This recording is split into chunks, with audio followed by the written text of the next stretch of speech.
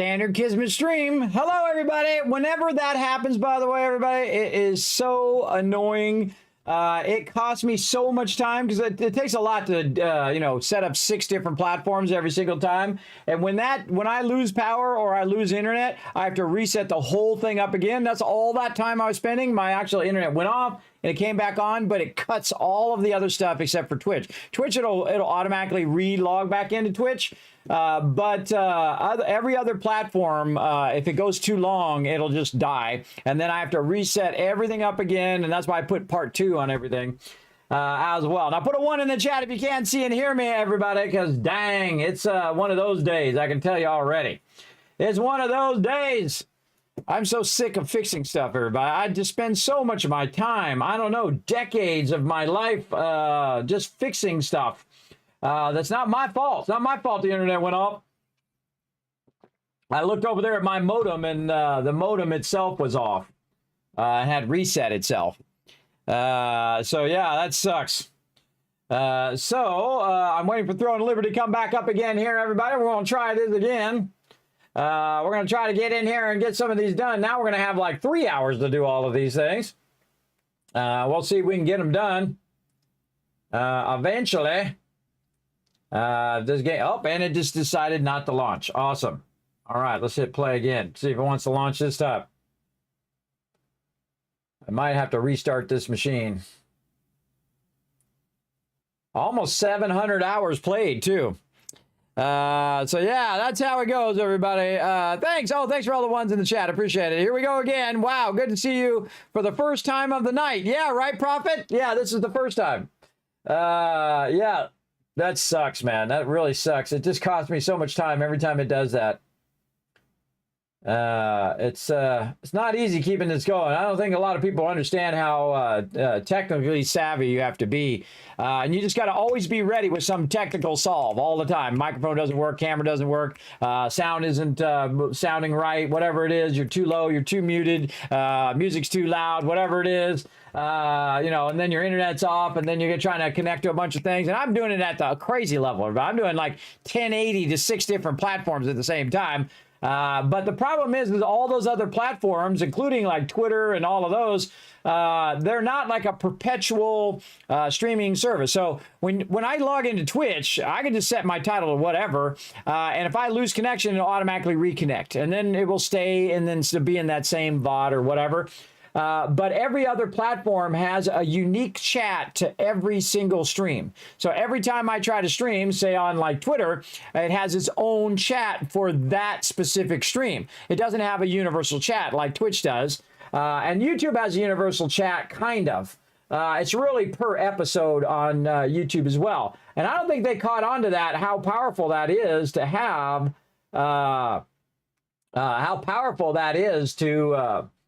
to have a singular chat for the streamer and for the people who are watching. So, are you going to get a 5090? No, I'm still paying off this machine, everybody, like for the next 20 years. No, I'm not going to be getting anything new. I'm going to ride this baby for another 10 years until she dies.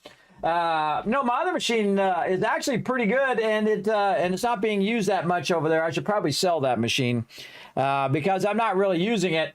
What I really need is a new Mac. My Mac is like 2013. I bought it. How many years ago was that? 7 plus 5 would be 12 years ago.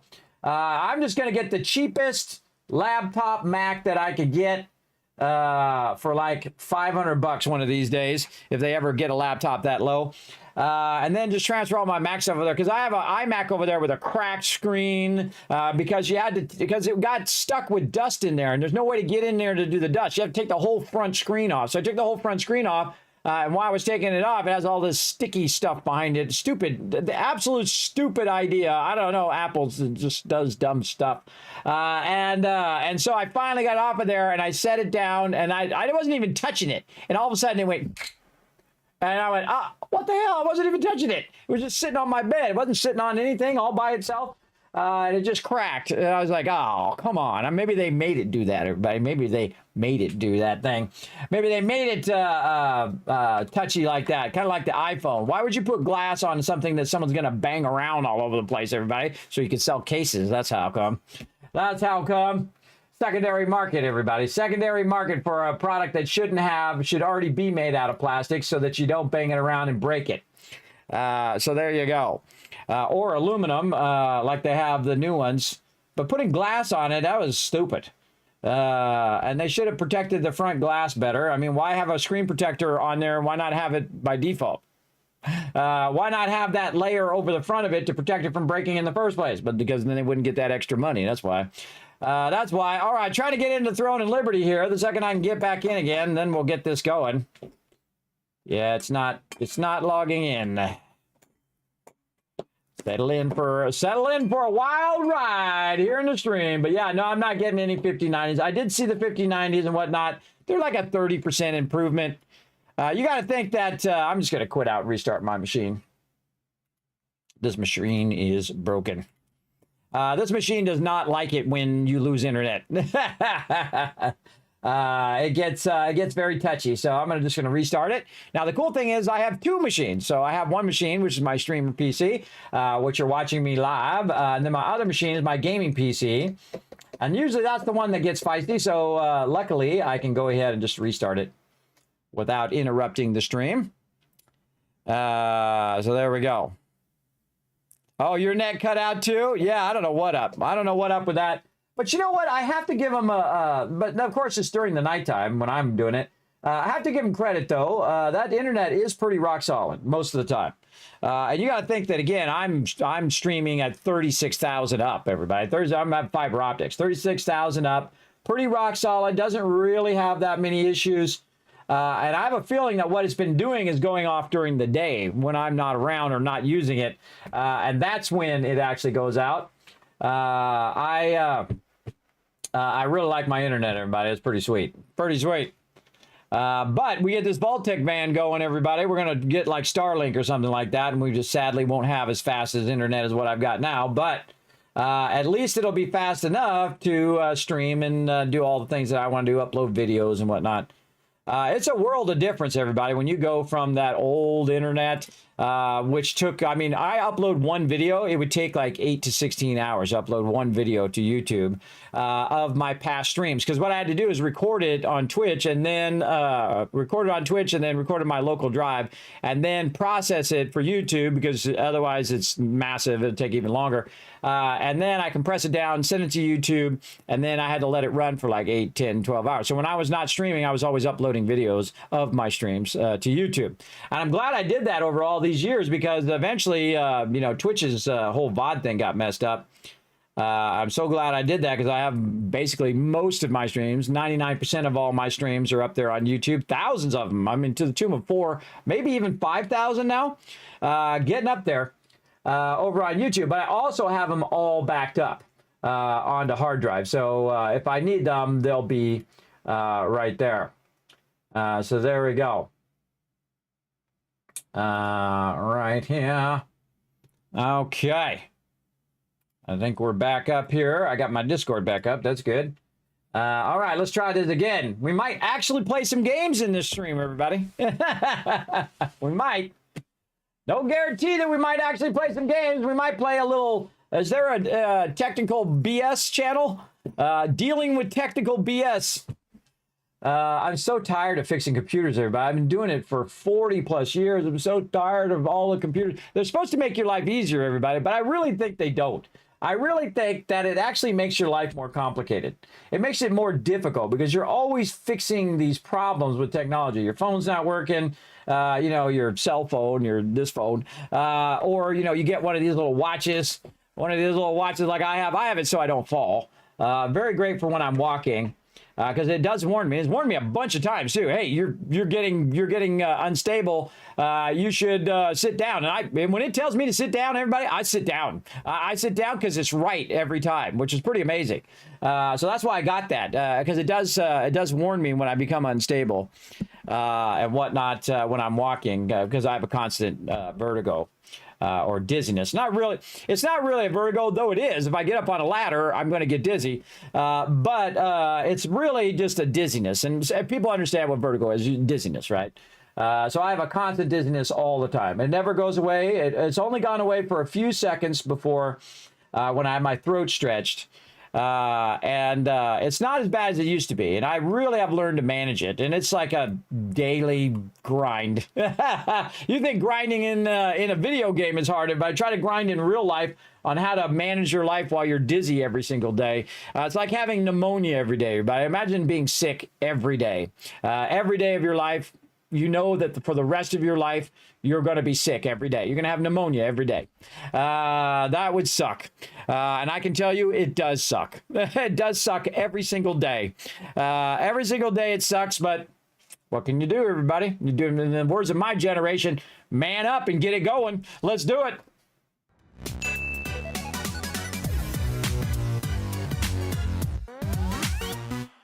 All right, we're back. Hey, that only took like an hour of my time right there. All right. See if I can say hi to my team again over here. All right, take two, everybody. Lost my internet there, and that is such a huge undertaking every time I have to redo my stream. All right, are we ready to do some stuff? Give us about a minute. We're doing Kawazan right now. All right, sounds good. Oh, somebody did the eclipse. That guy. Somebody did the eclipse. You get like special powers if you're top of the activity board, everybody. No, thank you, everybody. That's a crazy grind. And you got to think some of these people got no life, everybody. That's all they're doing all day, playing this one game all day, every day. And hey, if that's what you want to do with your life, more power to you. Not for me, thank you.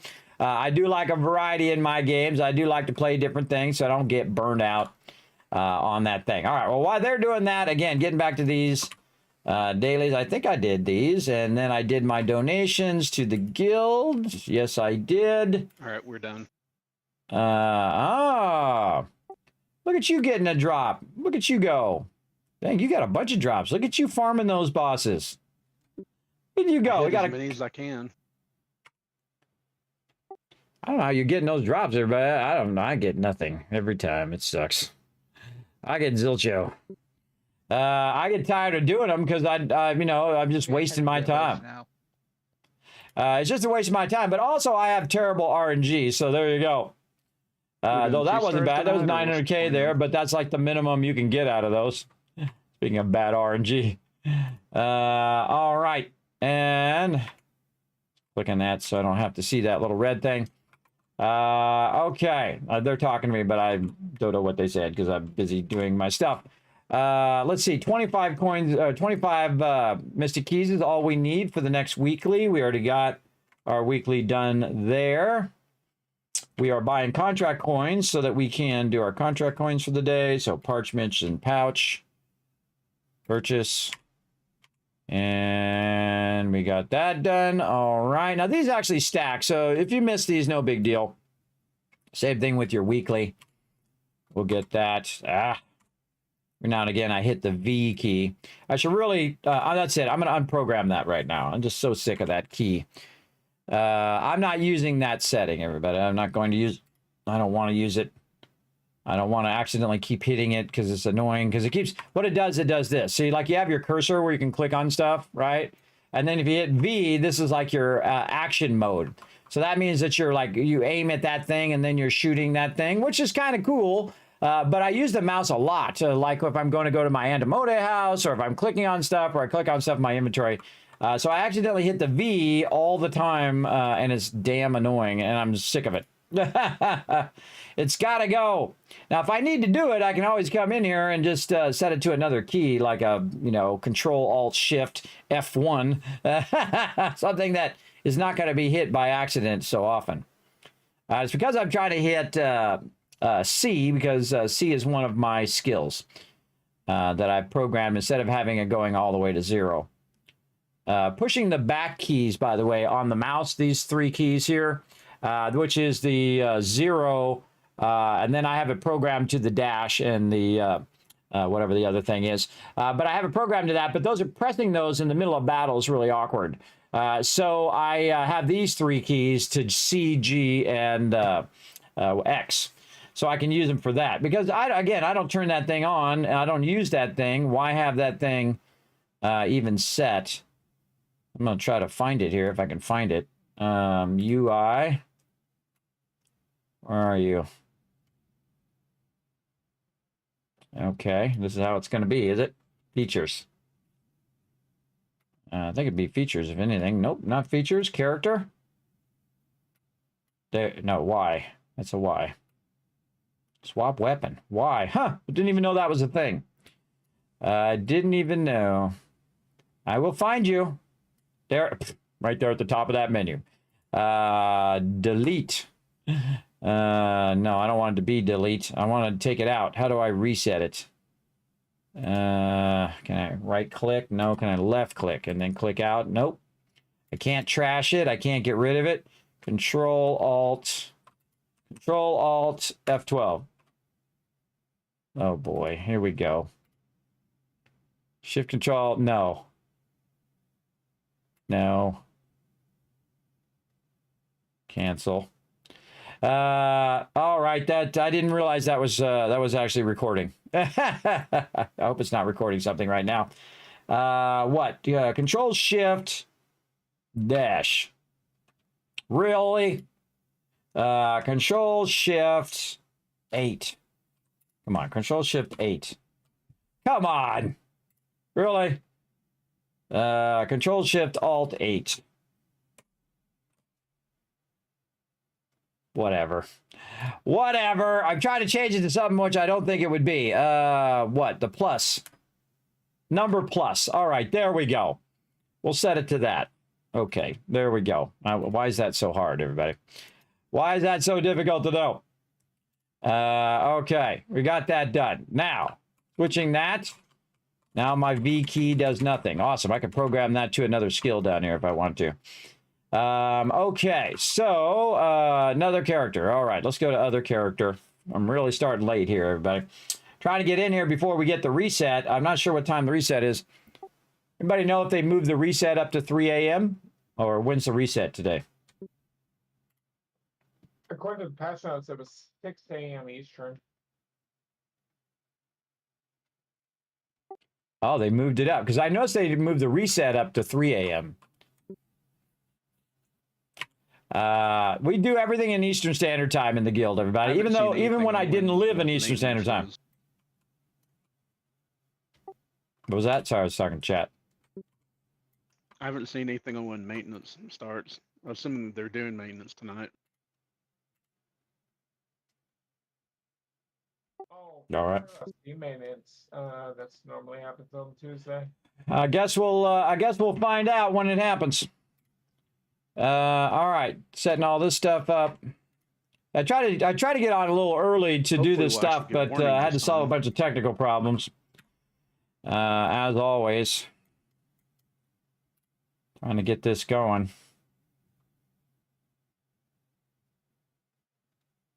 Yeah, and don't forget for the event merchant that the weekly counts on it reset tonight, and you can get 10 of the purple runes out of it if you got the coins. 8 keys, so we'll get our keys, we'll get our parchment, we'll get our patches. All right, and then over here, this, and this. Purchase. Sterilite. Oh, he's got no thanks. Donate. Try to get all this stuff going first, everybody, because this way this stuff's on cooldown while you're doing other things. One of the best things to do is just to go in here and get these on cooldown as well. And I think he has some stuff I can just scrap. Yeah. There we go. I try to get a little bit of that done, but really, the most important thing is to go to those vendors, because those vendors do reset and whatnot. And then he's not going to get his weekly Darn it, I should have done that right at the top of the stream. If I had done ran over there and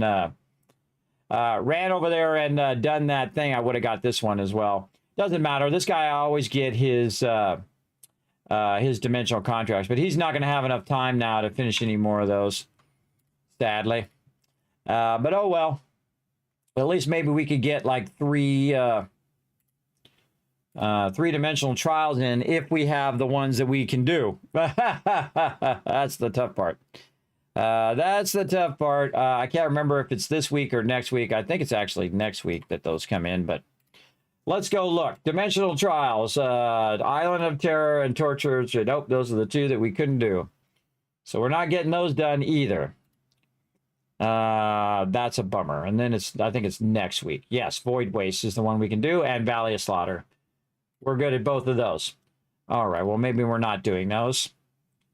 All right, what else? I think I'm out of guild scrolls, too. Need to go to guild scrolls.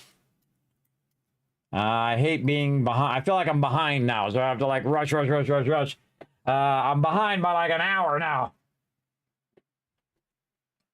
Technical problems slowing me down. All right, go to the guild hall. I think we did all of our raid stuff, but let's go see anyway, and I need to get some guild scrolls while I'm there. Let's go do it. In we go. I love these transitions with the doors where he opens the door, they walk in, and like, look at me, I'm a boss. Walking in like a boss. For sure. All right, guild scrolls it is over here.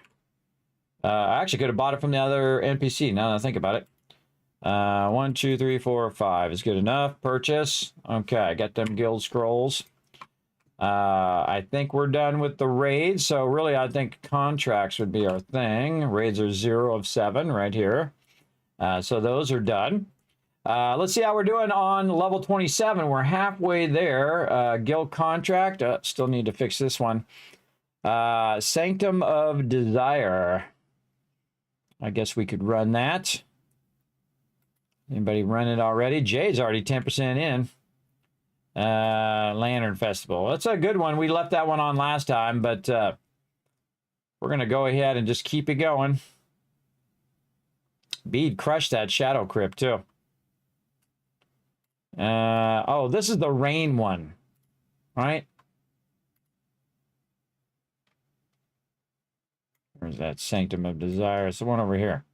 Yes. Ah. Oh. I want to rotate it, but Jay already went in and did some of it. Maybe it's raining. Is it raining? I don't know. I'll have to go look here in a minute. It's got to be raining for you to get in that one. And I hate to do it because Jay's already done 10% in it. That's why I try to get in and I try to rotate these so that people don't waste their contribution. But this one sucks because you can only get in there when it's raining, and then when you get in there, the mobs are kind of annoying as well. I just try to make these as easy as possible so that we can get these done and then upgrade the guild. Because we got a bunch of guild skills. Oh, wait, we should always do Solient. Because Solient is a 24-hour skill now. So that could be running all the time. This one has, how many hours does this one run now? This runs for 15 minutes. 24 hours. Oh, damn. Let's do that one too. Boom. Wow, that's $500,000 right there. But we got 11 million. I've donated like 5 million in there, but I've donated a ton in there. So these are ones I can have going all the time. See, I haven't looked at these in a bit. This 3 players 1 minute. 15 minutes, 15 minutes. Because they changed all of these. Fishing mastery bonus by 8%. Cooking mastery bonus increases for 24 hours. That's 24 hours there too. 5 minutes, 5 minutes, 30 minutes. Okay. You know what? Let's go ahead and also get our other buff going. All right. Now, my goal is to keep these 24-hour buffs running all the time. So whatever resources I need to collect and donate to the guild, that's what I'm going to do. Meaning that everybody's getting bonus Solient, everybody's getting bonus to their weapon mastery, and their and they're fishing and cooking all the time. That'll help out as well, make the guild members stronger. What was the other thing I was doing? I was doing something. I can't remember what it was. I was checking this, checking that. Oh, I was rotating the contract. All right, let's keep going here. All right, let me know if it starts raining, everybody. We'll go do Sanctum of Desire since Jay already has a little contribution there. We'll just run over there and try to wipe that one out. All right. It's raining now. Yeah, it is. Oh, all right. Well, let's get together. Let's get going. All right. Let's do it. Is Boom. that tier 1 or 2? I got to get out of here. Get out of the thing. We're just in the open world. Get out.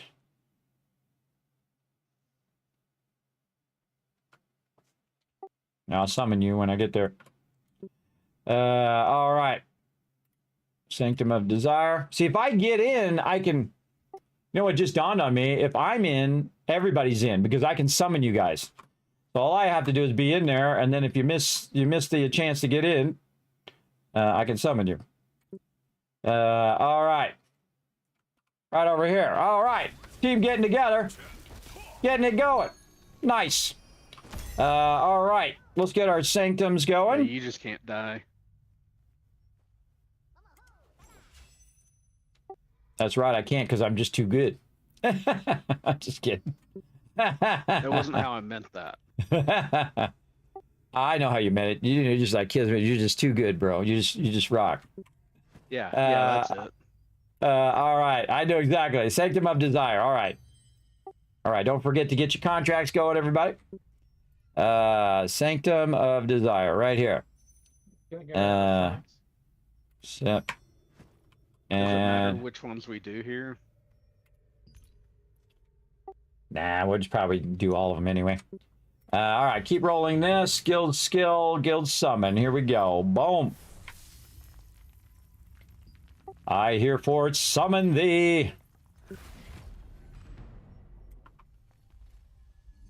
Yeah, I hadn't realized I could do that in any Abyss dungeon. That's brilliant. Just look next to your map and you can teleport. Foggy, just teleported two steps. All right. I had a flashback, had to do it. All right. Guild contract. Stay at it. Stay at it. Stay focused. All right. I don't know if you guys heard on stream, but my goal now is we have new skills that are 24-hour skills, which are the weapon mastery, the solent, and the bonus to fishing and cooking. So if you guys can just keep donating to the guild, whether it's cash or I'm trying to work on Magithread, get that up. And I'm just going to keep those going every day for 24 hours. So everybody, no matter what time you're on, you're getting them boosts. And that should give you guys lots more cash and build up your weapons and all of that. Getting ready for that tier 2s. Getting ready. See, that's why this is my favorite part, everybody, is that I can boost everybody in the guild and I can summon them and I can do all of that. All right, I got to stop talking and start doing Sanctum of Desire here. Here we go. Keep doing.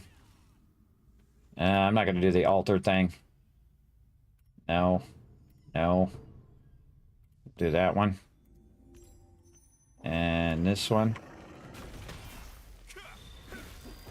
Think you got me off guard? You're wrong.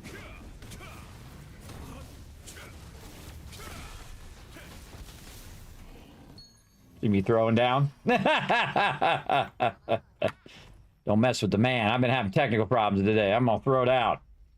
All right. Sanctum of Desire. Oh, I'm already full. All right. I'm full of Sanctum of Desire stuff. Did that count? It did. Okay. Let's do it.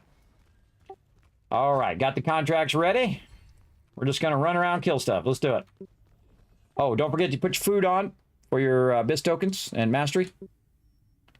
Where's my food for that? Here. Right there. Boom. All right, time to blow stuff up.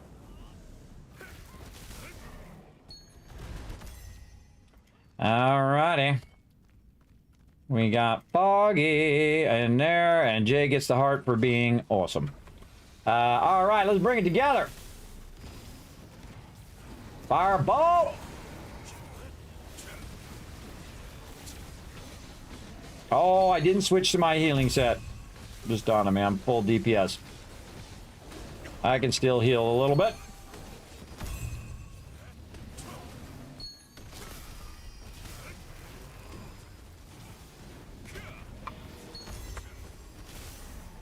Gotta wait till my skills run off now. There we go. See, just even randomly, I got 25,000 Abyss tokens over there. I don't know how people burn that much 40,000 tokens in a day. That's crazy.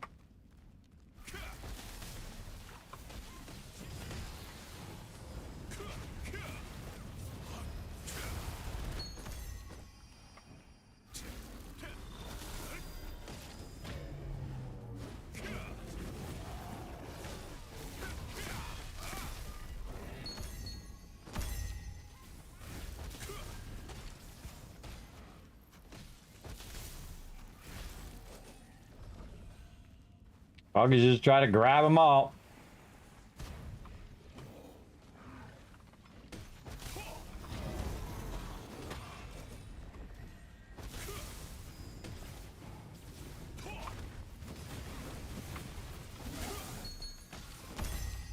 That's a good thing. That's what you want your tank to do. Grab that stuff. Oh, boom! Oh, that was a 10k fireball. It looked like. Smoked him.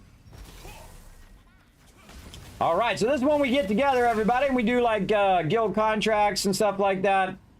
I'd love to be able to do the dimensional stuff for everybody, but sadly, no. Umbermancer.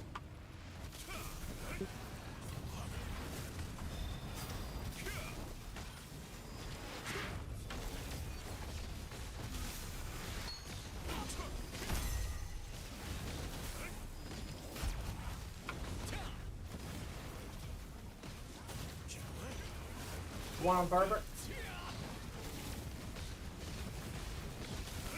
I can tank it.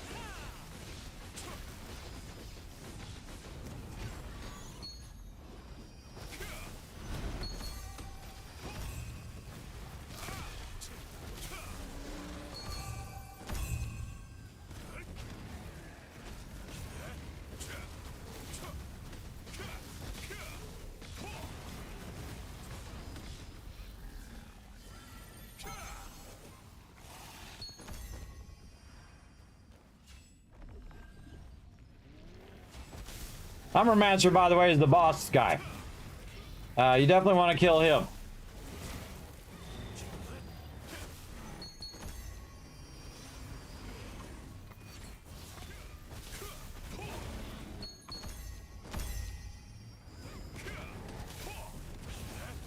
Oh, it just dawned on me. We probably want to avoid the book one. I'm sorry I didn't say that before, but we probably want to avoid the one that says find the book. I forgot. Forgot that was a thing. I got the Altar of Darkness, but no book.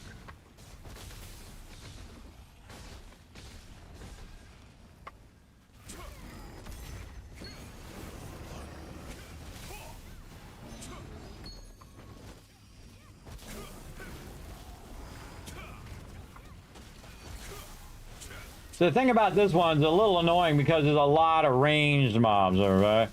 These ranged mobs are really annoying because they're all spread out. Yeah, see the book one, yeah. I'll just not do the book one. You can re-roll these so you don't get the one that you don't want. And we just follow the tank. Wherever the tank goes, tank's gonna drag them. And again, a lot of these mobs... That guy's in the floor. Nice. Now he's underground. Yeah, he actually dropped me a purple. Guy in the floor drops better than any other mob. Get a man property burial right there.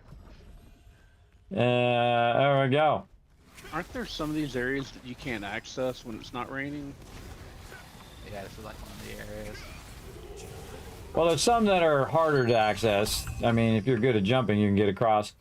The other one, you have to go through and solve a bunch of riddles. Those areas we'll get to eventually here. Because I'm sure somebody has the Dark Altar is one of those, and then the Page one is that one. Yeah, I should have mentioned that. Don't get the Page one. You just re-roll that one.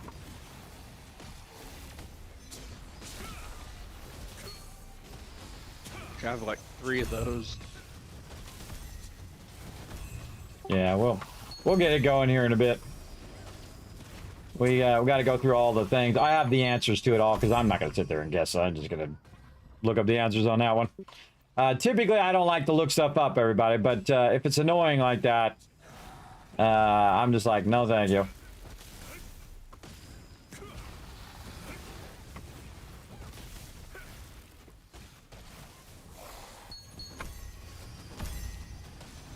We got a powerful crew right here, everybody. A big, powerful crew. These mobs are easy mode. Easy mode for the team. Gotta love all of the water stuff. If you haven't been in here before, everybody, make sure you're looking around for pages. I can't remember where they are, but you guys see some. Make sure to let Third Brick and Unforgiven know. And the door shut.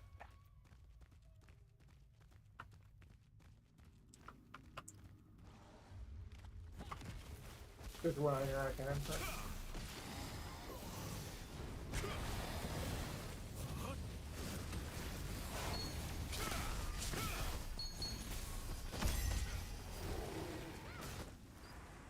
Back in the day, I would have grinded to be that #1 person so I can make it rain, but not at my age. You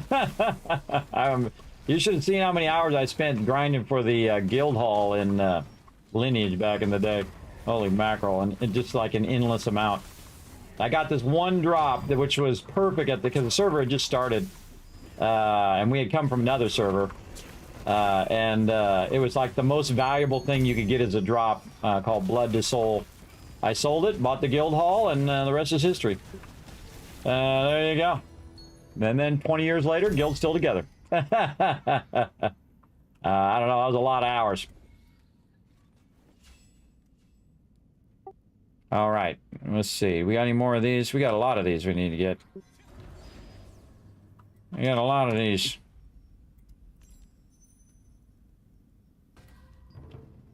There we go. Re-up your contracts, everybody. Keep on going a bit up here. If you have anything that's maxed, let me know that we need to go do. If you're on the things we need to do on the other side, let me know.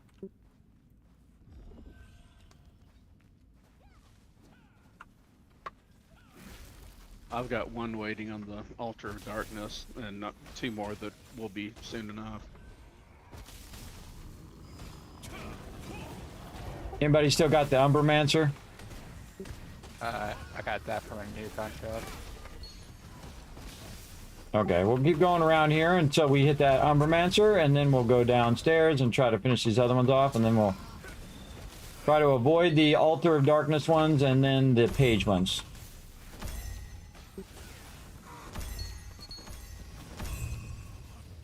I totally forgot those were a thing, everybody.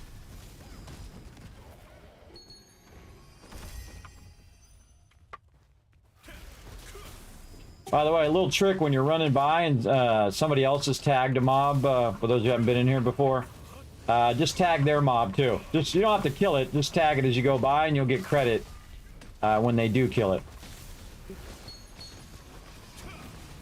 Really, same thing in all Abyss dungeons. If you have a contract for a certain mob, you'll get credit toward that contract, even if somebody else tagged it first.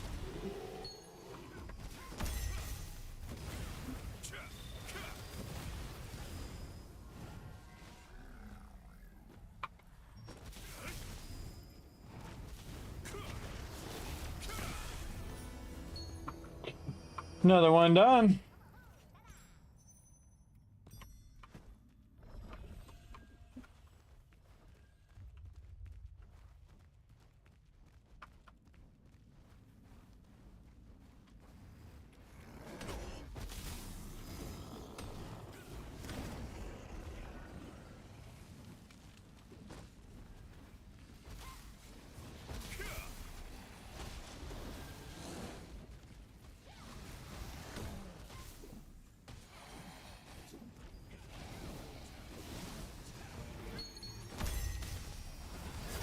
Echo from mine.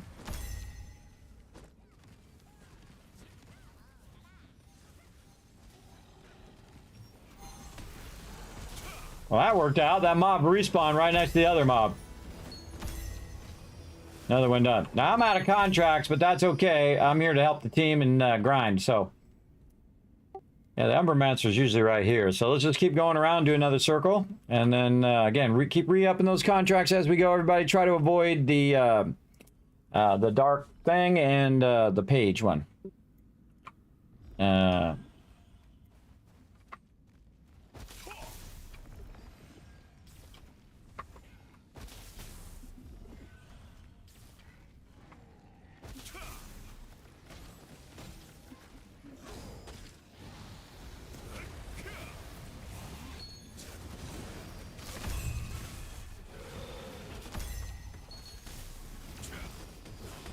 There's a bunch of yeah, no 5090 for me, everybody.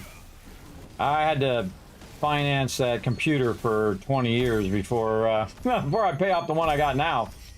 That's a super expensive computer. I don't know what I was thinking, but it'll last me a long time, hopefully. That's the most important part.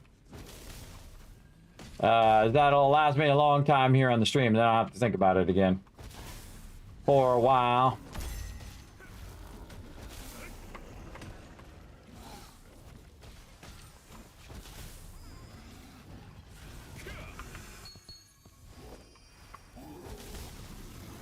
These mobs are really hard to group up as well. That's what makes these mobs annoying, because a lot of them are ranged. So they're hard to group up and whatnot.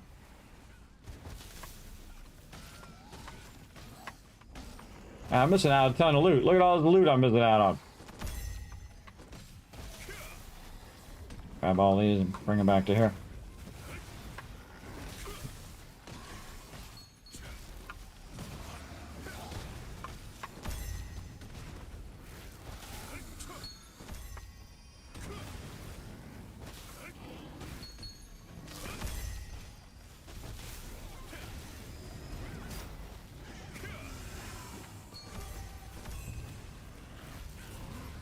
I should get that website up while I'm thinking about it.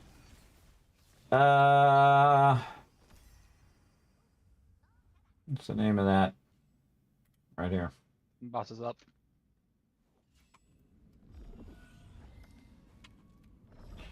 Let's get him.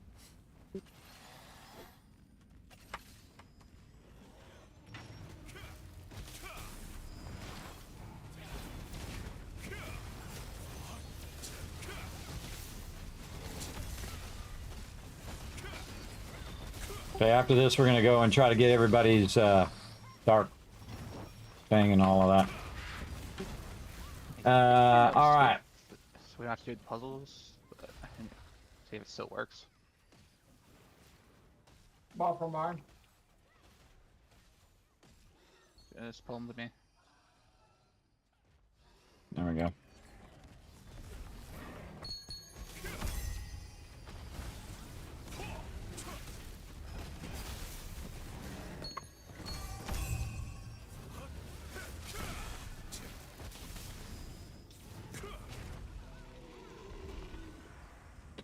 Are we going down? Yeah, I forgot you can't jump over that. You have to go around. Can't jump over that banister. Lee.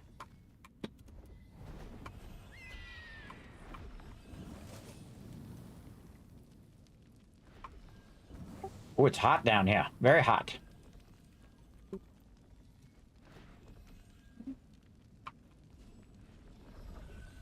Very hot. I burned my hair off of my body.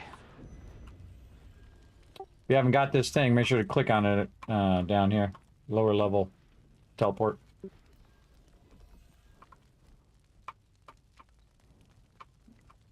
Let's kill a bunch of these, Foggy.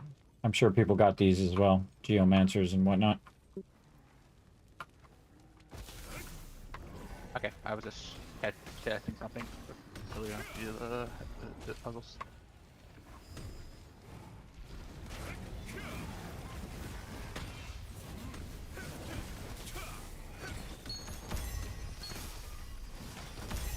Just looked up to see how much time we have. I love playing with my team here, but it's always my favorite thing is playing with a crew. Whatever, it doesn't matter what we're doing. We could be fishing and just standing around in town shooting the breeze. Love doing it. All right, let's keep going. Get to the puzzle thing now. Again, just kill a few of these along the way. Just follow me for a minute, so we don't have to do the puzzles.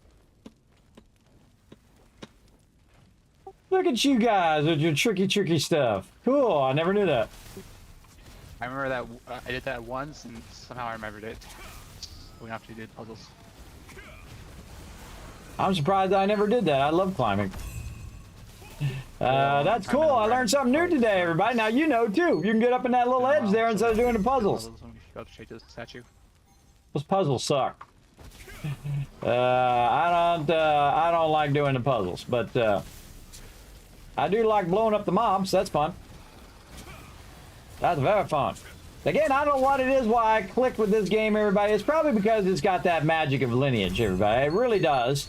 And I really click with this game. And again, I was only going to play for like an hour or two just to say, okay, look, there it is, everybody. There's the game that's supposed to be Lineage 3. Let's go to play something else. And then I just so enjoyed it. And really the storyline, how elaborate they did the storyline. I remember more of this storyline than I ever remember the storyline of New World. It was bland and it was so far away, and it wasn't like, it didn't have that cinematic feel of it. It was just like, it was like the old school kind of thing, like you're playing Wizardry, everybody, where the little text comes up and you read all the text. That's the buff. You got the wall of text. All right, this is the altar on the left here, guys. Go up there and click that. I'm gonna go on the Umbermancer.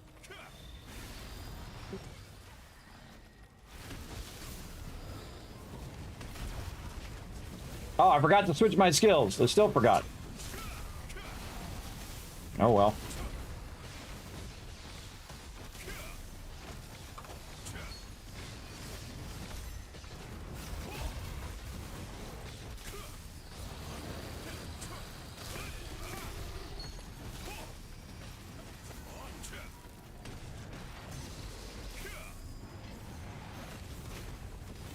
Cool thing about this character too is I can take a lot of damage too on this character, because every time I kill them, every time I hit the mob, see my health goes back up? I'm healing myself.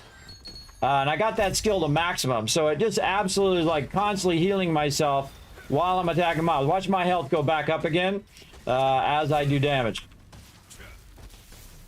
And you'll see that, well, I got my shield on right now, but you'll see that my health just goes up. Not only because of regen, but also because of that. I think there's a page up here too. Oh, and everybody get the page. I got it.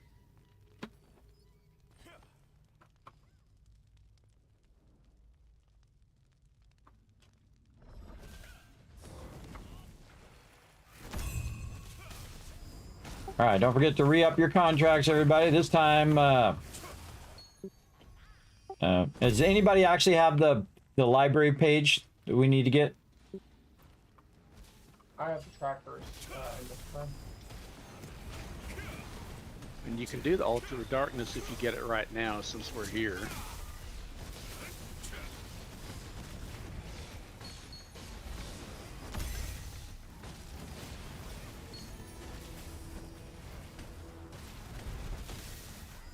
Yeah, we'll circle back to those trackers. Right now we're doing all these Aeromancers. I need Aeromancers and Pyromancers.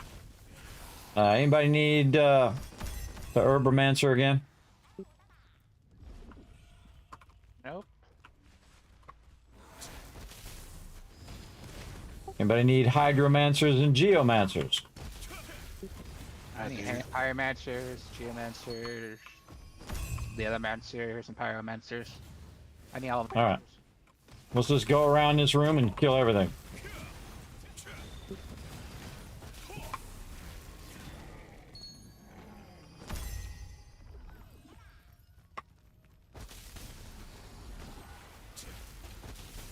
Now, I don't need these, but one of the tricks is you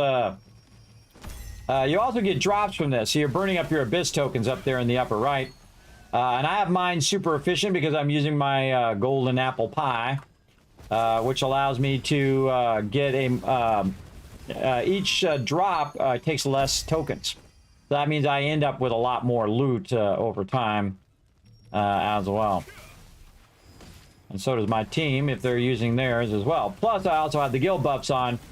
So everybody's getting more soul int and more stuff as well. All right, after this one, Foggy, let's push out onto the terrace out there, and then we'll come back.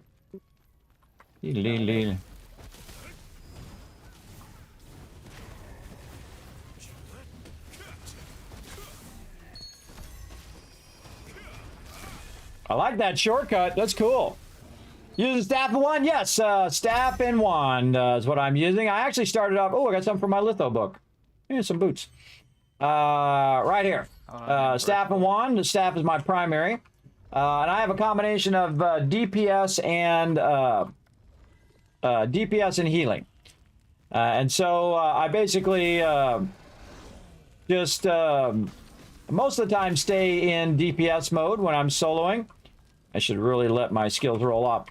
And then when I'm with my team, I go into a DPS heal mode, where basically it just adds more healing skills down here in case someone gets in trouble. No one's even got close to dying so far, but I have to wait a little bit for my skills to cool down. But just in case, I can throw down a heal or whatever. They don't really need it. Plus, all of my skills now, my heal skills are group heal skills instead of solo single heals. So when I put on a shield, boom, now everybody gets extra healing and can absorb extra damage from mobs. And that works pretty well. Oh, you're a staff and wand as well. Well, there you go. Yes, I started staff and wand. Then I went bow and wand because... all right, jumping down to these pyros. Can you drop a guild summon? Oh, what happened? It's not raining.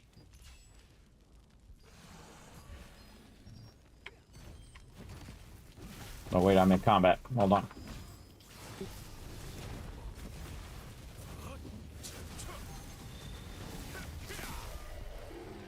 All right, don't drag any mobs on me for a second so I can use the summon.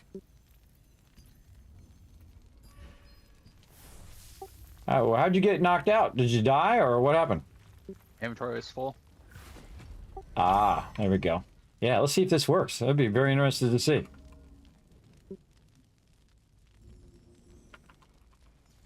Oh.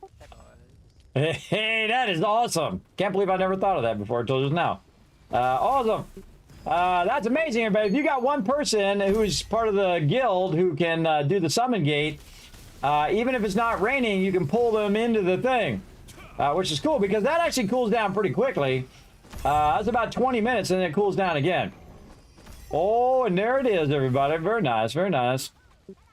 Let's keep wiping these out, though.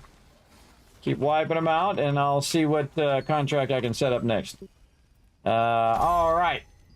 Guild contract, Dark Destroyers. Blah. What do you want? I'm busy. I'm busy.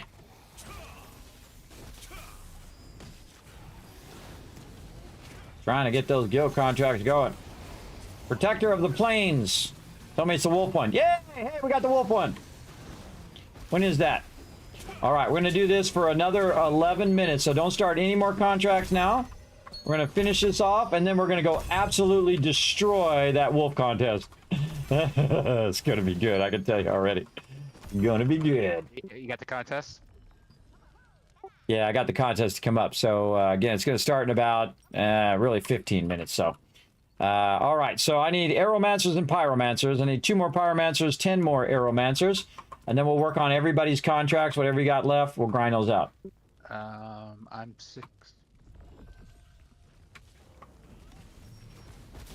16 of 22 pyros. Yeah, I've seen all the mechs. So.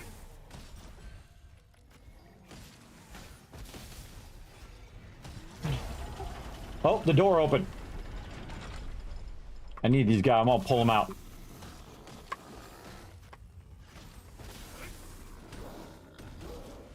Everybody in here, quick, quick, quick. This is the library.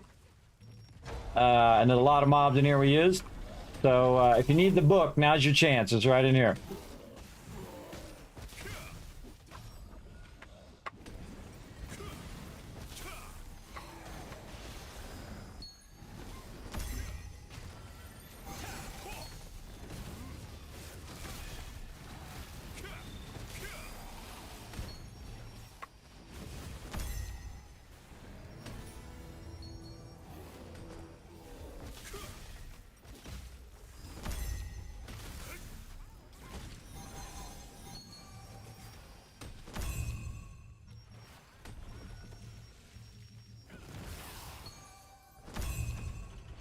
Okay, we're going in the library room. In the library room.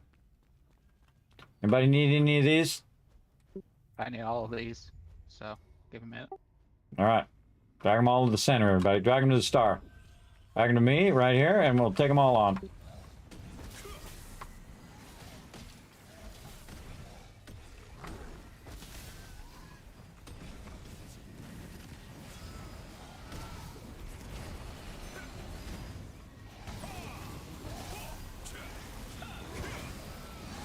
Look at this. This is when it gets fun. You can be in there with us, everybody. Again, we're on the North American East Oath server. Our guild is open, everybody. We don't care what kind of gear you have, or if you know, those other guilds are like, oh, you're not super elite like us. We are so special. We're not those people. We're the type of peeps to let you come in no matter what, because we can always get you the gear. We can show you how to play, all of that kind of stuff. Spartacus there needs some heals. So I was about to heal him, but he disappeared. And now he's dead. He shouldn't have got in the middle of that. He shouldn't have got in the middle of that. You see that poor guy came in and died? I was going to try to heal him, and he died. What happened to Jay?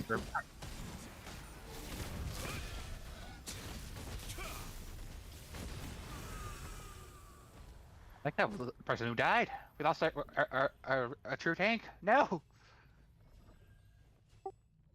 Oh, you're here? That's weird. Shows on mine that you're great. Oh, because you're not right next to where we are. That's what it is. All right. Pushing back. Now, again, if you need anything in the library, now's your chance. I don't think it's the library. It's just this.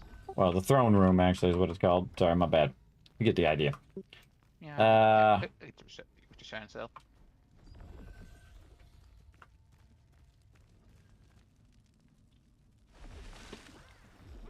I jumped down out here. Trying to find these Aeromancers. Here they are, right here. I'm going to take on these Aeromancers. I think it's this.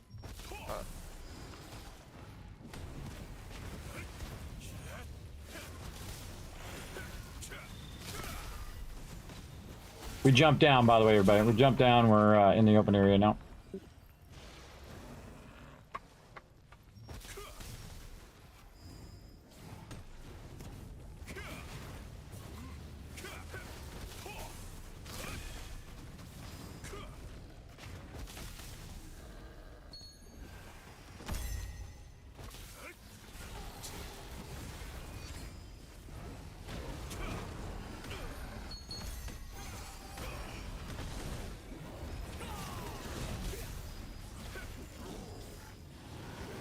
Too far from me. Forgive him, bring him to the stall. Deranged.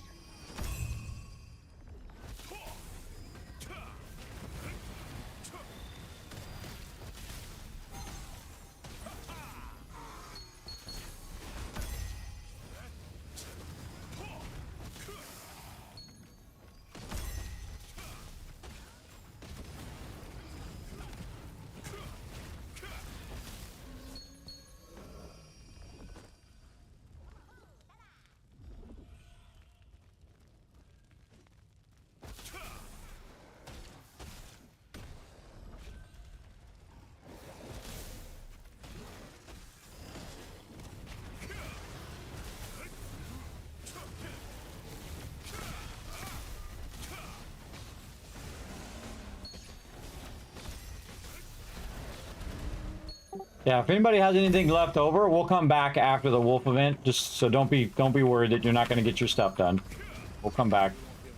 I don't think.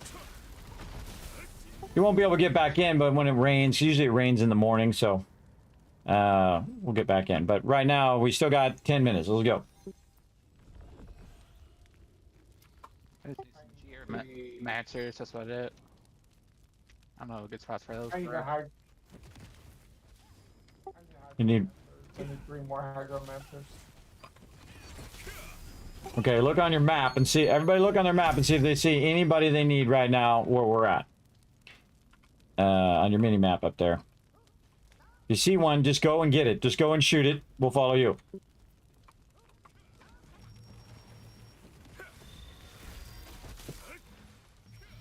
Just hit it and drag it to the star.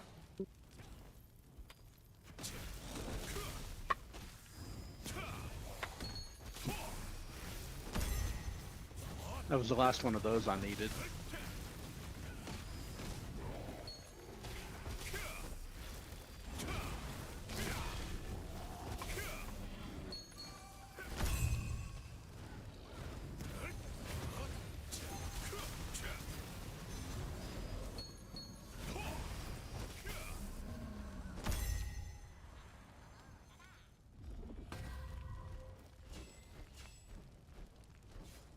Okay, we're on Foggy. You need Guardians?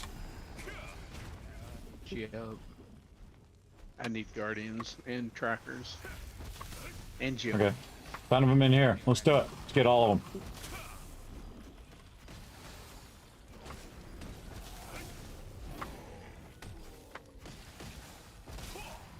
Bring in the fun. Gonna hide behind the pillar.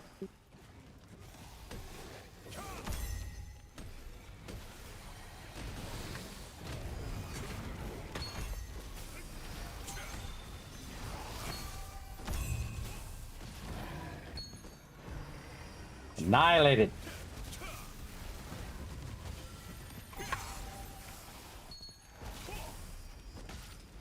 I can tank mobs too, everybody. That's what's so great about really working on your character. I got a lot of skills that are great for damage reduction, and then of course I'm getting healing back just from shooting those mobs.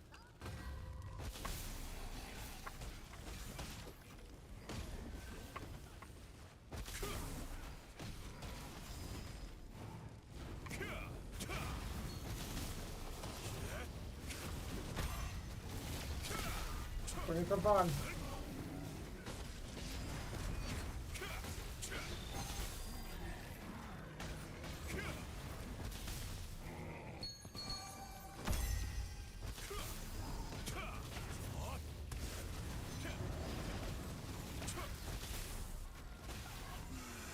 Hold up, Foggy, hold up. Are you done with your contracts, Foggy? I have one geo guy, one geo mech for one contract, and I'm 13 of 16 for another contract for geo mechs. I need Umbermancer. At least one. I just need 2 more geo mancers, and I'm good on that. Got my contracts. All right, after this, let's go up on this pedestal again, and we'll try to get the Umbermancer up there. And then we're going to bail in like a minute and 30 seconds so everybody can prep for, empty their bags or whatever. Yeah, next rain is, at, well, I guess it'd be 12:15 your time. Yeah, we'll come back for anybody who needs to come back. We will we'll come back and do that. All right, push through all these guys. Just drag them. We'll go Umbermancer. Straight to Umbermancer, everybody.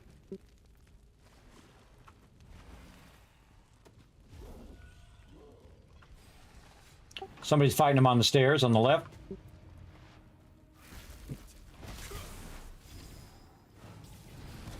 Someone put the Umbermancer into the stairs? Okay.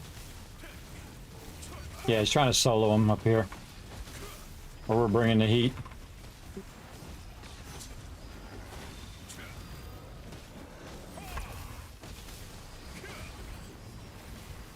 We got mobs coming in from behind. Can't hit him. Dang, what the heck? Target already. Alright, on the mobs.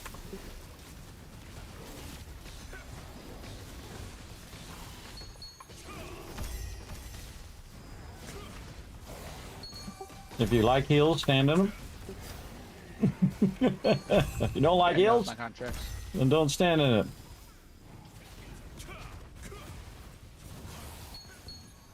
All right, what else we got?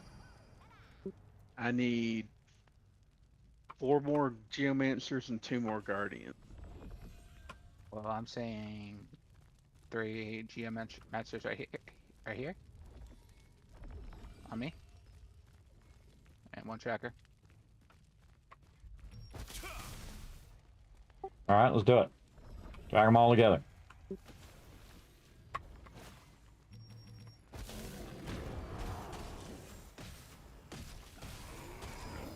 Drag them to the star so I can AoE them. Stand over here, Thurber. Come with us. Just drag that mob. I'm not sure if he'll come that far. Yeah, that's He will. He will. He'll come real far. he went home. Oh, he's there. Right there. The Hydromancer is the one you're talking about?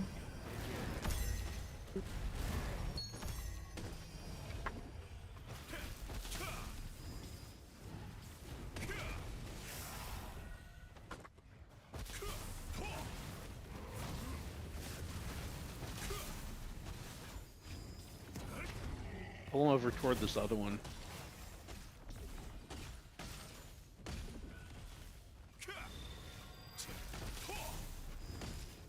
Or just kill him. 2 Guardians is all I have left. Okay, let's go straight for the Guardians.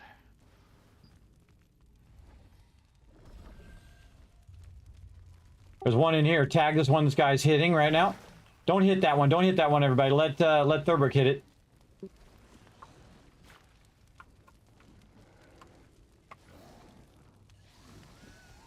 Tag this guy's Guardian, and then we're going to help him kill that Guardian. All right, there we go. Kill that Guardian. Okay, now there's another one from behind on Thurber.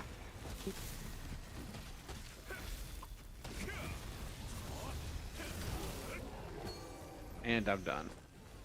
All right, again, if anybody else has any more on the star, everybody, just break off on those mobs. Come to the star. We're going to bounce out and go to the wolf thing.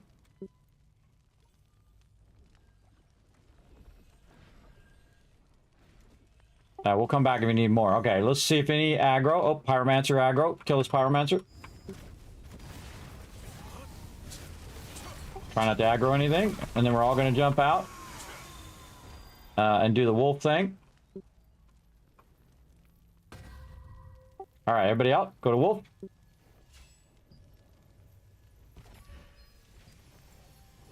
All right, so I'm trying to get everybody lots of loot from the various different contracts.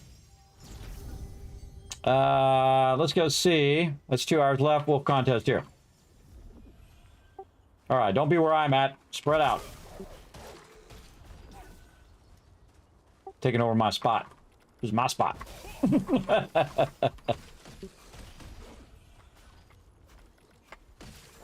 My spot. Kismet's spot. I'm taking it over. Let's go. Number one thing you want to do is look for the hunter. You want to stay by where there's a hunter and then help that guy every time he comes up. He's going to give you like 10 or 15 of the wolf pelts every time. You're going to get a ton of them that way. I've got over 1,000 easy if I do it right at the very start. Delete. Don't kill the hunter yet, though. Wait till it starts. I just was getting in the zone there. Again, spread out. Look for one of these hunter guys. There's one to the left of where it is. Just find one of these hunter guys. Don't kill him yet. Wait 1 minute, and then just stay around him and just kill mobs around him and keep hitting it over and over. Yes, because it's as well. Do I focus on hitting level 50 and grind my blue gear, or do I craft green gear now at level 41, max it out gear? You want to transfer the green gear into the blue gear for sure. And then you want to wait to transfer your blue gear until you have your purple gear at 7.5. If you have your purple gear at 7.5, then what you'll do is be able to go maximum on your purple gear as well. Now, see, I need to just hold these guys until this thing starts in 20 seconds. I'm just going to let them wail on me. That's what I suggest. That's what I suggest as well. Do you have a build? I do have a build. You can check it out on my Discord right there. That you can go check out. All right, boom. See, I'm going to start with this guy. I thought it had already started, but apparently not. So I start with this guy, and then I grab his little hunter's pouch. Now, boom, I've gone from 4 to 19 right there. So I was like 15 of those. And then I'm like the king of AoE dragging, everybody. I'm the king of the dragging. Remember, not to get up where everybody else is at. Everybody spread way out. Find yourself your own hunter, away from everybody else. And just kill as much as you can. And just turn it in toward the end, like in the last 3 minutes. Come on, what's going on with my skills? It is delayed skills there. Lowering me down.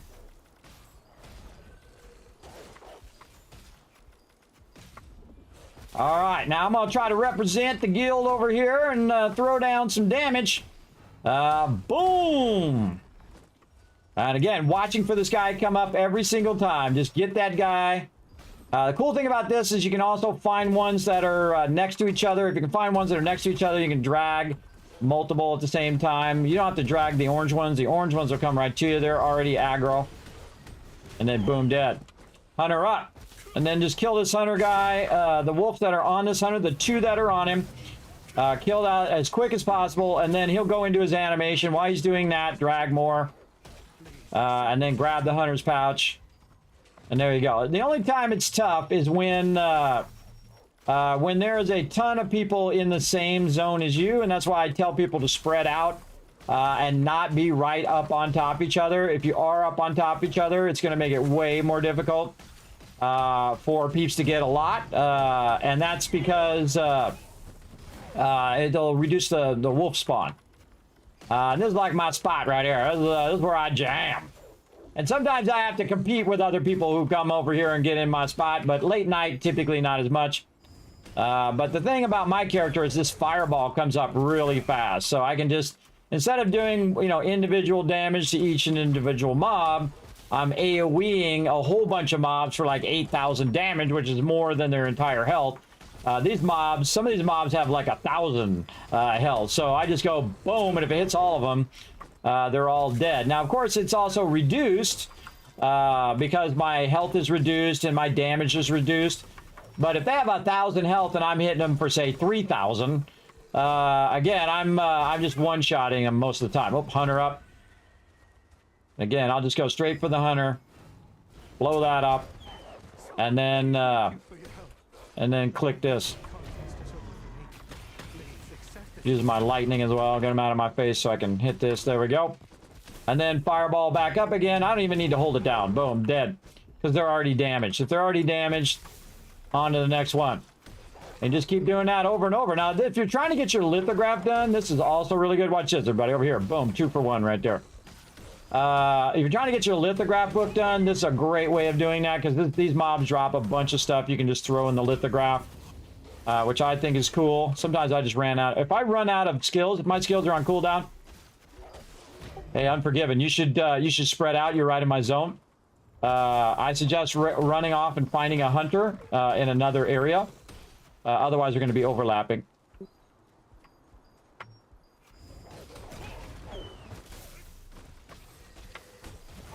Just find that hunter guy, because that hunter guy drops like 15 at a time. So I suggest just run around and look where everybody else is at and just keep moving until you find a spot where nobody's at.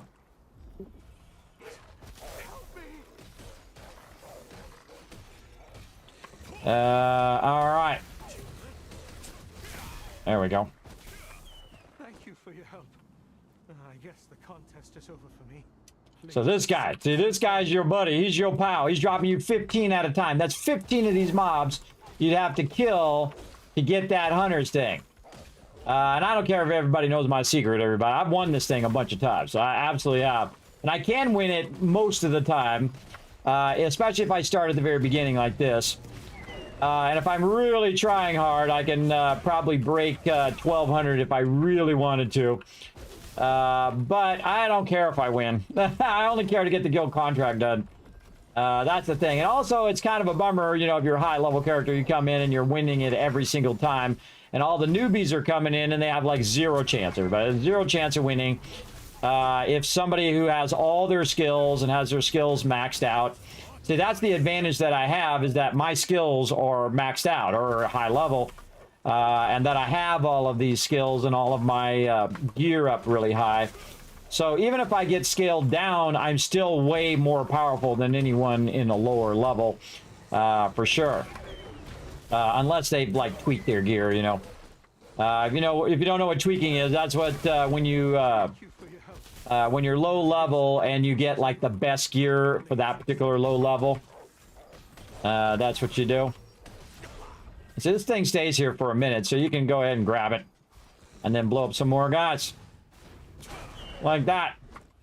And then when he runs off, I've got a few minutes there before he comes back.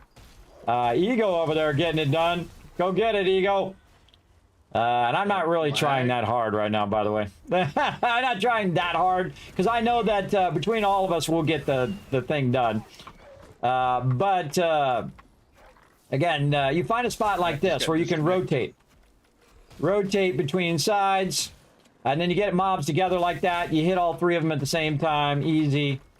And then, see, I rotate back into the zone. Always watching for the hunter. And boom. Got them all. And then again, just keep going. Again, I've also found that if you hit 900, you need to turn those in.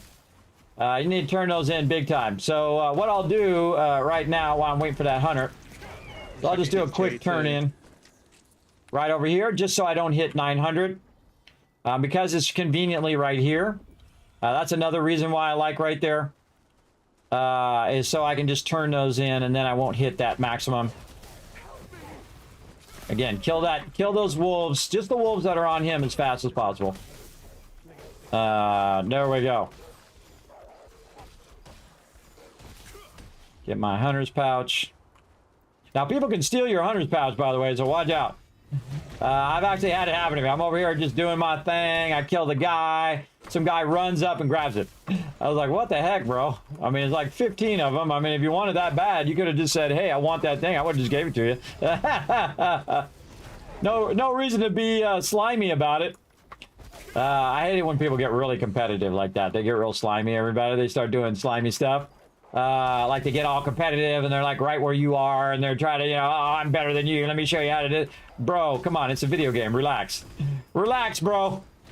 Nobody cares about your need to prove yourself. Or your low self-esteem or whatever your problem is. Nobody cares about your whatever problem you got going on that makes you have to do that. Look at that. Back. Lightning. Thunder. Thank you for your help. Again, the trick is keep dragging while he's doing that, because it takes him a second to put that down, you know, 3 to 5 seconds. And then it takes you a second to pick it up. And so in that amount of time, you could be wiping out some more mobs. Again, keeping that going. One of the cool things is right up here around this corner is 3 of these spawn at the same time. Boom, I'll pull all 3 of them at the same time. If there's anything else next to them, I can pull those as well. So you're also looking for these 3 spawns. These 3 spawns are pretty awesome. Then back in my zone over here. And so 3 spawns, they actually spawn on both sides too. So if I'm waiting on that hunter, I can, you know, kind of alternate back and forth. A lot of times this spot is taken up because it's right by where the teleport is. So I'm usually doing the one that that Ego's doing right now, which is also very good. I've gotten over 1,000 on both of these spots. And there's spots all over. You don't have to, again, you don't have to be right up on somebody. You don't need to. There's spots all over. Actually, I like the one on the other side as well. There's a hunter on that other side over there that you can do. You just run to the other side of the lake.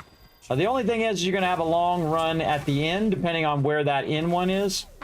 That's the one that's going to really, it just makes you run really long. So instead of collecting wolf pelts, you'll be running across the thing. But that's why I turned some of them in case I cross that 900 now. And again, I just try to get as many of these as I can get.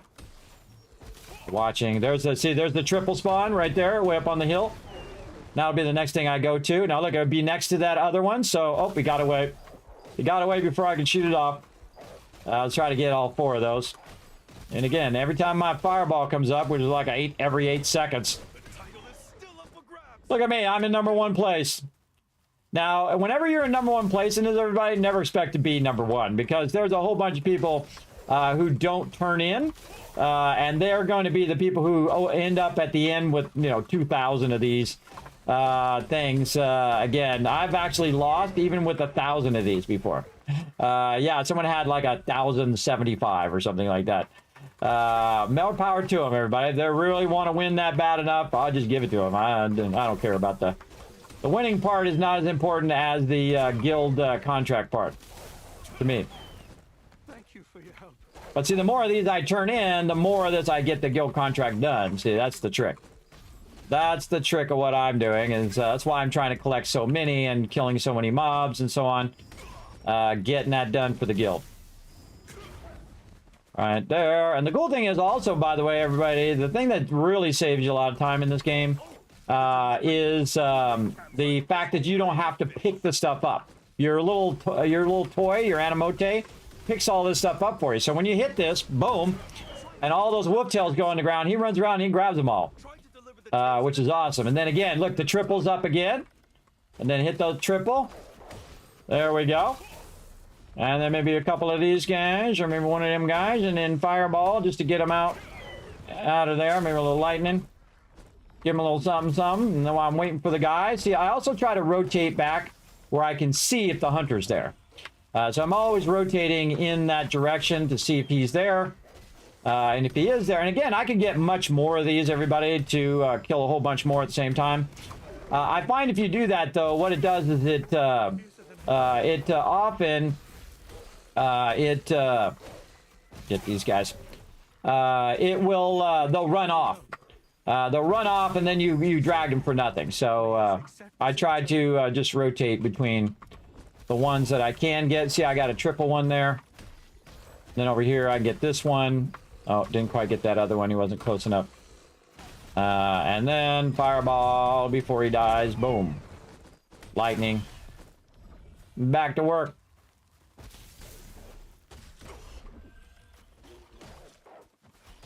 But yeah, see, that just keeps my character from getting too many. I've still got 7 minutes, everybody. I've still got a lot of time.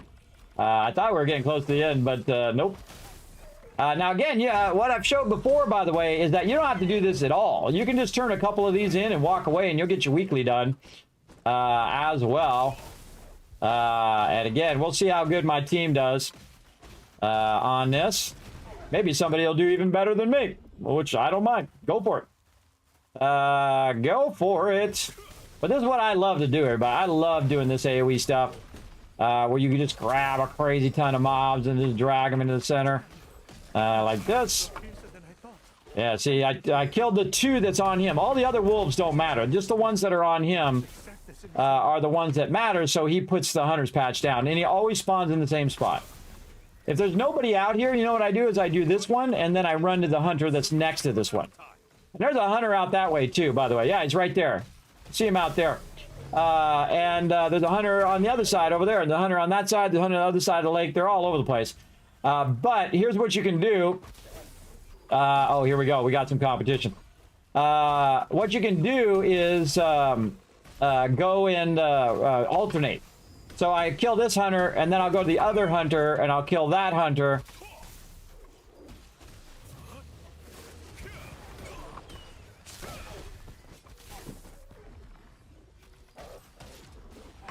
This is what happens. See, some tryhard comes in and says, "Hey, I'm going to get right in your space where I'm doing my thing," and it's not cool. Go somewhere else, bro. So you got to be a little competitive where you come in and you say, "Yo, this is my spot, brother. This is my spot. Don't come all up in my spot and do my thing." I'm trying to do the guild contract here. This guy's just showing up at the end, too. Showing up at the end. Oh, look at that. Got a couple of them together. Try to tag them both. Got them. See, I got a skill, a lightning skill that transfers between multiple mobs. So instead of just tagging each individual mob, I can hit one and it transfers between them if they're close enough. And again, just trying to grind this out.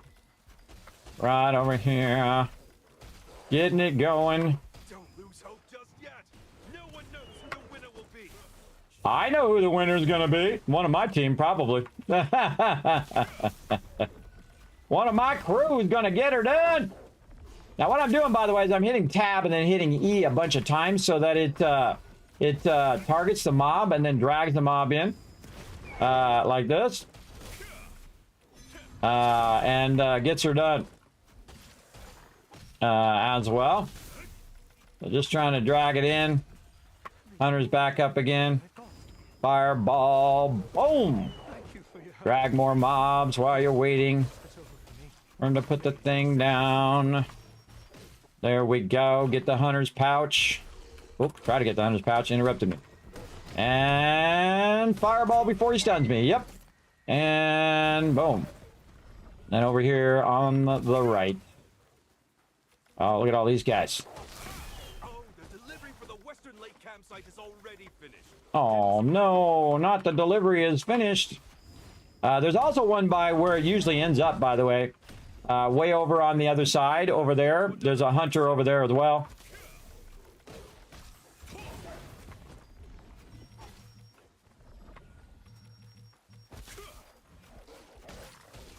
Not time to turn in, guys. You got plenty of time. In the last 2 minutes is really where you want to do it.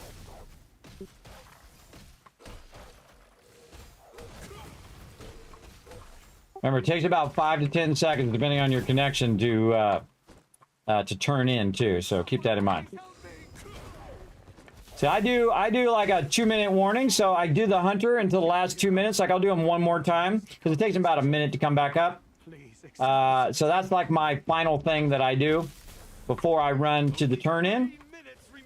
And then when I do the turn in, I will, again, look everybody, if you think of how much I have now, 600 plus the 300 I did, that's about 940. So I would be very close, there's the dude over here, I would be very close to maxing the amount.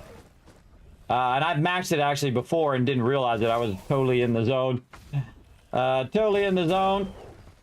Wiped them all out. Sometimes I just wipe them out while I'm waiting for that hunter.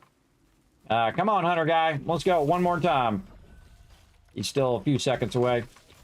All right, let's get all of these guys and let's do the thing. So yeah, so I would cross over 900 there. Oh, he moved away. Moved away from where I was shooting. Again, just keep the rotation going. Hit tab, hit E to get your character to auto attack. There it is. There it is. Boom! Lightning. All right, give it to me, baby. Give it to me, baby. All right, now we got to find out where we got to turn in. It's to the right over here. You're going to see it as you're running this way. You're going to see it in the thing, right? Now I will hit no mobs. All right, immediate turn in, everybody. Go, go, go. I will hit no mobs between here and that turn in, because if I don't turn this in, the guild doesn't get credit. So immediately run to the turn in. While I'm running, I'm looking for hunters. Everybody, look for hunters that you can run back and help that hunter and get those extra 15 or so. And there we go, 1,016. And that was without me even trying. I wasn't trying that hard, everybody. And then I'll run back out here again, try to get a few more in the last few minutes. Again, I would say within the last 30 seconds here that you definitely want to run back. And again, I'm just going to tag as many as I can until I hit that last 30 seconds. Oh, God, come on, hit that guy. And then fireball all of these, wipe them out. Start to run back. Hit any mobs I can on the way back and just unleash your skills on them. Maybe over here I could get a couple. 30 seconds, almost. Plenty of time. Now, I've actually not made it at the end before, by the way. I've had a bunch of these and then just like didn't get there in time. Really pushing it now because, again, you need about 10 seconds to turn that in. Oh, we got it done. That's what I really wanted right there. You need about 5 to 10 seconds or so because sometimes you can't click the thing. So I'll go with 1,055. I think that is near my record. I think it's 1,060 something is my record. And that's not, I'm not even trying that hard. But if I really tried at it, I would alternate between hunters. And you could get 1,500 or 1,200 to 1,500 if you alternated between hunters. Especially if you're out where no one's like trying to get in your business. Like that one guy came in and he was in my business. AO number 1, chat. Oh, flexing. Let somebody take second from us. But they didn't take it from me. Kismet number 1. You know, you got to be good at least one thing. Everything else I'm terrible at. But this, I got down. This is 20 years of practice. That guy tried to think he was going to get number 1. Kismet went and took it. Without even trying, by the way. I was just showing you guys. I wasn't even trying that hard. If I was really trying hard, I would have got 1,200 there. Easy. Excellent job, everybody. Another guild contract done. All right. The team crushed it. We did that whole contract just in the one event, everybody. That's really awesome. Don't forget to collect your rewards, everybody. Let's see. Oh, we might be ready for a break here, too. All right.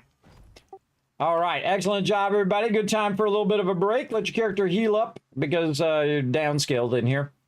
And then we'll come back and do some other stuff, what everybody needs. Think about what you need. You don't have to tell me now. Think about what you need. When we come back, we'll take like a 10, 15-minute break. We'll come back and do some more. All right. I'm going to teleport out of here so no wolves spawn on me. Not over there. Over here. Over here. Because they will spawn on you if you stand around here and they'll die. So I jump back here, or even better, you can go to your Animote house or to the guild hall. All of those places are great places just to stand and let your character regen. So, all right, that was super fun, everybody. We absolutely crushed it. What is this? Spartacus Prime wants to, what's he want to do? He wants to get a friend request. Accept. You are now a friend, Spartacus Prime. All right. In the guild? Yeah, right there. One of you guys got a character named Spartacus Prime? Nope, not me. Chat, who's Spartacus Prime? Just noticed he was in the guild.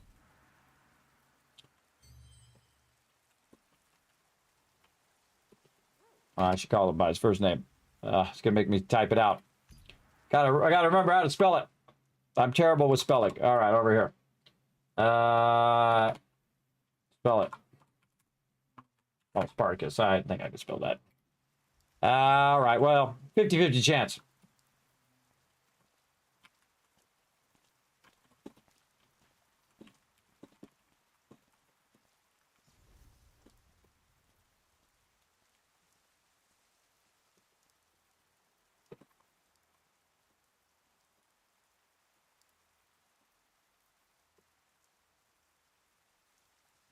All right. Saying hi to Spartacus in the chat there. I don't know who that is. New member, it looks like, but they've already put 3,000 into the thing there. Had I known they were there, well, I don't have enough room in the thing. I would have added them in. Good to see a bunch of members on, everybody, doing their thing. Now, again, I always tell them to mutate.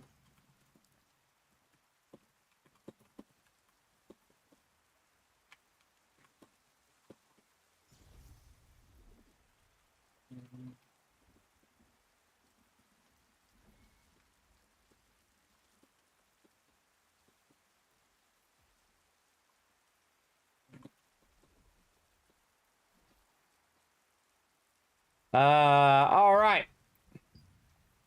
There we go. Look at that. Got all of our battle passes done too, because we did those contracts. Still trying to get those crystals done. What do we got? We got everything done. Okay. Okay. We're taking a break. That's what we're doing. Taking a break. All right. Gonna mute my crew for a little bit. We're gonna take a break, everybody. I'm gonna be good about my breaks. Again, starting to have an effect. Just trying to figure out what gear I need to get. Yes, you found it. Thanks. But what gear do you use? Yes, it's in there as well. All my gear is in there. Swirling Essence hat, the Supreme Devotion, Divine Justicar attire, the Ascended Guardian gloves. Actually, go a little slower so you can see all of my things on there. There we go. Supreme Devotion, Divine Justicar attire, Ascended Guardian gloves. Now, the Ascended Guardian is a set, and then so is the Swirling Essence. Swirling Essence pants is part of the set with the Swirling Essence hat. So that's a 2 set. And then Ascended Guardian gloves is the set with the Ascended Guardian shoes. Right? So then I get cooldown speed from that. I get weakened duration up on that other one. Clasp of the Conqueror, Abyssal Graceful Charm, Abyssal Graceful Band, the Sapphire Dimensional Band, and then Butcher's Belt. But I wouldn't go for the Butcher's Belt. The Butcher's Belt is just because I got it as a drop and then I put it on there and I just never bothered to change it. So I would go with something better than the Butcher's Belt if you can. But if you use what you got. What I suggest is that you evenly upgrade all of your stuff. I also have the Trouble Text Quarterstaff and the Excavator's Mysterious Scepter, which I think is one of the best ones in the game. Now remember, all of this stuff is going to change on March 6th when, in about a month plus 6 days, when Tier 2s come in. So the meta sets of today will be the history sets of tomorrow. But you definitely should do it. What I suggest to do is evenly upgrade your gear, this gear, meaning that this is level 5, that's level 5, this is level 5, 5, 5, 5, and then 6, 6, 6, 6, 6, and 7, 7, 7, 7, 8, 8, 8, 8, 8. And then, but on your weapons, those I would go to maximum as quick as possible. I would get these maximum because then it's going to really boost your damage. So you're going to be doing more damage. You can kill more things quickly and you can get more gear. And then you can upgrade your gear more quickly as well. Another thing too is to work on your traits. Your traits are among the most powerful thing in the game. My character used to do like 3,000 damage with my wand and with my bow and previous staff that I had. And then he started doing 4,000 damage, and then 5,000, 6,000, 7, 8, 9, 10. So my character's about 10,000 damage now with my traits pretty well off. And then sometimes I do like 12,000 damage if I get a good critical or whatnot. And that's really what you want to see. You want to see that progression of your character slowly getting stronger. And traits are the way to do that. Also, you want to do your runes. Runes are vitally important to what you want to do. It doesn't matter what the runes are as long as you got some runes in there. Just throw whatever you got in there. Now, I've got what's called a synergy on mine. These right here, the rune synergies. Right here. Now, my particular synergy for my particular character, you can see is wisdom. So I'm getting a boost of wisdom, and then my debuff duration is gone down on this particular character. Now, depending on what level rune you have in there, whether it's a gray rune, a green rune, or a blue rune, is how many of those buffs that you get, right? And how much of those buffs that you get. So you want to think about your synergies as well. How much do you want more wisdom? Do you want more strength? Do you want more DPS? Do you want more healing? All of that kind of stuff, or more damage reduction if you're going to be a tank or something like that. Or even if you're just playing and you just want to stop getting stunned all the time, you can work on that as well. Or more boss damage if you feel like you're going to take on a lot of boss mobs. Now, the cool thing is that you can put different runes on different weapons, and you can have different sets of weapons and armor. And that's one of the greatest things about this game. Right down here at the bottom, you can go in and make different sets. See, staff with DPS. Actually, both of these sets are the same now. But you can go in and make different sets. Okay, this set is going to be my boss hunting set. Okay, this set is going to be my doing daily set. Okay, this set is going to be for when I'm running dungeons, right? So you can do that with your gear, which is awesome because this is actually way back in the WoW days. You had to have an extension for this. You had to have a thing which switched all your gear. It was called armor something. I can't remember exactly what the name was. But this is built into the game. And the same thing with the skills. You've got down here, like I have different set, AoE staff, staff heal. I got my main DPS for when I'm doing contracts or just running solo dungeons. And then DPS heal when I'm running with my team. And then I also am working on another set, which I'll probably just wait till the update. which is just pure healing. This is just absolute massive amount of healing that I'm going to be doing with the bow wand. But I do like the staff because I do like being a caster class, and I do like the way that it plays. See, I do stuff based on, do I enjoy doing it? I've fallen into the same track as everybody else, min-maxing, and going in there and saying, oh, I got to have the meta set, I got to be the same thing as everybody else. I suggest that you look at mine, and then you make it fun for you. You say, okay, Kismet, these are all your skills. These are your rotations. This is actually in my rotation order, by the way. I put all my skills typically in rotation order. So I'll start with this one, which cools down. This is a weaken and a dot or damage over time. This is an AoE that hits all the mobs that are nearby, so it'll chain from one mob to another. Next one is a fireball. I'll hold that down, build up the fireball. You can also do the same thing with a greatsword. You'll hold down it builds it up, makes it stronger, and then boom, you let loose that damage. It also puts burning on there. Then I use the next one, which allows me to boost the burning stacks. So the burning stacks go from like 2 stacks to 5 stacks to 10 stacks, which are maximum. And then I use the next skill, which is your barrage here, your fireball barrage, and that is based on how many stacks are on the mob. So I boost the stacks on the mob, and then I do a lot more fireball barrages, and I do more based on how many stacks it has. And then I'll do this beam, which I have just recently discovered, which is one of the greatest things in the game, I think, for the staff wand. And that is because this right here will actually, in the middle of channeling, will switch to another mob if that mob dies. Which means that it's a skill that continues until it's done channeling. And which is amazing, because most skills, when you do a skill on a mob, that mob takes that damage, and if it's excess damage, the mob dies, and then you don't get that excess damage. So say the mob has 2,000 left and I do 10,000 to it. I just lost 8,000 damage, right? That 8,000 damage just disappears in the ether. But on your beam here, I call it the beam. It's actually called Ray of Disaster. On the Ray of Disaster here, it will actually hit the mob. And if you AoE a bunch of mobs, you're hitting this mob dies, it switches to the next mob and just keeps channeling. And that mob dies, it switches to the next mob until it's done channeling, and then boom, you've done maximum DPS with it. It's awesome. And the cool thing about this is that you can have this going and your barrage going and go to another skill. So this is a channeling skill. So this skill will run even if you get even if you get morphed into a rat in that one Trouble Tick one. Even if you're looking away from the mobs, it's still shooting those fireballs out of your body into there. And the same thing with the ray. So in theory, I can go ahead and do the fireball barrage, the ray, do the lightning, then start my skill rotations again while these two are still going off at the same time. So it builds your DPS really high. If you want to see me do it, hold on. I'll go do it real quick. Right over here. Hold on. I'll go up here, Pure Light Tower. I'll show you. These mobs can even withstand it. So I'm getting to the point now where these regular mobs, everybody, that's a lot of damage for them. They die pretty quickly. But we'll go over here and we'll hit some mobs. Or actually here, I'll do my little favorite spot. Even better. We'll go over here. I'll take a break here in a second, everybody. Hold on. I want to go ahead and give them the overview here. And again, this is what makes you stronger. That daily grind, which some people don't like to do, I absolutely love in this game. The grind in this game is much more enjoyable than in a game like World of Warcraft or something like that, where you have to go out to an area and you're always doing that same stuff. Because when you wipe out mobs, it's very satisfying.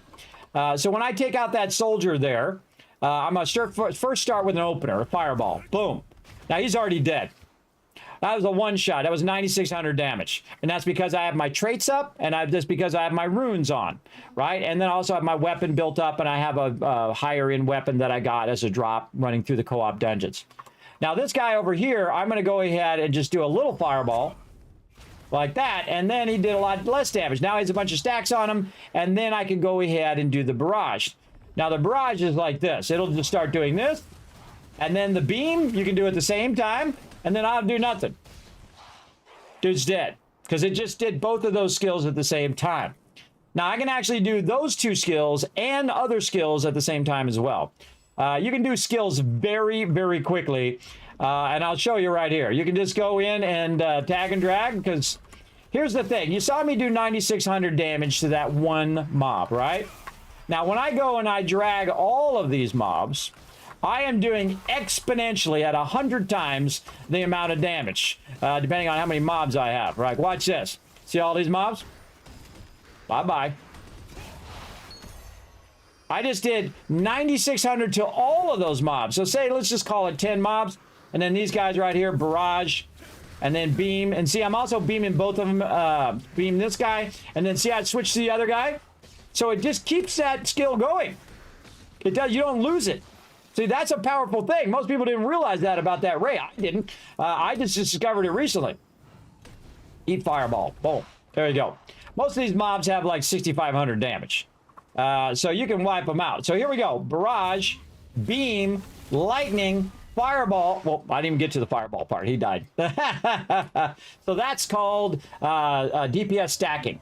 So you're stacking your barrage. You're stacking your fire stacks first. Then you're stacking your barrage. You're stacking your ray of light. Then you're doing all your other damage, and that damage is just going exponentially higher. So you're doing thousands and thousands, tens of thousands of damage, but just in a few seconds by stacking those damage. Now, this is not the only character that does that.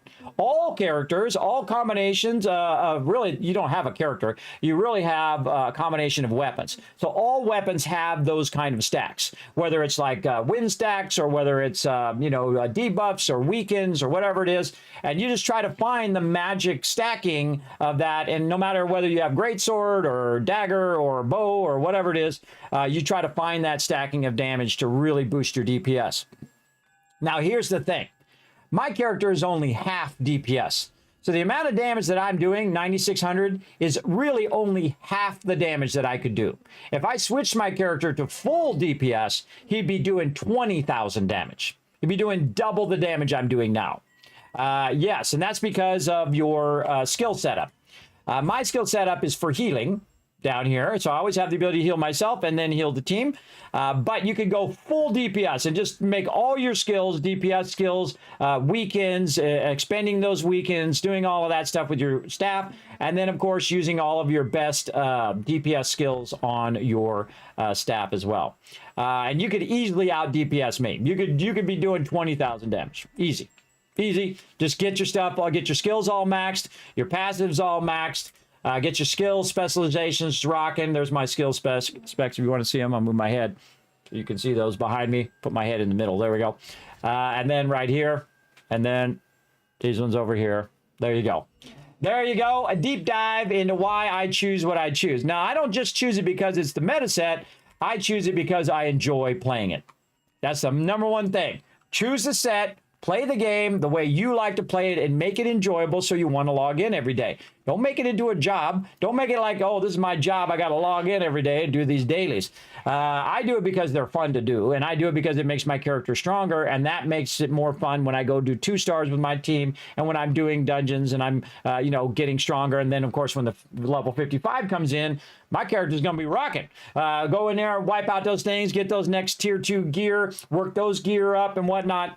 And of course, if you also have arch boss weapons, those arch boss weapons go up to 12 after the update as well. You got a new mastery system coming in, a whole nother part of the game that's as big as the game is now, everybody. It's as big as the game. Check it out. This whole section up here, that whole section up there, which is about the same size as the game now, is coming in at March 6th. Plus the level raise, bunch of new arch bosses and co-op dungeons, single dungeons, mastery, all sorts of killer stuff coming for this game. Absolutely looking forward to it. Can't wait to do it, especially with my team. Okay, now I'm actually taking a break. All right, let's go. You're welcome, Mr. King Drew. Now, when you get all strong and epic, you let me know. You come back in and say, Kismet, I'm throwing down 10K fireballs. I'm throwing down 20K fireballs. I want to know. I want to know when you're super epic. All right, so we're going to start some words on stream, everybody. This is going to allow you guys to de-scrabble some words, earn some kids caps here in the chat by working together. I'm going to go ahead and take a break, and I'll be back in just a bit.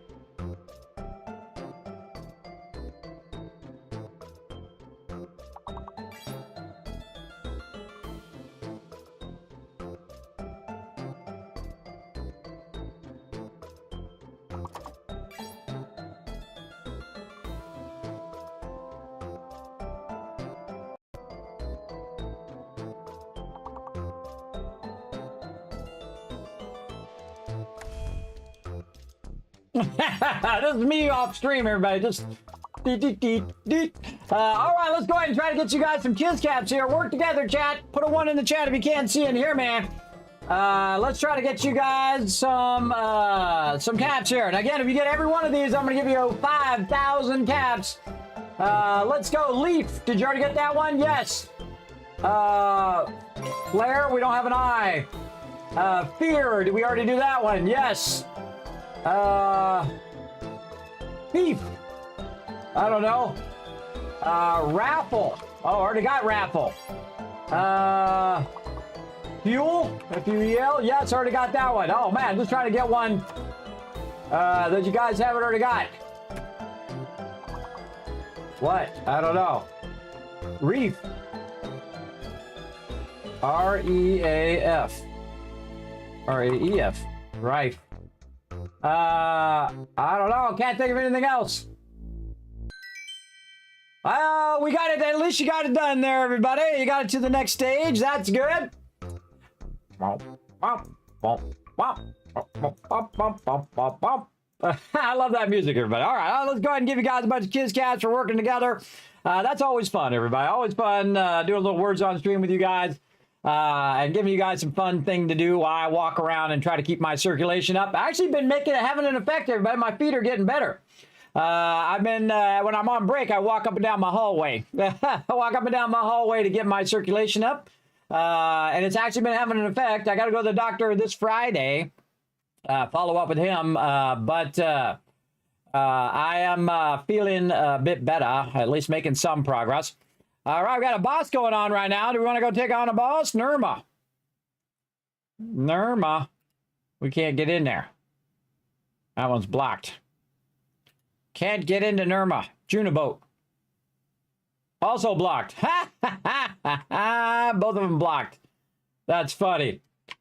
That's hilarious. Can't go to either. How much time? We're 1 minute past. Yeah, I can't go to either. Let's go see what's up with that. Let's go check and see if the portal's there. It's there. Quick, run. I gotta tell my team. Right in Nirma, everybody. The portal's up. A little white portal up here. Just at Celius Abyss. Going in. Oh, I need to invite back to the team. All right. Take a second. I gotta teleport in here. Oh yeah, we're going in the middle one. I see somebody's already in the middle one. Going in the middle one. Can you, kids, are you able to sing Guild Summon? I heard, kids, are you able to go 7? What does that mean? Guild summon. Summon us. Oh yeah, absolutely. Oh, I don't think I can do it in here though. I'll try it. Let's see. Guild skills, guild summon gate. No, I can't do it on the inside. I'd have to go out. I don't know if I could get out and get back in time. Yeah, I'll give it a try. I don't care about these bosses, everybody. I don't care about these bosses. If you hit the exit button under the map, does it take you all the way out, or does it just take you back to the 2 portals to here? I just answered that question. It's all the way out. But I'll come back in here and try it again. In a regular situation, I think it just takes you, like if you're in the open world, it just takes you out and you can go in a different portal, but I'd never tried it in here.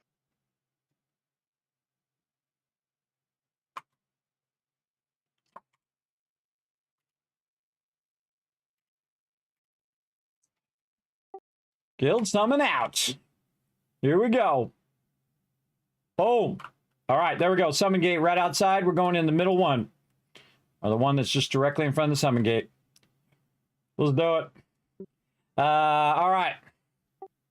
You still got 1 minute and 45 seconds, so plenty of time. That guild thing will be there for like 3 minutes. All right, there we go. Got back just in time for the boss to help out the team. I'm not going to get any drops, but that's okay. And even if I did, everybody, just give them the guild anyway. That's just the way I am. What do we got here? A bunch of pouches. We got a bunch of cool stuff. Right over there. Oh, got a little bit of blues. Get away from the dancing guy. Seems a little crazy to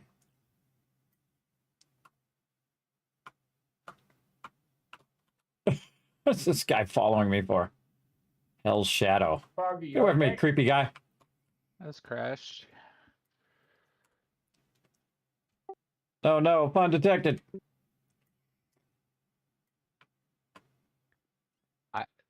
Third Liberty is the only one that I play Russian roulette with all tabbing. I'm fucking with this guy. Sorry, oh, bad word. Bad word. I'm messing with this guy. We got Just keep moving. mega death I in the just guild keep here, moving. too, it looks like it's not in the group. Oh, that's my roommate. Let me see if I can get him to Megadeth. join the group. Megadeth needs a heal.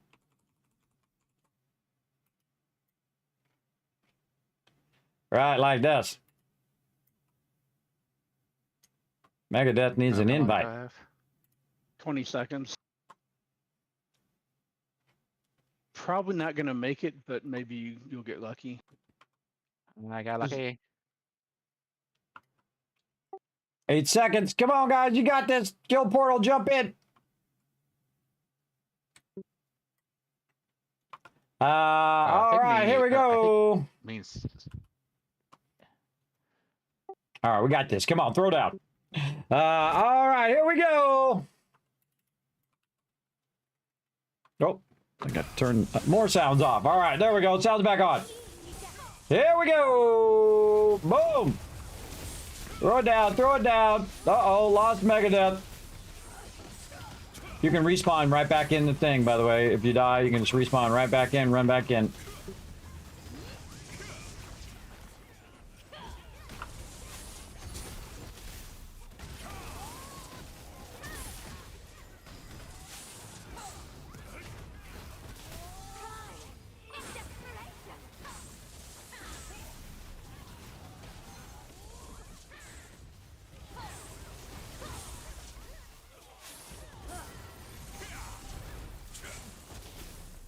Couldn't see where her thing was on the ground.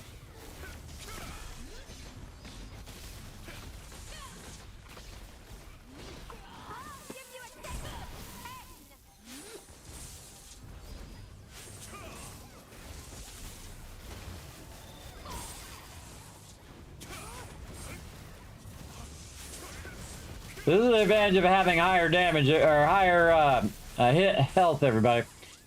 You don't have to constantly die every 3 seconds. Which normally happens to my character.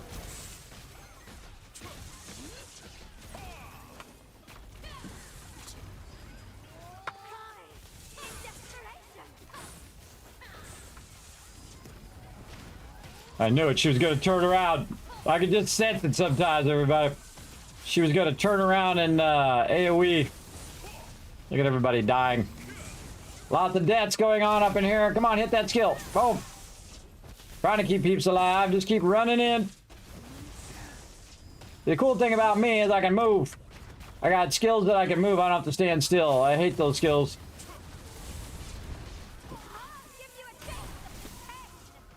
Herbert, I got you. Somebody just attacked me.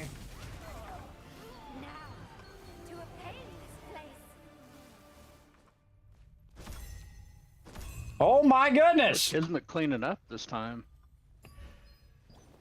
Oh, it's a miracle! You guys just witnessed a miracle. I'm out. I just teleport out of there straight away. you get some pants. I just give him the guild. Just give him to the guild. Brr, brr, brr, brr. Look at this, everybody. I actually got some drops. That's because I stayed alive the whole time, everybody. I just give it to the guild again. I always prioritize the guild over me. My side, can always, if I want it bad enough, everybody, I'll get that stuff. You know, I'll grind it. I'll grind the heck out of it. So there we go. Just give it to the guild. If somebody needs it, they can hit up TM and he'll send it to them right over there. I do have something from my litho book from earlier. I got myself some Crusader Greaves. You know what? I think I'm just going to get that because I'm going to get me another pair of pants here. The heroic trousers that I can go ahead and put into there. What do we got on those shoes, though? Let's see if we've got something on these shoes that I could use for my traits that I got. I got that from earlier from doing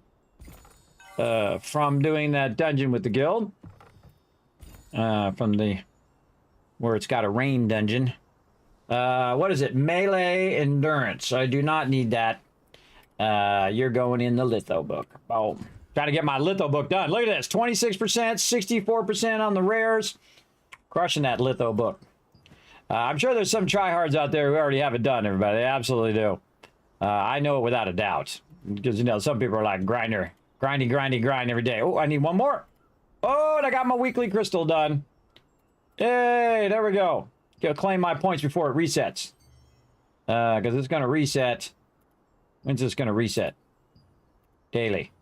1 hour and 49 minutes.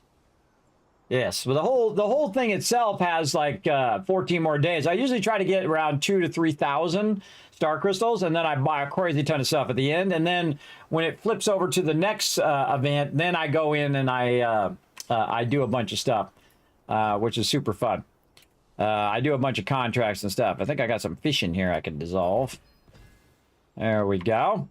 All right, time to talk to the dude over here. Hello there. Planning on going hunting?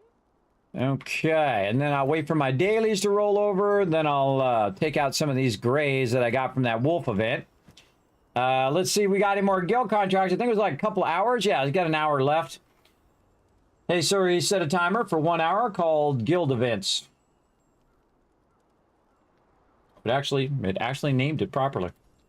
I'm amazed. More donations to the guild. Yeah, look, see, we made a little bit of progress, a little bit more progress toward the guild itself. The thing that really pushes this, by the way, everybody, is doing those guild raids. Doing those guild raids just gives us massive amount of... and we could have had this already done had we been doing those guild raids every time. But they did start it during the holidays. And during the holidays...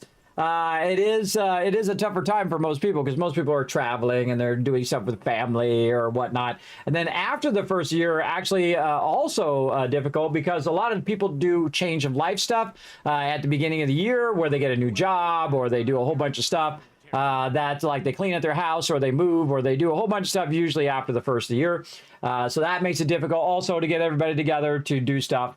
But now we're just coming out of that now into February, and then usually February all the way until like October, you're good.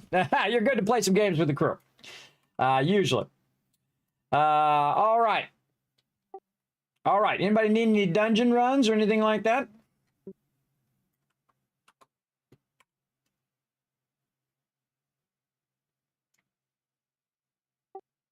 Yes, no, maybe so. You too, you go. Thanks for joining us, man. I appreciate Everything you. I need is 2-star, so I'm capped on 2-star tokens. But other than that, Yes, I've been doing a lot of self-care for the last 10 years, but more than ever this year. This year, really going in heavy. Yeah, I don't think we have enough for 2 stars now, but yeah, maybe we should just wait on those guild contracts to come up in about an hour, and then maybe work a bit on those. Anybody need any 50 runs? Unforgiven, everybody? Give me just a second. Let me check to see what I need. I mean, I've got tokens for doing the 1-stars. I'd be good with that, but I've got plenty of room in them. I'd actually say keep your tokens. If we're going to single run this for Unforgiven, I would keep your tokens and just don't get the thing at the end. And then use it for randoms. Because from randoms, you're going to get the chest and tokens, potentially, the salvation coins. So I would just save it for that, because that's what I'm going to do. I'll run them through, but I'm not going to grab this stuff at the end so I can random later and have a chance at better gear. Well, I've only got 1,200 too, so that didn't take that long. Yeah, I did a full stack the other day. I don't know if you were watching on my alt. I had 4,500. That's a lot of runs, man. Had a lot built up. Yeah. At least they go pretty quick now. Most of the groups are pretty good. I got in one today that could not get through the arbiters and everything for anything. But other than that, it was like really fast. Yeah, there's a lot of people who just run past all those arbiters now and try to get everybody to do the same thing. And what happens every time is a whole bunch of people die.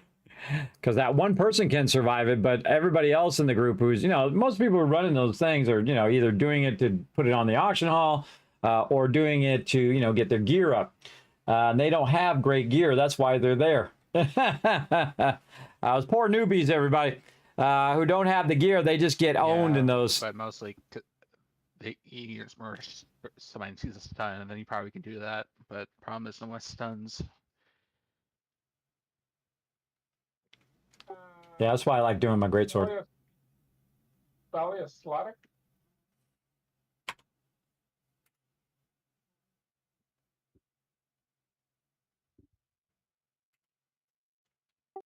Oh, Valley Slaughter. We got that one down. We can do that one. Let's do it.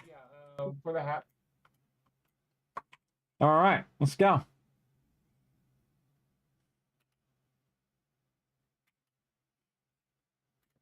Megadeth's gonna have to leave the dungeon. All right, let's go. Can we format that? Find out here in a second. Oh, does he have 2 characters? He has 2 characters in the party. Forgot to log. Whenever you drop character and you go to another character, make sure you log out of the party. Yeah,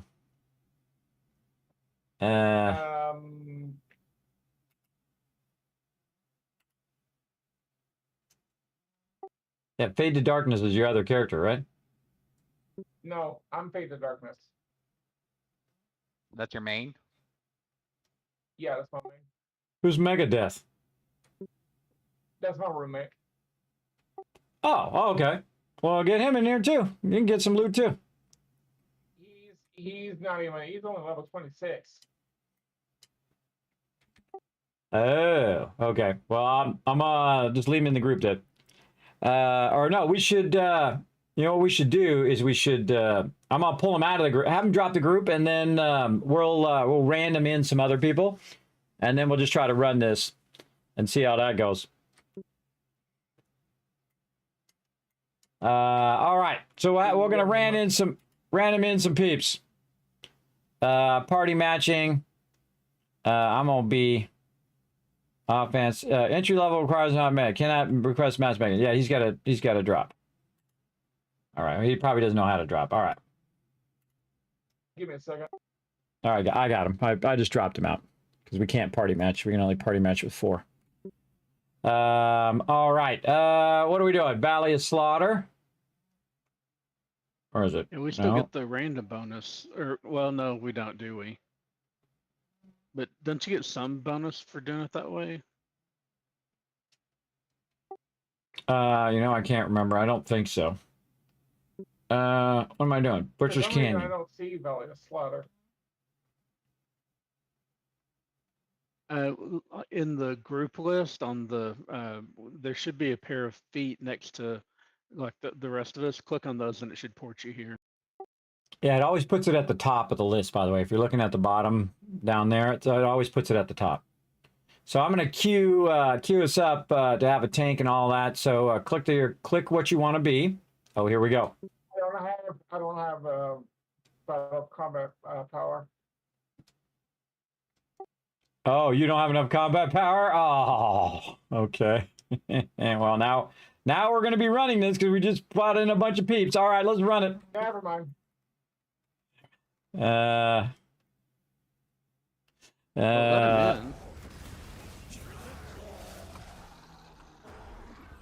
Okay, well, here we go. I don't know who our tank is. Our tank is Foggy. So, Foggy, you know how to do this one, right? I'm sure you've run this a bunch of times. The taking part, no. This Valley of Slaughter, yes. Well, just run past all of this until you get to that guy on the bridge, basically. Just drag all these mobs. So get ready to run. You try to stay in the front. All right. I think in this one, mostly you just run like to the next revive gate every time, right? That's pretty much it. Poor Foggy gets done. You might want to watch out for the stunts. Yeah, you just keep running to the next thing. You run all the way to the bridge. And then we're going to hit all the ones at the bridge and just AoE them all down.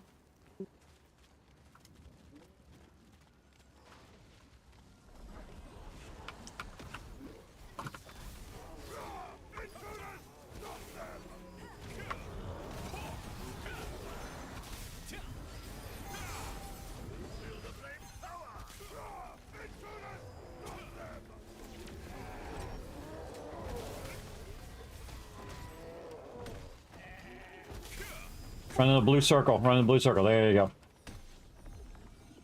Okay, now when the thing opens, we're going to the next guy. Go to the next guy, the Elder. Going to him. So just drag all those mobs and stand right by the Elder so people can AoE.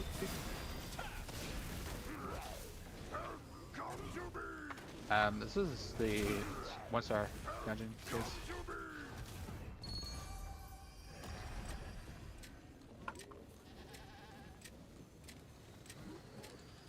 Yeah, this is supposed to be the 1-star dungeon. We're not doing 2-star because he can't do the 2-star. We're doing the one that he said he needed, this one.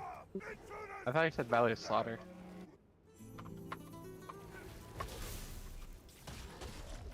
Oh, I thought he meant this one. Is this not the Valley of Slaughter one? No, this Yeah, I don't have the combat power for the Valley Slaughter. This is Butcher's Canyon. Valley Slaughter's the 2-star, isn't it? Yeah, Valley Star is 2-star. This is the 1-star version of Valley Slaughter. This is Butcher's Canyon. Sorry, I misunderstood. Well, whatever. Get him some gear. Here we go. Yeah, it's cheap Oh. mechanics. I don't know that we could do the 2-star with this group anyway. I don't random 2 stars yet until we've done all of them together. And then we'll do 2 stars. Skip this guy, go to the guy in the center and stun this guy.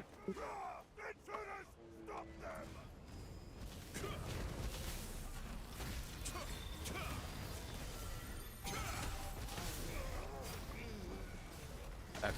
Yeah. Stun this other guy. Who's got a stun? Stun this guy over here, so he's got to be stunned for us to do damage to him. I got like 7 seconds. Can I give him a minute?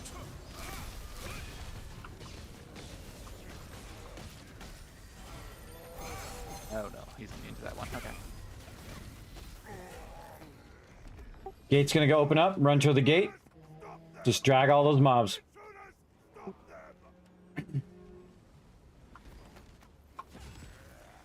Oh, gate didn't open. Well, we missed the mob. Shapeshifter. Oh, you didn't click the altar. You gotta click the altar. Blue circle, if you got the sheep. There we go. Gotta click the altar, sorry.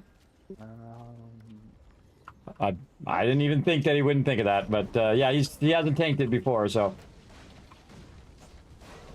I wonder if they've changed off of doing weekly maintenance or something. No, they probably switched to a different day. Wow, that timing, bro. They just did a worldwide event.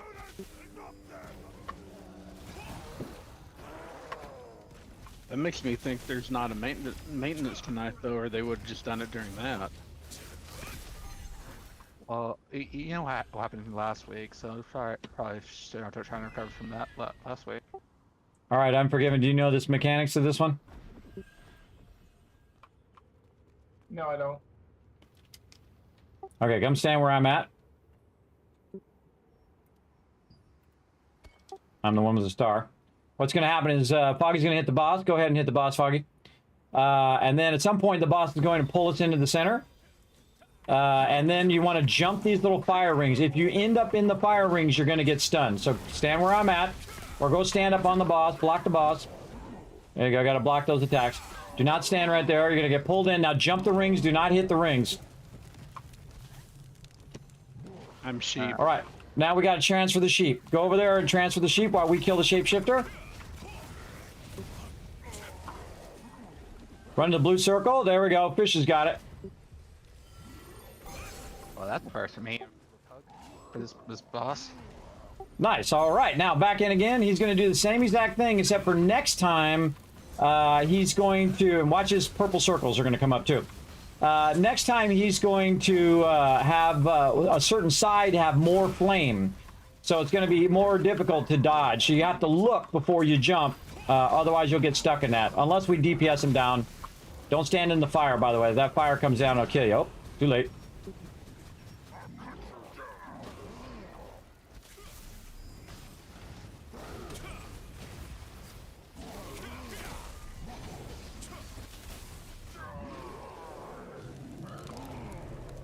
I'm stuck. Okay, go get the towers. Get the towers. Go for that one. Go for that one. I'm going to die. Well, it's been fun, kids. I've actually survived that before. I didn't have my shield. It's all you guys. Get it done.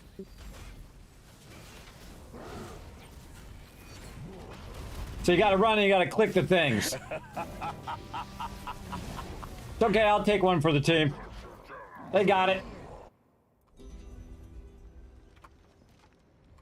All right, Rez, and go get your loot. Got her done.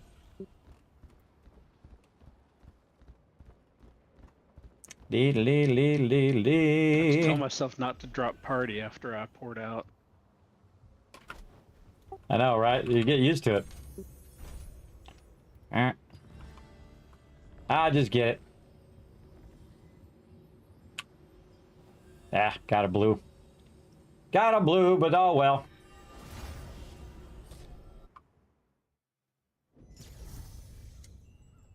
All right, my bad. I thought that was the one he was talking about. I don't know why I got all confused, but yeah, you got to have enough combat power to get into 2 stars. Yeah, so he doesn't have any combat power for that, so he can't do 2 stars. And I would random all of these 1 stars every day when you have tokens, or often you can do it.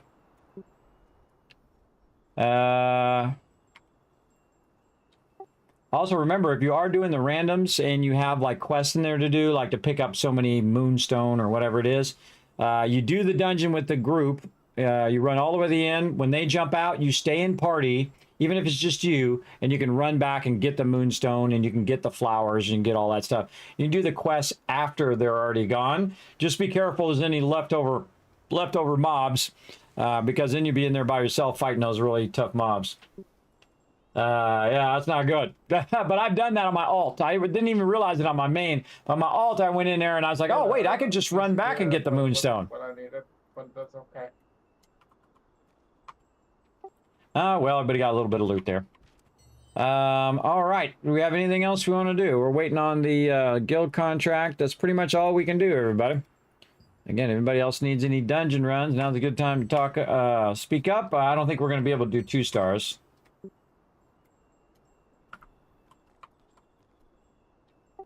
And again, I'm not going to pug in people for a 2-star dungeon. Not for a 2-star dungeon. Oh, let me fix something right here, everybody. Alright, Kyle.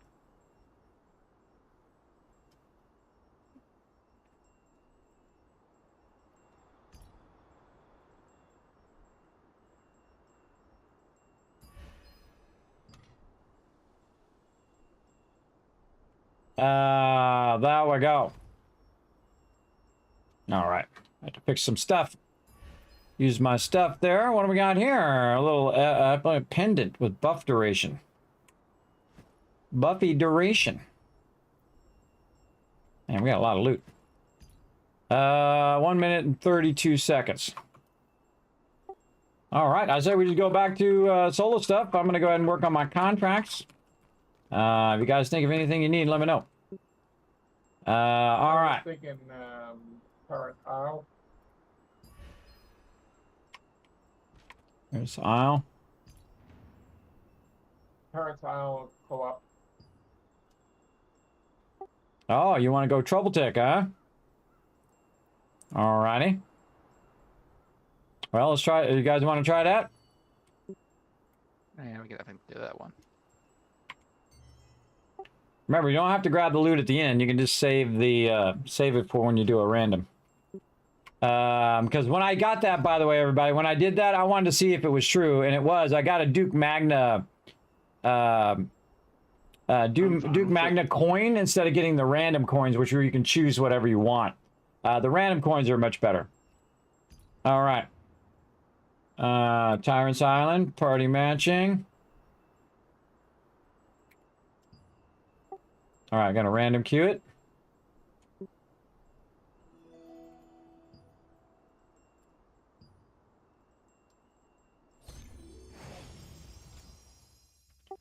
First thing you do is just start running. I can't believe I met another human being on this island. Did you get swept up in the tornado too? Oh, I'm not the boss. Ship. A sudden tornado I'm not the leader of this group. and left me adrift. While we were overhauling the ship, the reptilians abducted my entire Try not to drag any extra mobs, and we're just going to run toward the boss mob and then kill the boss mob, a few extra mobs, and then it's going to open one of these caves. And then we're just going to keep running until we get to the next one.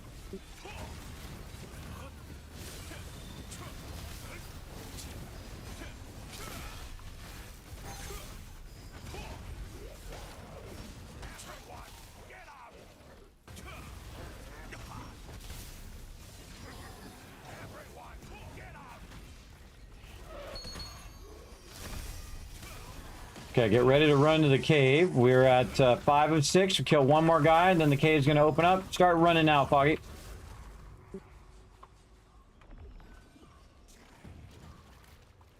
Just ignore the mobs. Stay up with Foggy.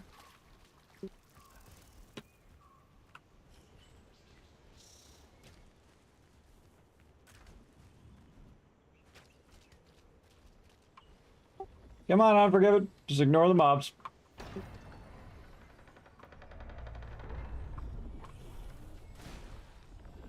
Same thing here. We're gonna run in here and then hit this fire thing, Foggy. Right here.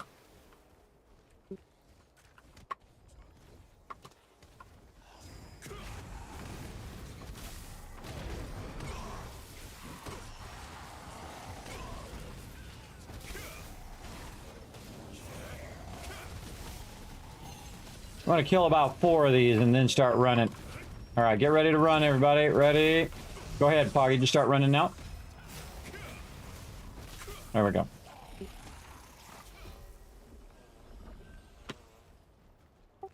Close enough. So you kill a few of those, and then you jump down, and then you kill a few more.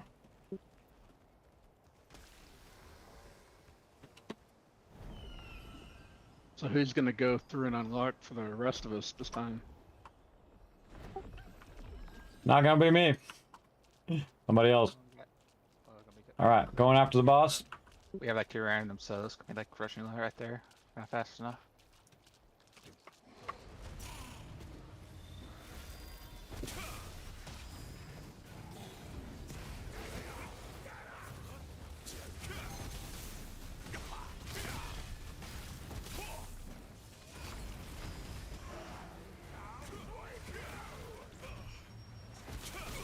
Everybody get ready to run through the thing. Whoa.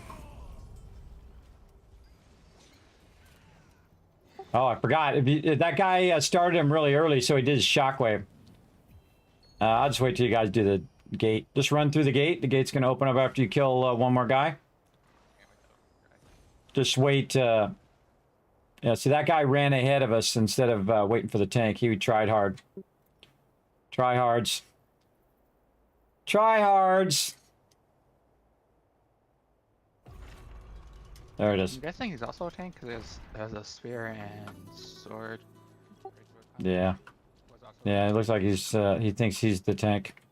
Yeah, he's also a tank build, so. Just keep running, Foggy. Keep running straight to the boss. I'll get this guy over here. Unforgiven, run with Foggy, and on the left side there's a ramp. Click that ramp, which will get the sailor, and you'll get credit for that.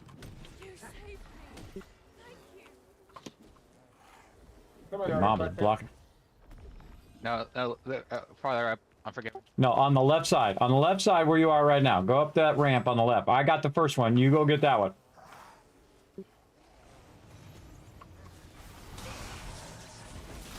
It's part of your quests in here. Sword up the boss, on top of the boss. And jump down, come over here, and I'll heal you.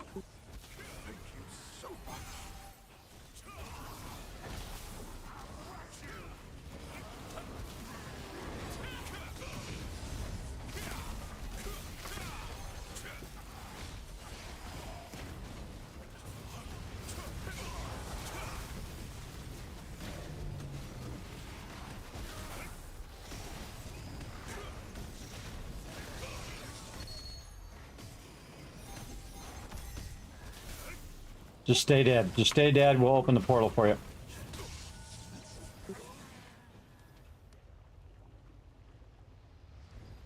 The geyser is about to erupt. All right, whoever wants to go do the geyser, go for it. I'm gonna run over here and die. If you're not doing the geyser thing, where you're gonna run all the way to the end, which I highly suggest not to, run over here where I'm at, over here in front of the gate, and just die. And then whoever goes in and gets the thing will. Then you can res after the portal comes up.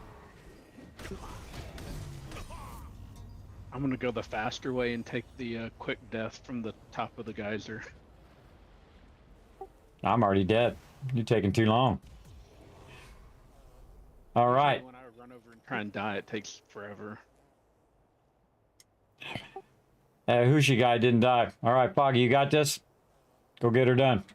So, hopefully, but just when you see the thing spot fast, you might start it.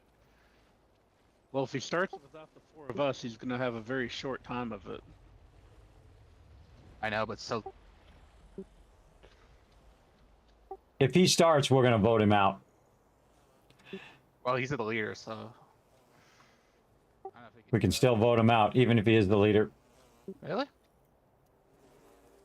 Absolutely. Can't while the boss fight's going on though, can you? Well, hopefully it's not a problem. All right, Rez. Fine. Res for fast.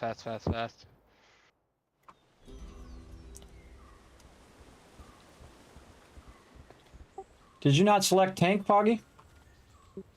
I did. That doesn't stop it. That doesn't mean people other people. I'm forgiven. Stand by one of these flowers. Right over here. Right here. What you're going to do is... No, not that one. That was too close. Over here. Right here. You're going to get pulled in. There you go. Stand by that flower. You're going to get pulled in. Turn around and run toward that flower. And when he says, try to dodge this. When he says the word this, press 1. Go underground. And then wait for the shockwave. Then after... Never mind. Never mind. Never mind.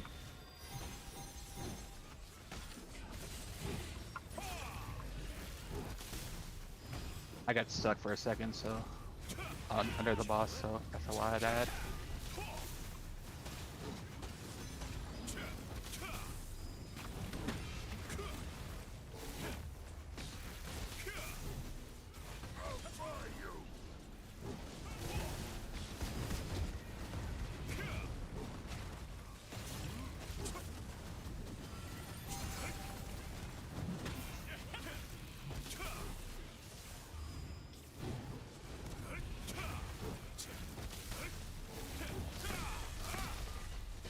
About to do the thing, Thurbrick. Watch the by you.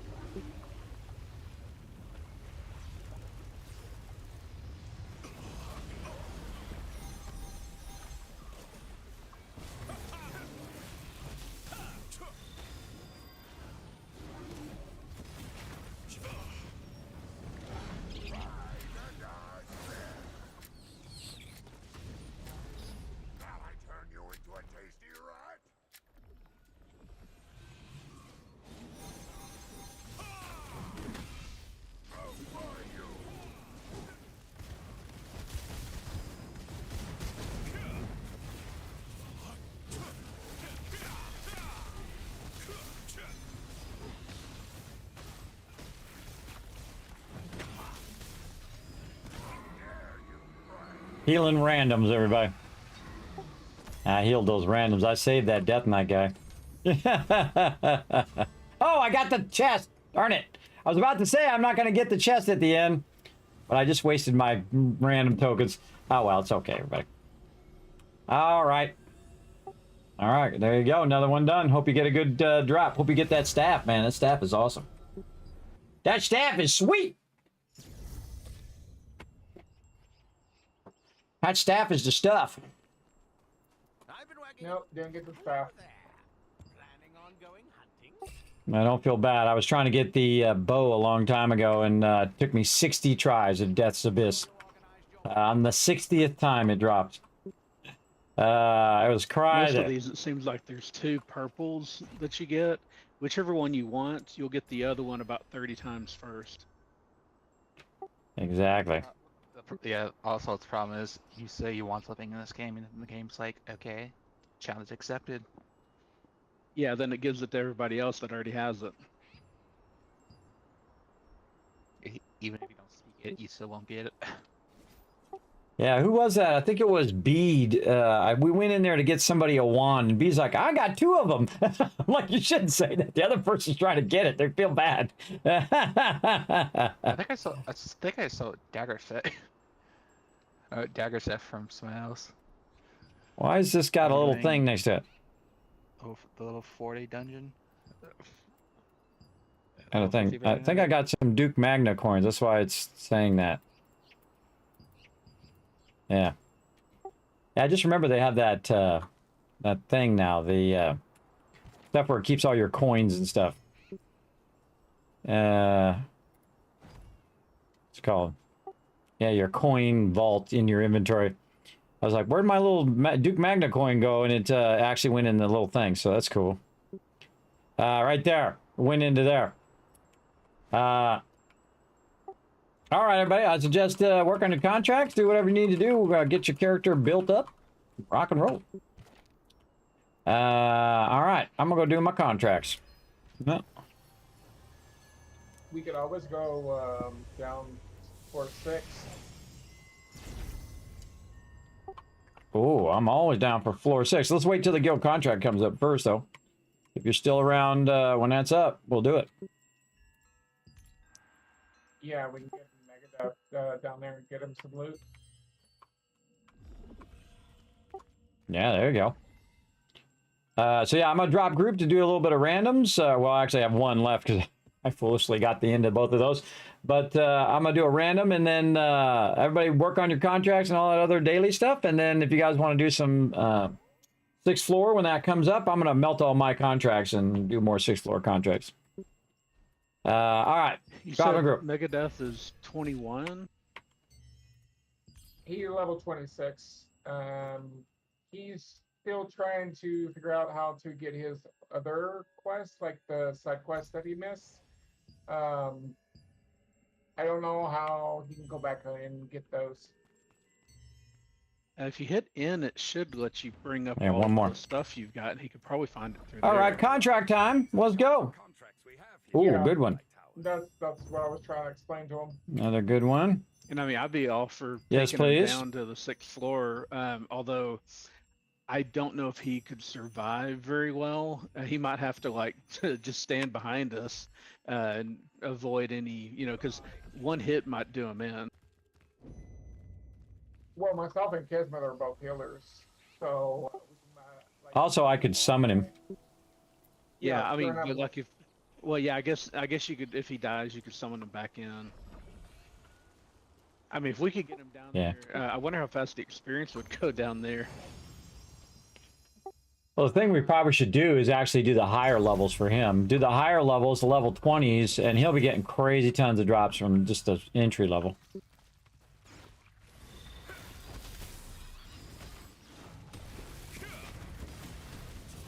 Yeah, they probably get a decent chunk from level 50s, but because maybe I just get them level 21s just to survive those at least. Yeah, we can just do the level 20. We'll do like the first level, and then we can go like to the next level, and then get him the teleport and so on. That'd probably be better than taking him down there, because he's just going to die and have to keep running back. I mean, I'm a healer, but if he takes full damage, I can't heal through full damage. He's just going to die. Not to mention there's some pulling guys in the 6th floor, so Yeah, if he gets like hit twice by a ranged mob, because it's like 25 level difference, he'll just die. Also got heals and during that boss, during Nirma, I was actually, my main target was on him, trying to keep him alive.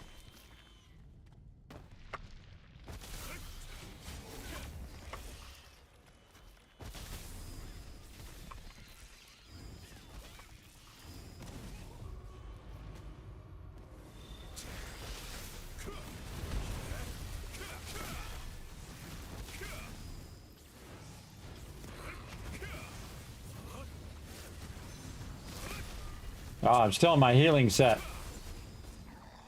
Like bubbling everybody.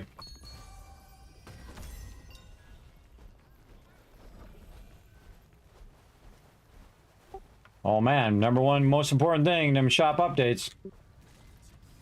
oh, dressing is endgame in any game. No wonder. Gotta get them no shop wonder updates why we in. got, slight lag during that dungeon.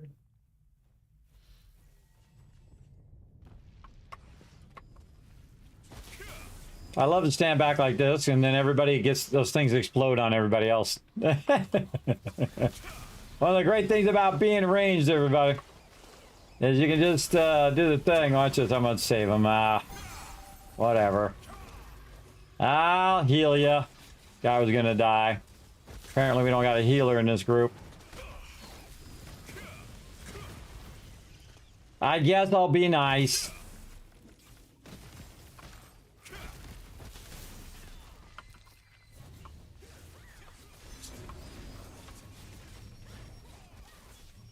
Come on. Shh, wouldn't target the thing.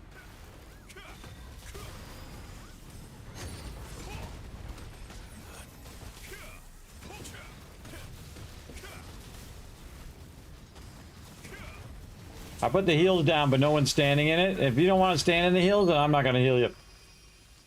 Not my job. So the interesting thing is I'm not set for heal. I'm set for DPS in the group. All right, here I go. And go and not click anything. I don't click anything, everybody. Problem with these type of groups is that a lot of the peeps are really toxic. And they don't care about you. They're just trying to run as fast as they can. If you die back there, oh well. And that really, that's one of the biggest problems in the community is that, like if you at the end boss, if you get stuck outside the end boss, a lot of people just say too bad, you lost out. And that's a real a-hole thing to do. If I see that somebody's left out of the end boss, I'll stop attacking and I'll just stand there. I'll just stand there and die, and then if they kill the boss, well, fine. I'll run in and get the loot. But if they do it on principle, I just don't attack, because that's a douchebag thing to do. To leave someone out, to not wait 20 seconds for the thing. So these guys are just gonna kill this boss.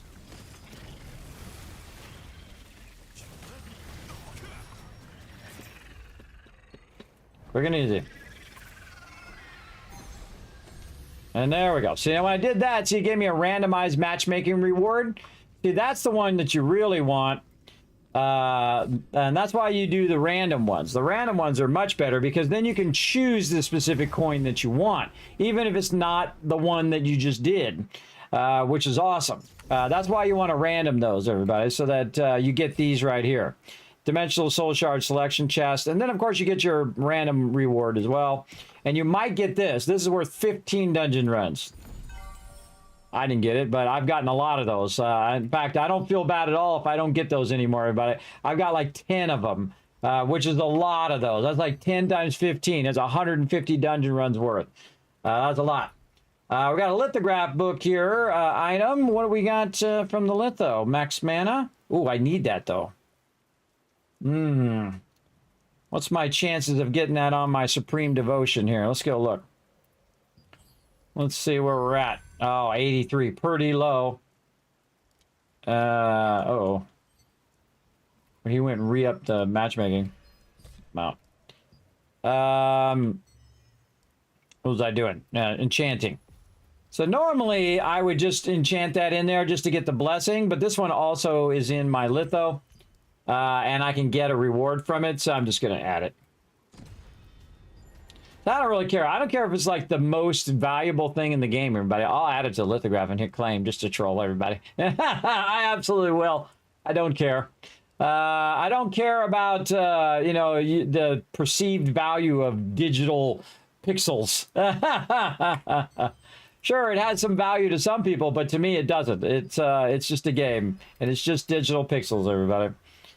Again, when you get too obsessed with that kind of perceived value of invisible, non-existence goods, these goods do not exist. There is no such place. There is no such things.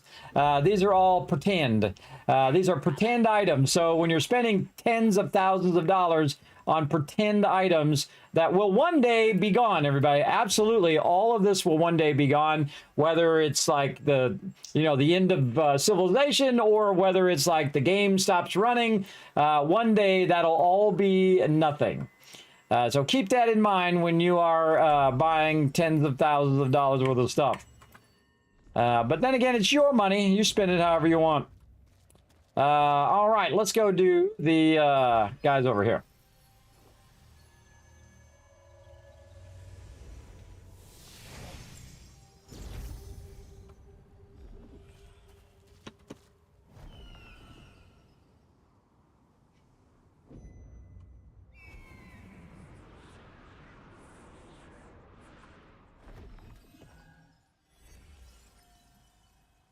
All right, time to get some solo stuff in. Who do I need out here? I need the Knights. The Knights of Knee! I'm shooting everybody but the ones that I need. All right. And you can see this is easy for me now. Boom. toast. And not because I worked on my gear. It's not because it just magically happened. That's a good amount of working on your gear and grinding and whatnot. You got mail. I got some mail. I'll check it later. Dee.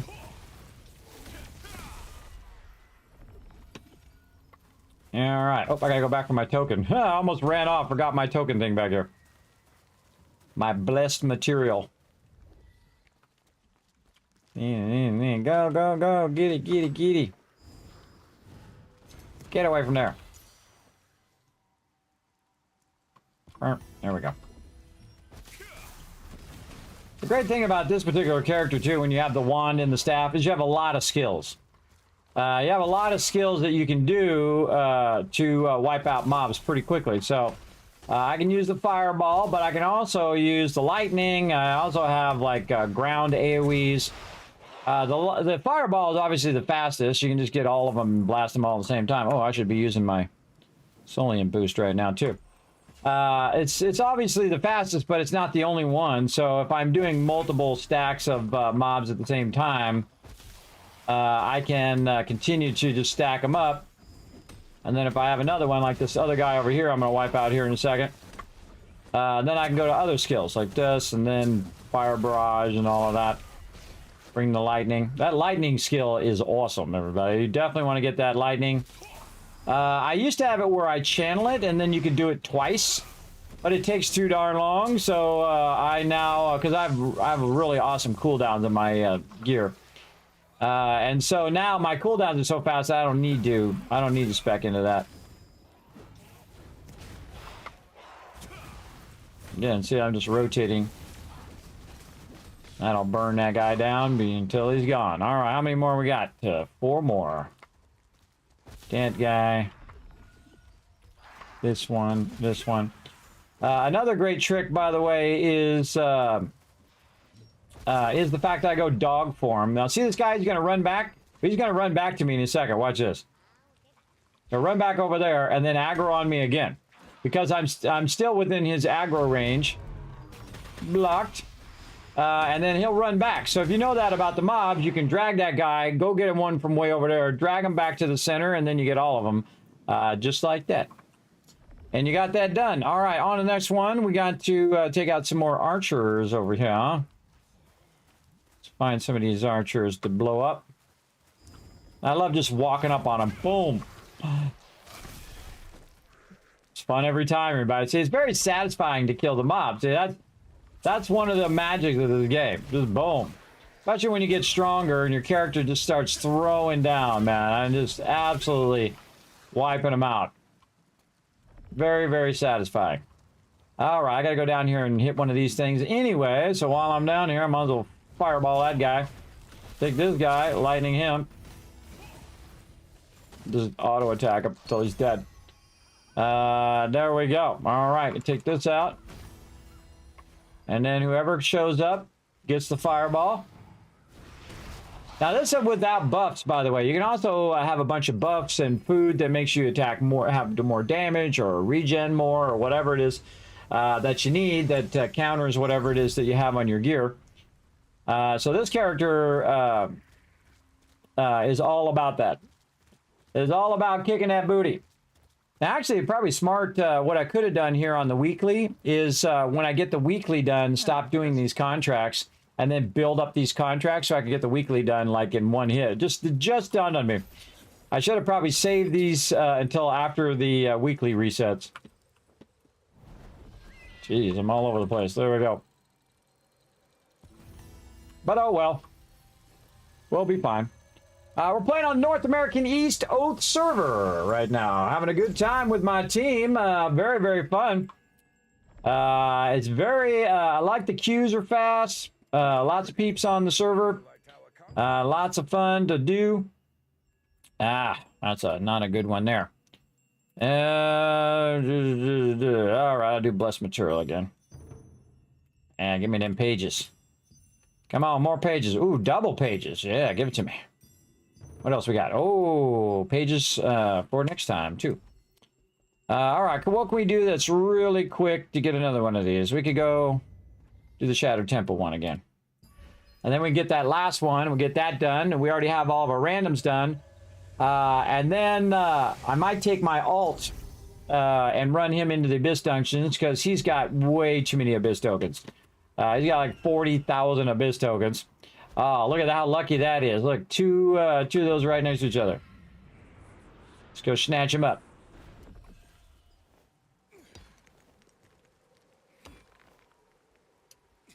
Snatch him up.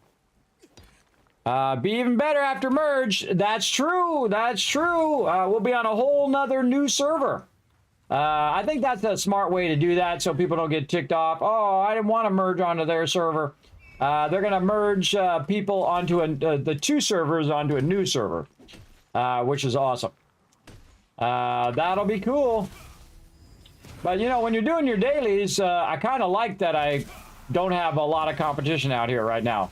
Especially at nighttime. At nighttime, there's not that many people out here. You know, it's like 2 o'clock in the morning in the U.S. Eastern Standard Time. So there's not really that much competition out here like there was at the beginning of the game. At the beginning of the game, you come over here, there's 12 people here. Now I can just blow it up, get my dailies done, easy peasy. But I don't mind server merges. I don't mind updates. I don't mind grinding all my gear again. Again, March 6th coming up, everybody. Whole expansion, like the size of the whole entire game again. Bunch of new arch bosses, new co-op dungeons, new solo dungeons as well, which is pretty cool. A lot of cool stuff coming up for the game. And again, I was only going to play this game for a couple hours. I've almost played it for 700 hours now. One of my top games of all time on Steam. Absolutely. Very, very cool in terms of hours. In terms of hours played. Again, it won me over, everybody. And it's very rare that happens. I can show you right here. Oh, 673 hours. Right there, Throne of Liberty. Very awesome. Again, the game's just very satisfying, I find. The PvP sucks, which is too bad. Because it's just like Zerg Fest. It's like you got the most people, you win. That's it. There's no skill involved. There's no tactics or any of that stuff. It's just like you got to have the most people, you win. And that's lame. They do have some arena PvP, which is probably way better. But the problem with the main problem with the PvP in this game is not the actual players, though there are a lot of toxic players in PvP, sadly. There's also a lot of good players, too, everybody. A lot of cool peeps. I've met a lot of great PvPers. I have PvP probably more than anybody who is alive. In all the games over the last 50 years. I've done PvP in every one. I do not PvP in this game.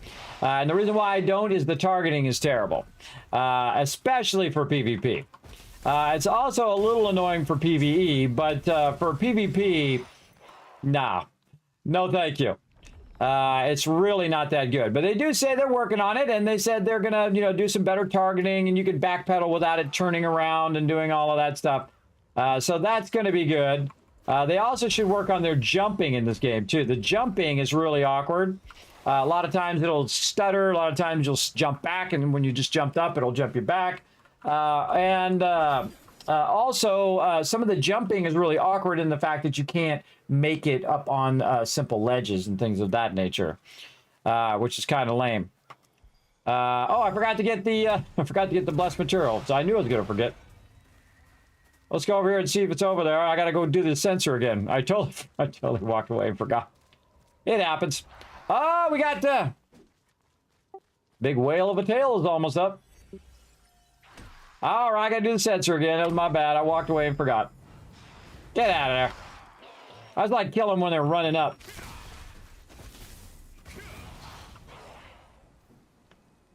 I gotta get the blessed material.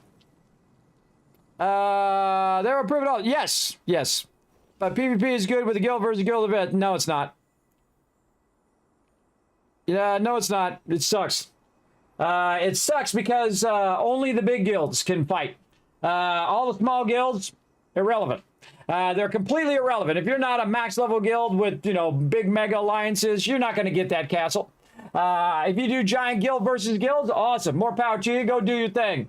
I refuse to do it. I think if you're a smaller guild, it's completely pointless. And also the problem in this game too is in a lot of PvP games is there are way too many sweaty palmers and tryharders. The tryharders, they're just playing all the time. And this is how PvP is for most people who are not really into it. They go in, they get stunned, and they die. Stun, die, stun, die, stun, die, stun, die, stun, die. That's the PvP in this game. For most people who are not totally into it, who haven't spec'd their gear and got the PvP going and doing all the resistances and, you know, try harding it every day so you're getting the thing and then buying all the traits on the auction hall and doing all of that. If you're not at that level, that's your PvP gameplay.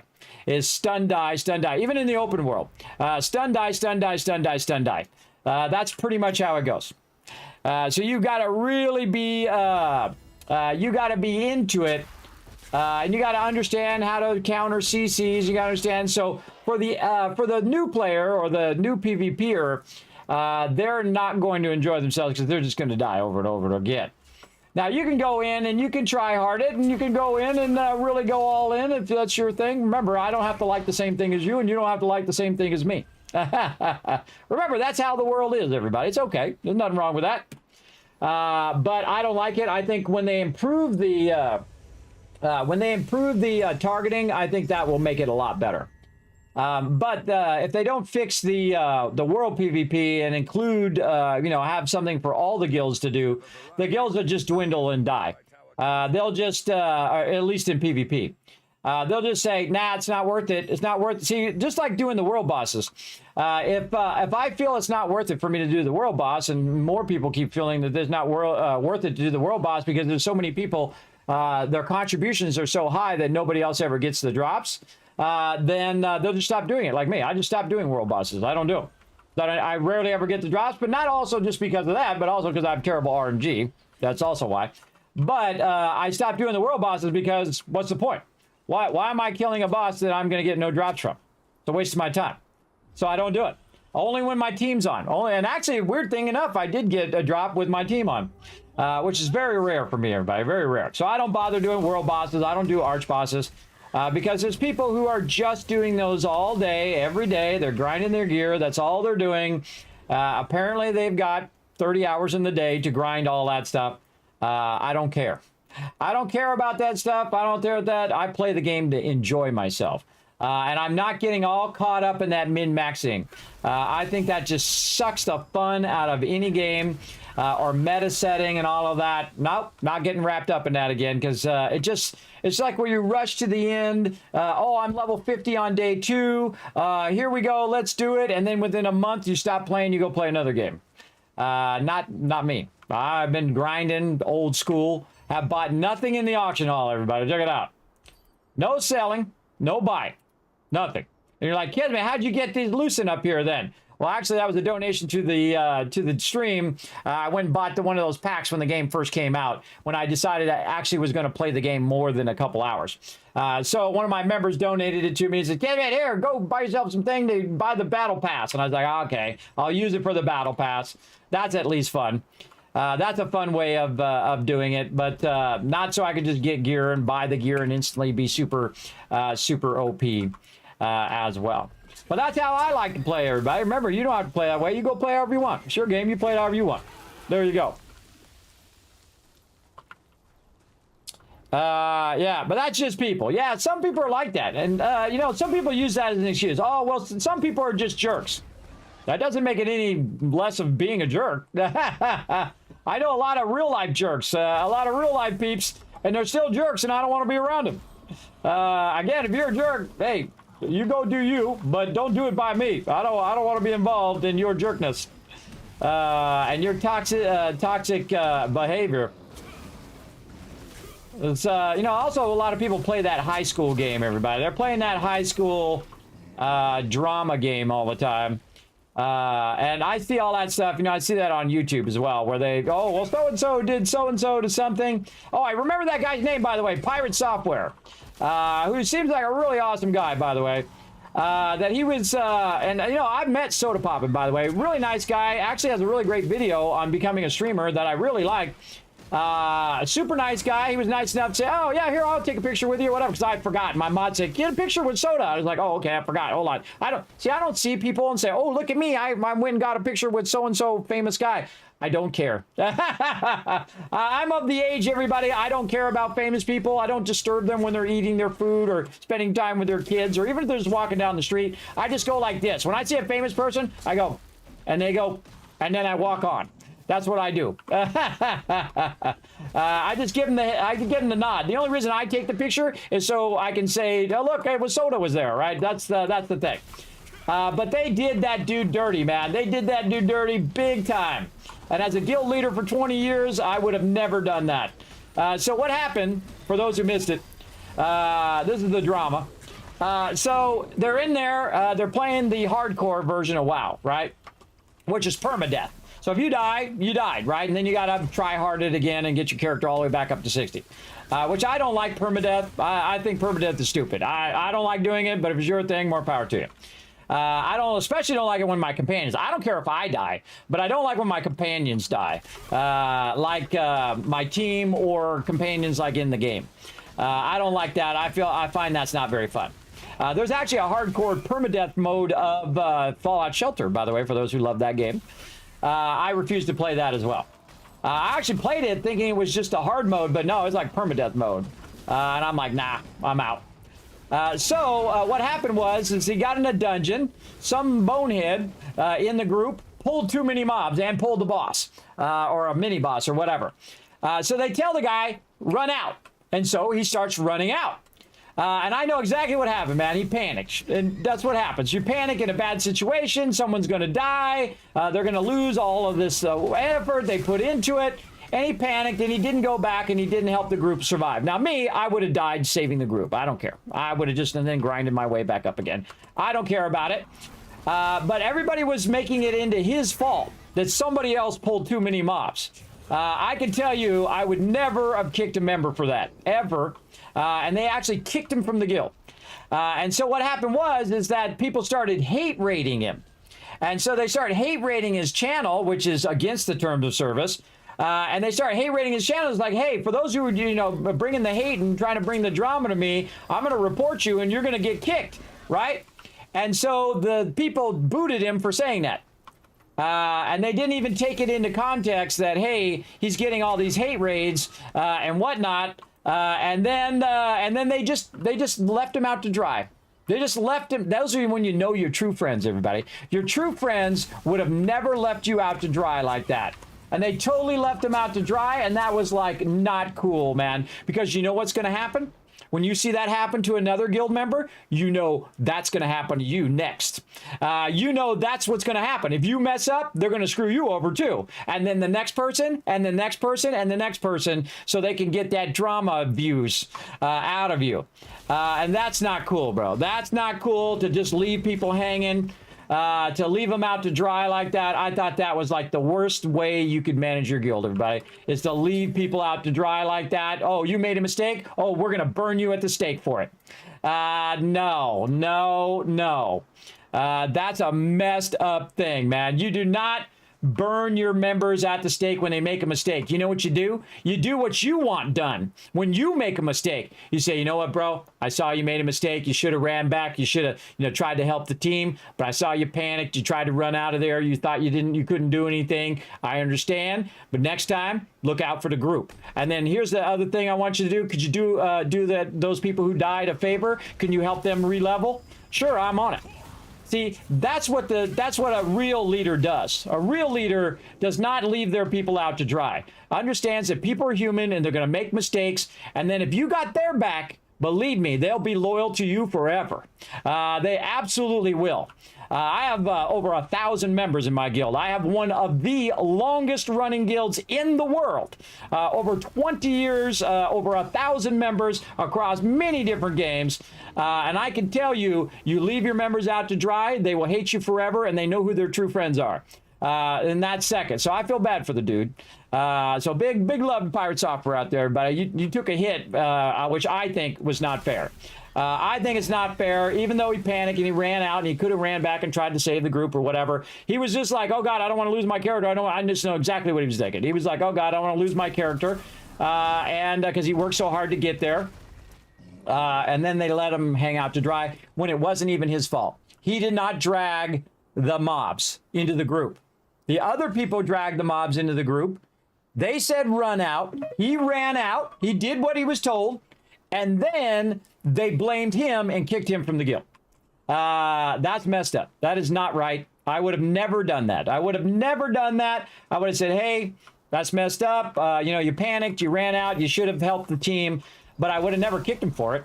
Absolutely. Not unless he did it maliciously. Not unless he said, ah, ha, ha, you're going to die. Oh, I'm going to leave you there to die. Which he did not do. He ran out. He did what he was told to do. And he stood out there and he was waiting for everybody to run out also. He didn't actually run all the way out of the dungeon. He ran up ahead. And he's waiting for everybody to come out. And so I saw that. And that's how you know. You talk some wise things now. Yeah, there you go. I do throw down some facts. So yeah, that's how you know your true friends are. And I would say to him, he knows now.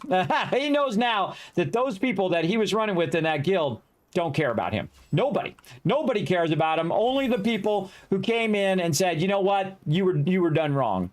You were wronged in that. And so I would never do that to my guild ever, my guild members, only if they maliciously do stuff to each other. That's when you're out, or you be disrespectful to my members. In fact, it's actually, I'm the lowest level of disrespect. So if you're disrespecting my members, I boot you. If you're an a-hole, I boot you. If you're disrespectful or disloyal or whatever, then I boot you. And if you're disrespectful to me, the last thing on the totem, I still boot you. Because I don't mess around with people who have like attitude problems or have like emotional problems or whatever their problem is, where they need to tear other people down to make themselves feel better. That never works. It's an endless black hole that never gets filled when you do that. How do I know that? Because I was like that when I was young. In my early years, I used to do what we call burning or taking people down a peg, where I'd say, hey, man, what's up with those pants, man? What are you doing? Flood coming in? Because, they got pants that are a little high because they have short pants. Now, who knows? That person could have been poor. They're the only pants they got. See, you don't think of it from that term when you're a kid. When you're a kid, everybody else is doing it, so you're doing it. And then a good friend of mine, who I greatly admire, who went on to be a millionaire, by the way, good guy, big mentor of mine, came to me one day and said, Kismet, you'd be a great guy if you weren't such an a-hole. And he was right. And so now I'm passing it on to you guys. You'll all be great guys if you weren't such an a-hole. Meaning, be kind to people, be empathetic of other people's situations, and care about how other people are doing, not just yourself. And that's called leveling up in real life. That's right, because most people are still level 0. If they're doing that kind of stuff, where they're doing that toxic stuff and they're sabotaging each other and screwing each other over, you're still a level 0 human being. That's why people call people zeros, because they just screw each other over and they don't care about each other. And then when you start getting a little empathy, then you go up to level 1. Then when you start caring about other people more than yourself, then you're level 3, because you just jump level 2. Something like that. So you're leveling up. You're leveling up your skills. You're leveling up your worldly knowledge. All of those things is the best way to level yourself in real life. And then, of course, get lots of good skills, everybody. I have a lot of different skills from a lot of different things. So I can fix this and fix that. I can do graphic design like I was breathing, everybody. I can do a logo like this. I can do graphic design. I can do any type of design in the world. I can do it right now. I can just pull up Illustrator and do it. Or Photoshop or InDesign, or I can also do video editing. I know how to do all of that. I can also do 3D animation, which you'll see on my stream, and all the graphics and whatnot you see in the stream is typically from me. Now, of course, art is a subjective thing. Some people might say, that stuff sucks, and that's what you have to deal with when you're an artist, everybody. You got to deal with a lot of rejection and a lot of critique. And if you take it personally every time, some people mean it personally, too. They're very mean about that kind of feedback. But if people are genuinely trying to give you advice and try to help you, those are the people you should listen to the most, but not always. You are your best North Star. of what you think you should do. Like people come in and say, Kismet, you should do this with your gear and do that with your gear. I say, nah, I'm going to do this with my gear because this allows me to do what I want to do and do it in the way I want to do it. The fun way, the fun that I like to play, right? I like to be a hybrid between DPS and healing. So my DPS is not as great as if I was all DPS, but I can still DPS in such a way where I can get my dailies done, which you just saw me do. And I can still heal if I need to. Just switch one button over to heal, and I have more heal skills, and I can heal the group, which actually I forgot to switch to DPS. So I just have one button to switch back and forth. Boom. And see, I can go in and reset all of these. You have different sets and everything. It's just really good, everybody. This whole part here is really great. That they thought that through. Okay, well, people are going to have different sets for different play styles and so on as well. But that's just my idea, everybody. Those are just my point of view. Now, the great thing about life is you can do whatever you want. I'm not taking your choice away. I'm not telling you what to do. I'm just saying from my point of view. And I feel like that's always the best way to approach anything. You don't want to say, hey, you should do this, and you should do that, and you should do this, and this is how you should live your life, and do blah, blah, blah, blah. That's you telling other people what to do, and they don't like it. They really don't. Don't tell other people what to do. You can say, hey, I suggest this thing, but if you come off like you're telling other people what to do, I hate when people do that to other people or to me, because it's not my job to tell you what to do in your life, what kind of socks to wear today. I know that seems absurd, but people tell you what to do all the time, how to vote. They tell you how to live. They tell you what clothes to wear, what games you should play, how you should do whatever it is in your life, who you should love, whatever it is. You are the best person to know what's best for you, what you want most of the time. Sometimes, you know, you don't. Sometimes you don't, and the police and the FBI have to tell you separate. Hopefully that never happens to you. It's never happened to me. So just to clarify, I've never had the police show up and say, Kismet, you're doing something wrong. I don't bother getting involved in all of that. I don't steal, I don't lie, I don't cheat, I don't do any of that. Not because I'm better than other people, it's because I just choose not to. You know, life is way easier without all of that. You know why? Because if you lie, then you have to lie over the lie. I watched my brother do it many times. He lies over the lie, over the lie, over the lie, over the lie. And everybody knows he's lying. It's like he thinks he's fooling everybody. No, he's a liar. Everybody knows he's a liar. And the second you know someone's a liar, they're always a liar. They're always a liar. They can't be trusted, sadly. But do I love my brother? Absolutely. He's my brother, and I'll love him till the day I die, because that's just the way that I am. That's on me, everybody. That's on me to love the people, whether however they are, that's on them. But however I am is on me. How I treat other people, do I care about other people? All of that is me. All that other stuff I'm in not control of. That's someone else. They can do their thing. I'm not going to tell him how to live his life. He can go live his life however. And I don't want him telling me how to live my life as well. I'll live my life as I choose. And so he can live his life, and you can live all your lives as you choose. But I do like to talk a bit about life and about all of that kind of stuff as you go along. There we go. On that idea, some people earn money. Yes, some people do earn money. Yeah, they'll tell you what to do so they can earn that money. Should pay you just for listening. It was to me. Well, there you go. Yeah, it comes with years, and something I talked to my daughter, who is just exceptionally smart. Everybody, probably one of the smartest people I've ever met. I've met people who are from like Mensa and stuff like that. Everybody, the real super smart peeps. The people who can do like millions of numbers in their head at the same time. And like I met this one guy. I was taking architecture, AutoCAD. If you guys know what that program is for architecture program. And what you do is you can make like, you know, like parts and things like that in there that make stuff. So I said, okay, let's see how good you are, Mr. Math Whiz. I said, okay, I'm going to do a bunch of numbers. I'm going to call them out and see if you can do them faster than my calculator. So I said 1,497 times 5. And he already had the answer before I said 5 on the calculator. Before I pressed the 5 on the calculator and pressed equals, he already had the answer. That's pretty impressive, everybody. And then I started doing really big numbers, like 597,000 times 548, 32, 1, and then boom, he'd have the answer like that. That's incredible, everybody. I don't know how they do it. It's magical to me. But there's a lot of really smart people who got it easy in that case, everybody. But he was still there learning AutoCAD, and he was still there grinding that job, everybody, just like everybody else. So no matter how smart you are, you still got to grind that money. Still got to grind that money. So that's something I talked to my daughter about, is there's a difference between being smart and being wise. People do not like it when you rub your smartness into their face and say, oh, you're stupid, I'm really smart, you're really dumb, because sometimes they are dumb. Sorry, that's just the truth. But you don't want to rub it in their face. That's being wise. Being wise is, even if you are smarter than someone else, do not boast and say, oh, look how smarter I am than you. You don't want to do that. That's a wise thing to learn. It's also wise to learn that if you do nasty things to other people and you're mean to other people, they don't want to be around you. They don't want to talk to you. They don't want to do anything with you as well. Another great lesson to learn in life, everybody.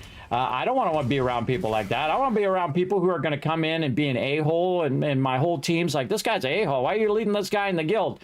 If you're an a-hole, I don't care if you're the best rated ` gamer in the world and you're making millions of dollars or whatever it is, boom, you're gone. That's it. If you disrupt the fun of my team, you're out. Which is a great example, everybody. Speaking of nothing, I'm just sitting here standing around waiting for the update. Waiting for, I could be doing my other character too. Hold on, I gotta do my other character while I'm talking. So I had this guy, this guild raid captain that he's like, no, I've done lots of raids. I'm really good, really mellow guy, super kind guy. Seemed really cool. I ran a bunch of stuff with them. Seemed really cool guy. But I was like, okay, I'll give you a shot. You can run this raid with my team because I'm gonna be doing something else. I'll let you run with them. And then power corrupts, everybody. I don't know what. He just flipped. He just flipped into a whole nother person where he's yelling at everybody and he's telling them how much they suck and that they need to get their gear up and whatnot. And these are members that have been with me for a decade, everybody, or 5-10 years, some of these members. And I'm like, we do not treat my members that way ever. We never are disrespectful to members for any reason ever. And so I had to boot him. I had to kick him from the guild. I said, nope, we don't treat my team like that. And he was arguing about how, people need to do whatever. I said, nope, never. Respect is one of our virtues. We do not do that to each other ever. You're gone. And he was out.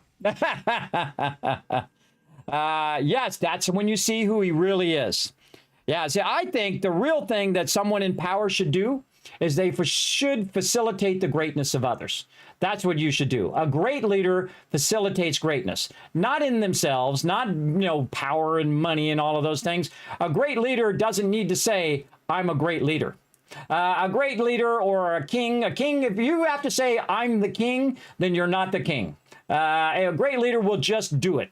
Without remorse, without looking for validation and all that other stuff, we'll just go out and facilitate the greatness in other people.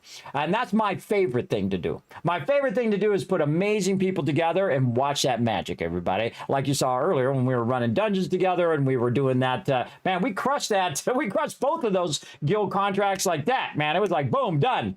And that's the kind of stuff I love to do. When we're guild raiding and we're doing a whole bunch of stuff together, we're playing a loft on Sunday. That was super fun. We're all flying around and some people hadn't played. So I was like, okay, I'm not going to tell you. You go figure it out, that kind of thing. So I didn't spoil their beginning of the game. So they could figure it out and say, oh, look, I found something over here. I was like, oh, cool. Yeah, good job. That kind of thing. That's facilitating the greatness in others. Instead of me just saying, oh, well, there's stuff over there and you go get this and you go do that and you go do that. I don't tell my members what to do. Sometimes I call for an all-member work together kind of thing. But I don't say, hey, you're going to be the cook and you're going to be this and you're going to be the healer and you're going to be... That sucks, everybody. Don't do that. I also don't make it... Here's a big one, everybody, especially in this game. Here's a big one. In this game, your guild leader, and I check it if you're in a guild, everybody, can turn this to guild. That means that any drop that you get from a boss automatically goes to the guild. If that's turned on, leave that guild. That sucks. That takes away your choice. So you can either choose to keep that weapon. I don't care how much it's worth. I don't care if it's worth 5,000 real life dollars. If it is your choice, that's different. But if you didn't have a choice in keeping that item and have a choice in getting that item, because most likely what's going to happen is the top 1% of that guild is going to take that amazing item that you did and sell it, and they're going to get the rewards and you get nothing. That's exactly what's going to happen. I will never turn that on. I always have a choice as a member. You always have a choice. You get the drop or you can give it to the guild. That's it. That's all. That's it. Because you take away people's choice and they hate that. I don't like my choices taken away, and I certainly don't take them away from my guild members. Ever. Hey, brother. Yes. Something weighing you down? Yes. Honor, loyalty, respect. Exactly. Exactly. It's not that hard to follow, but apparently it's hard for some people to follow those. What was I doing? I switched my other character. That's what I'm doing. Switching my other character. Now, after we're done doing a bunch of guild stuff, we're kind of waiting for the guild contracts to come back up again. I do a lot of solo stuff, and I have 2 characters that I work on. My primary character is the one that I'm seriously working on, where I'm working on the traits, and I'm working on all of that. And this character is just like, oh, okay, I got a thing, just throw it in there. It's like throw everything in the pot, make some soup kind of thing. But I do work on this character somewhat diligently, where I do log in on him, and I get all my dailies done and all of that stuff as best I can based on how much time I have. Let's see. We already got his stuff there. Do we do his battle pass? Okay, he's probably got some contracts we can do. Donate to the guild. Oh, okay. We got some stuff done there. Very nice. Another cool thing, too, is when everybody does this, this actually helps everyone in the guild. So everyone in the guild actually gets rewarded. And I love that. And as we level up, we're almost to max level now. We're 27, almost to 30. Not like we've been in a hurry. We just do it as we go along. It's something fun to do as a team. But the fun part of it is that we did it together. That's the part, everybody. That's the most important part of being a guild, is that we did it together, and this is everyone in the guild working together. Whether you were the one who did the smallest contribution or the most contribution. Again, everybody did it together to get it going. So very, very cool. We're working our way up there. And again, what happens in games like this is a lot of people join the game, they're playing the game, they're having a good time, and then real life gets in the way, or they find another game they want to play, and they go off and play that game. And what I do is I only kick people if I need room. If I need room, I usually keep 5 spots open. Roughly. And if people are inactive for too long, I knock them out of there. I usually knock the bottom 5. But they always have the option to come back and rejoin because I leave the guild open. So anybody right now can jump in. I don't care what your gear is. I don't care if you have 300 gear score right now. I don't care. A lot of other guilds will be like that. Oh, you got to have guild score. You got to have PvP and MMO experience. You got to have all that stuff because our guild is super elite and we only want the best of the best. And you suck and we don't want you. I hate people who treat people like that, everybody. That if you're not a sweaty palmer, that's not my thing. My guild will never be that. Whether I have 5 people online or 500 online, because I've had hundreds of members online before in different games, everybody. But not everybody, this is not everybody's cup of tea. And other people have kids and families and, they got things to do. So all 1,000 of my members are not going to just show up. In fact, most of the time we have probably 5-10 people on, and we go and we do whatever we want to do. And that's much more fun than having a giant guild of toxic a-holes. Toxic a-holes that would just sell you out in a second for drama or for loot or for whatever. There's nothing worth anything in a game that would make me be horrible to somebody else. To be horrible to other guild members and whatnot along the way. I always find that's a huge mistake. Because that stuff is just virtual, non-existing stuff, and a person is a real thing. A real person is more valuable than anything that you could ever earn in game, I think. But that's just me. But seriously, you should do some PvP, arenas, and Stones Elites. Yeah, I think the arenas would be fun. I have done hundreds of thousands of hours of PvP. Absolutely, across every game I've ever played. And I was going to try it in this game, but there are way too many tryhards in this game, everybody. There are way too many who are min-maxing and are just doing it all day, every day. The one that I really liked, probably the most of the PvPs would be Hut Ball, would be number 1. from Star Wars The Old Republic. Incredibly fun game. Super, super fun PvP because you're trying to get the ball and you're passing the ball and everybody's doing the thing. Super fun. Second would be the giant 40 on 40 PvP from WoW. That was awesome, everybody. We refused to give up.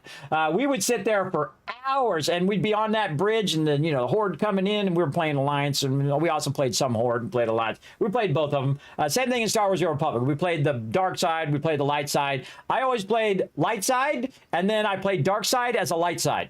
If you know what I mean. But those 40 on 40s were among the most favorite time. They were so incredibly fun. It's just absolute chaos with just battle everywhere and everybody battling each other. But everybody knows why they're there, everybody. Everybody knows why they're there. And if they die, they die. They're in PvP. It's awesome. But the way they do castle sieges here, and this is the castle you siege, by the way. And so you siege this castle, and you bring your peeps, say you got 5, 10, 50, maybe even 100 of your team, and you can see them, they're in green. And then everyone else is in red, whether they're attackers or defenders.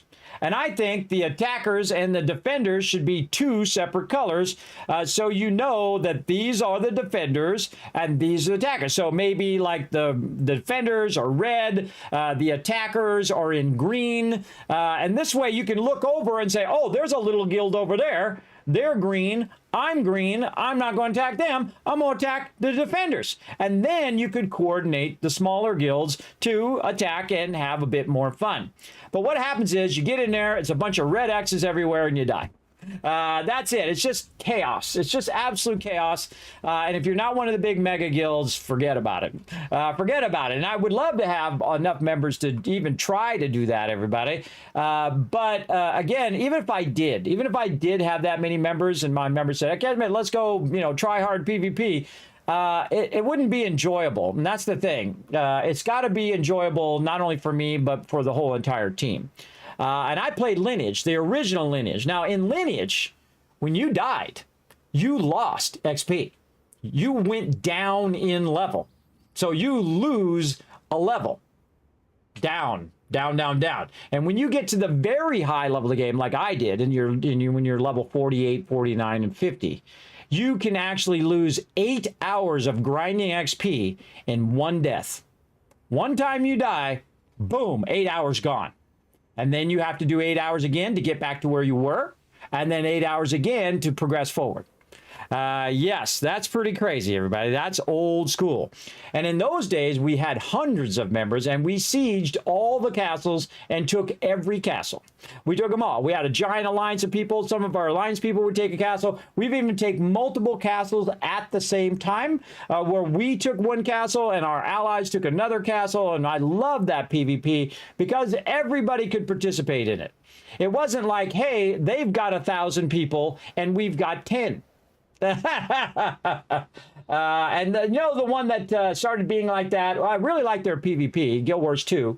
Really good PvP in Guild Wars 2. But that also has that same Zerg mentality where you got 50 people and they're running around as a giant Zerg, and then everybody else is, there's like 5 or 10 people and they just get rolled. It doesn't matter if they're like newbies. If you got 50 newbies, they're most likely going to roll 3 to 5 people because they're just going to get stun locked and dead in that big PvP. I don't even like being on the side of the winning Zerg. I like this. When you're running along in the old school vanilla WoW, you see another person, they see you, come on, let's go, boom, and then you go. And then it's all about your skill, how good you can do your skill rotations, how good did you do your gear, did you set up the type of gear that helps you in PvP, and then it's also class based. Are you good at your class? Can you stack damage? Can you stack this? Do you know how to get out of CC? Do you know how to get behind a person and mess up their skills and line of sight them if you need to or whatever? That is the funnest PvP you could possibly get into. And then whether you win or lose, you already won because it's all about your skill and about the other person's skill. And I've won many, many, many times, and I've lost a few times too. And then I just say, oh, good fight, bro. GG. And then walk away. There you go. I don't take it personally that I died. I don't take it personally. Oh my God, I can't believe this person came and killed me. I'm just going to follow them around the game the whole entire time and try to gank them for the whole rest of their gameplay. That kind of childish crap I'm not part of. But I do love doing PvP when it's good. And I don't think the targeting and all that stuff is good enough yet, I think, for PvP. But if they add some good targeting, I might jump into some arenas and see how it is. We'll see. We'll see. But I've been gaming for 50 years, everybody. I'm the gaming tycoon, as they call me. I was there when gaming began. My first gaming console was the first gaming console, the Magnavox Odyssey in the early 70s, probably before you were born. Never heard of it, did you? Go look it up on the internet. There you go. There you go. Good point on Siege, yes. But with lots of members, it's fun. But just can't stand bad shouters with creepy little voice yelling all the time. Yes, you gotta watch that out.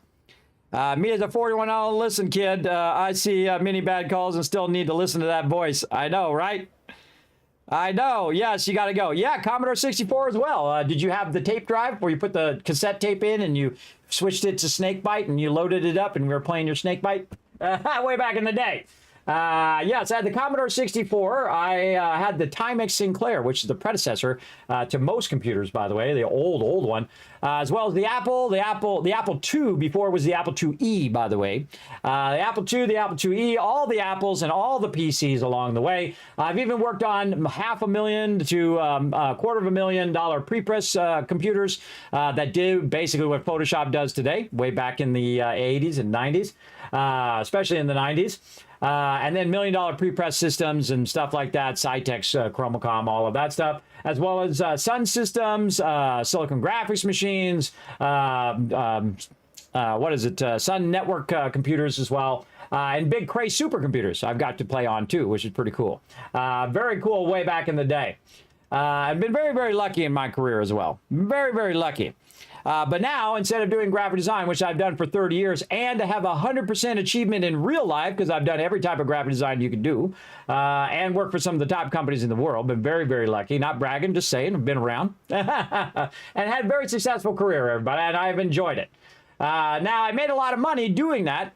But then again, I was a foolish young man, and I spent all that money. Partying, going to the river, buying expensive things, buying suits so I could impress everybody with my fancy suits and fancy car and fancy stuff. And then realized, man, I sure wish I had that money back now. Especially when you got kids and you got wife and you got $9 in the bank. And then also you have a lot of medical conditions like me, too. As well, and have no retirement, because I had to take that retirement out. Otherwise, I would have went bankrupt when I got very, very sick and had to pay all these doctors. So I pulled that money out, gave them that money, and now I'm doing this. So there you go.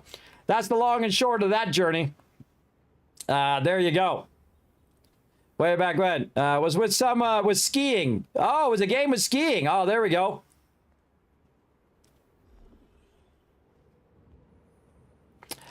Mario Bros. I remember playing the stand-up arcade game. Oh, you're a graphic designer also. Awesome. Yes. Adobe, Quark. Yeah. Oh, man. Quark Express back in the day. You know that I used to use a program that was like Quark Express? It cost $10,000. It was the predecessor to Quark and to InDesign. It was called Lightspeed. And it actually cost it wasn't my $10,000, by the way. It was the company's $10,000. And it interfaced with the big high-end systems. One of the very first programs that you could use. It was the old desktop. It was one of the first desktop scanners out there, because they had a drum scanner. A drum scanner cost $250,000. And you take your slides and they put it on there and they scan it and then they put it on the system, which basically the Chromacoms, what it did is basically what Photoshop does, retouching and whatnot. And then they added layout where you could lay out photos and do that. And so they bought a program and they tried to find someone who knew how to use computers. This guy got hired, and I was making that big change, everybody. Making that big money. That big money called salary plus overtime. And I worked a lot of overtime. And just had the greatest time, everybody. I loved that job. I absolutely loved it. I had a great time. And I got to figure out and use the low-level machines, or what's known as the desktop machines or the micro machines, and use those, not the little cars. And then you use the big systems, which were the Chromacoms, and I pioneered the ability to go from the low-level system where you could do a layout like in Lightspeed or later in Quark Express, and then you could transfer that to the $1 million computers, which could then put the photos in, because in those days your hard drive was like 40 megs. You had a side quest and you were switching your side quest back and forth. And then they came out with the magical 200 megabyte bottom mount drive, which was about this big and it was like this, everybody. It was like that long, and it was a bottom mount drive. It cost like $5,000. And the company, because the company was millions, they had tens of millions of dollars worth of equipment. And it's like whatever I asked for, they would go and buy it for me. It was awesome. It was so good. And I worked for them for many years doing pre-press and printing, and then I went to work for another shop which had even more toys and were worth even more, and I got paid even more doing that. And that was awesome. And I did that for many, many years and got paid a whole lot of money. Sadly, I spent all that money, though. But you know what? I was young, and I'm glad I did it when I was young, though. Because now I couldn't do all those things. I couldn't go and, go crazy at the river and sea-doo and boat and run all over the place and run across, rooftops. I got a good story to tell, if you know what I mean. When you started working for a newspaper, well, there you go. Yeah. Yes, I've used all of those. I've used the original Photoshop 0.9, before it became 1.0. It was actually John Knoll from Industrial Light and Magic, which I never got to meet, which would have been amazing, who actually came up with Photoshop and sold it to Adobe. So that's where Photoshop comes from John Knoll from Industrial Light and Magic, from LucasArts. So very awesome. So there you go. And my favorite program of all time, by the way, the one that started it all, other than Paint and something like that, is actually Illustrator. Illustrator is the reason why we have the Bezier Curve tool. And basically about 75 to 80% of all tools across all programs is because of Illustrator. Illustrator 88. Yes, that was in the 1900s, everybody. For those of you who weren't around in the 1900s, 1988 actually came out in 87, but it was called Illustrator 88, and it was revolutionary and still is to this day one of my favorite programs of all time. It's the reason why we have all those tools also in 3D programs like Blender and Maya, which I actually own Maya, by the way. I was foolish and I went and bought that whole thing, and then realized that I like Blender more, and Blender's free. So there you go. Yes, Vector is the best. You didn't know that about Photoshop? Yes, made by the mighty John Knoll, who's a special effects guy. If you've never looked up John Knoll, you guys should go look him up right now. Look him up on the internet. Let's keep watching my stream, but go look him up in another tab. There you go. Yes, I've used all the programs. I've used all of them. Final Cut to Avid. Video editing software. The funny thing is right now is the best time for if you want to learn all of those programs, everybody. All of those programs you can get for free or near free that do the same thing as these programs that have been around for 40 years. Great example is DaVinci Resolve. This DaVinci Resolve is an incredibly great program, which I didn't realize because I've used Final Cut Pro, and I spent $2,000 on Final Cut Pro. I spent $5,000 on Maya. And I can tell you I've spent easily hundreds of thousands of dollars. It's probably where all my money went. In software, Photoshop upgrades and whatnot. And then I was on the Adobe subscription for so many years, because you don't think about it, everybody, but $70 a month for 10 months, that's a lot of money. And then you do that for 10 years, that's a lot of money, which I did. I had that suite for a very long time, and then I saw they were being really scummy to people, and they wouldn't let them cancel their subscription, and they were being a bit shady on how their subscriptions work, and, oh, well, no, we told you it was for a year. No, you didn't. You said it was monthly. What the heck? And then they were being really shady. So I said, you know what? I'm going to go look and see if there are programs that can replace these programs. I actually have them on my machine right here. I actually have them on this machine right here. Let's go look up the names of them over here. I don't think I can minimize this game. Can I minimize this game? No, you can't. Bummer. But if I pull this over here, you can see them down here at the bottom. right here, you get DaVinci Resolve totally free on every machine you want to use it on. You want to use it on Mac, you want to use it on PC, you can use it on any one, and you can use it on multiple. What I do is I edit on here, on this machine, and got it right here. There it is. I'm in the way of it. Right there. Right there. So I switched from Final Cut Pro, which I spent money on, and switched from Premiere and all of that. The only one that I really miss is After Effects. After Effects is a really fantastic program. That's a really good one. But you can use that totally for free.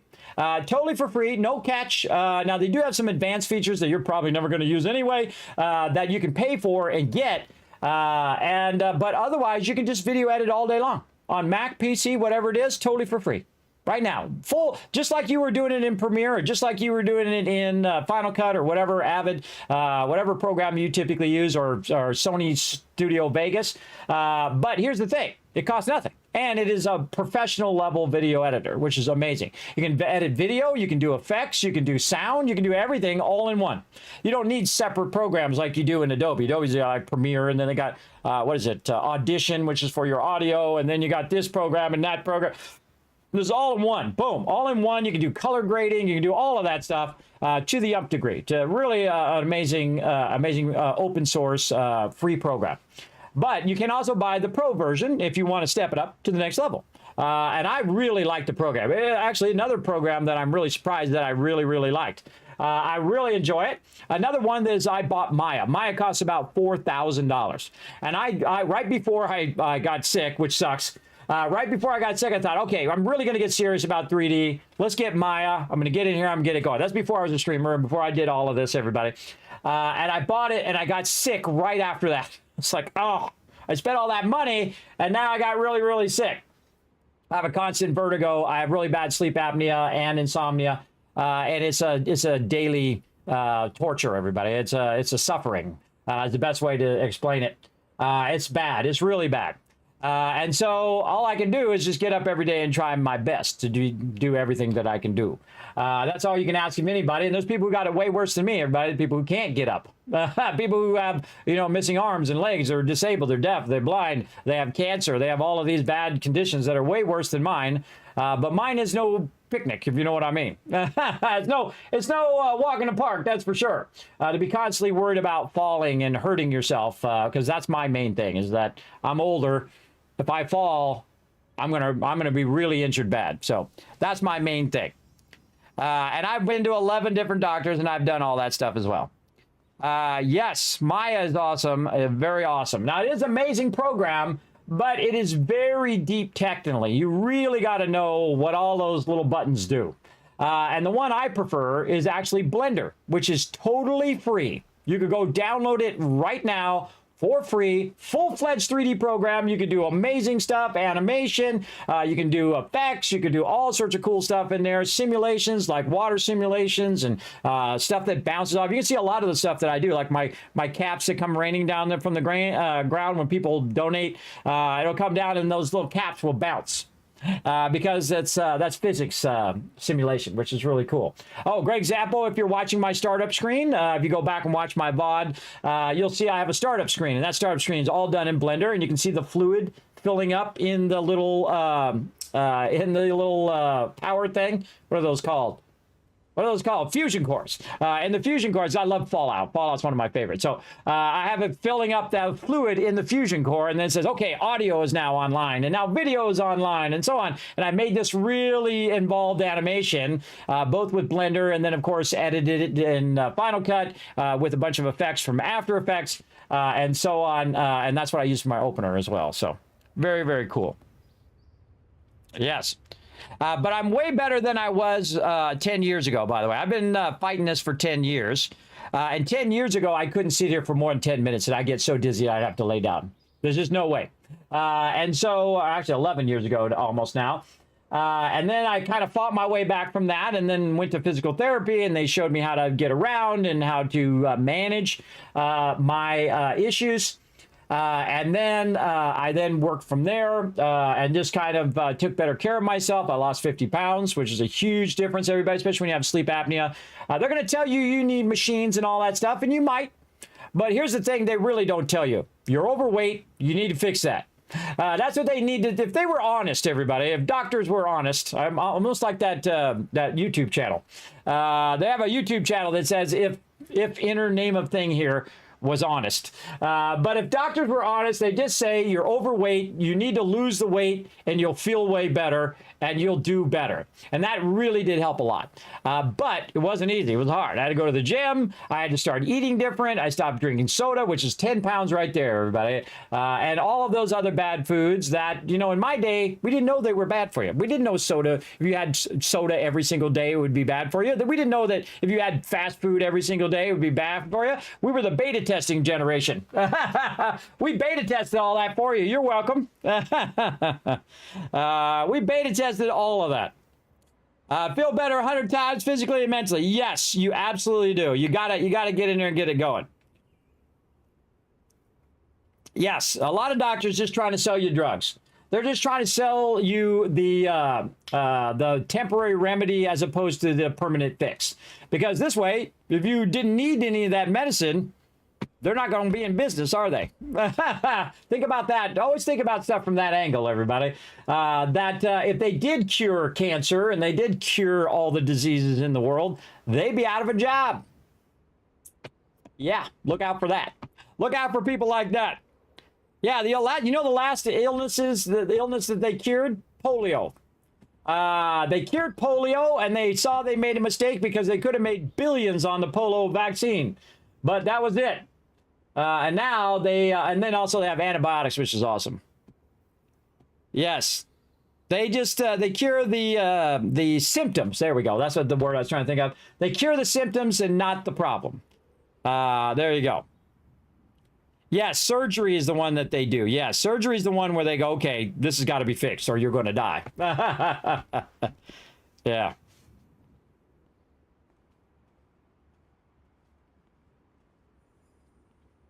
Yeah, messing with his medications, that's not cool. Yeah, especially when you have high blood pressure and things of that nature, or if you are diabetic and stuff like that. Don't screw around with that, everybody. No, also know, by the way, everybody, if somebody's shooting up, you see them in a bathroom and they're shooting up, they're not necessarily a drug addict, okay? They might be, that's an insulin shot. So take a moment, make sure that's not a person just doing insulin, all right? Because sometimes people have to take insulin or they die. So, you know, be wise in the way of the world. And then also if they look like they might be taking drugs, well, then you might want to report them. But make sure they're not insulin first. Be aware of other people and their illnesses. That they're not just a drug person. I've actually seen that on YouTube channel that someone went after this person who was a diabetic. And they were just trying to do their insulin because they were at a restaurant and they needed to take their insulin. And they were at a restaurant and someone thought they were a druggie and they were taking drugs and whatnot, and just totally unwise to the world. Obviously, the person was in a suit. That would have been your first clue. And then the fact that they were there at a nice restaurant, having dinner and whatnot.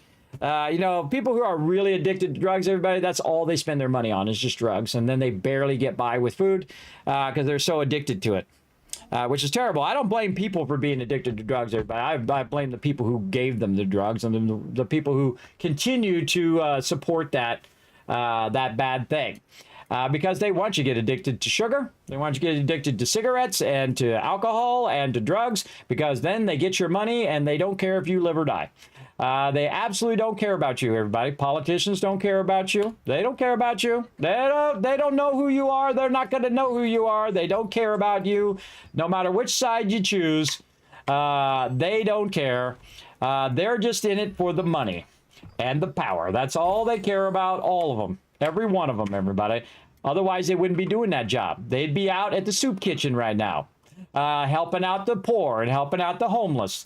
That's when you know, and when they're not just doing it for a photo op either, everybody. They're like, oh, I'm here helping the homeless. And they're like, taking a photo, or they're taking a photo in front of the church, or they're taking a photo in front of the thing. It's so, when you get older, everybody, that kind of stuff is so obvious that is just purely publicity, that they don't really care about you, and they don't really care about the people they're standing in front of, because you know what they're going to do? They're going to get in their fancy car, and they're going to go back to their mansion, and they're not going to think about you at all. They're absolutely not going to. There you go. Yes, like many guild leaders. Exactly. They're just like guild leaders, and you're just a number in the guild. That's right. You're just a number, and they're also at the bottom of the guild, too. So they got their little clique, who's like their crew, and then everybody else is just whoever.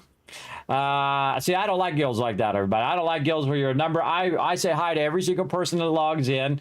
If they're new members, I say welcome to, Teamwork Tycoons, and so on. I love doing that. That's like my favorite thing, welcoming people in, make them feel like they're an important part of the team, each and every person. And then if it's like, hey, Kismet, we got an extra person, I'll drop group, or one of my team will drop group. That's how cool my team is, everybody. That they'll actually say, oh, Kismet, I'll drop group so-and-so can run the dungeon. Those are rare people in the world, everybody. They're very rare, and they're awesome. Very awesome. All right. I should be watching the guild thingy. The guild contract. Oh, 4 minutes left. Okay, this is why I'm just sitting here chatting with you guys, everybody, waiting for that to come up. 4 minutes. Is the weekly already done? Oh, in 4 minutes. I'm not going to get that one because it's going to start after the weekly's over. Oh. I probably had a chance to do that, too, and I missed it. Oh, well, that's okay. That's okay. So 4 minutes until we get the reset as well. So let's go up here to Pure Light Tower. Maybe we'll do some more data. Oh, I could have run some co-ops too while I was doing all that chatting. There you go. Yeah, or we'll make a second group. Exactly.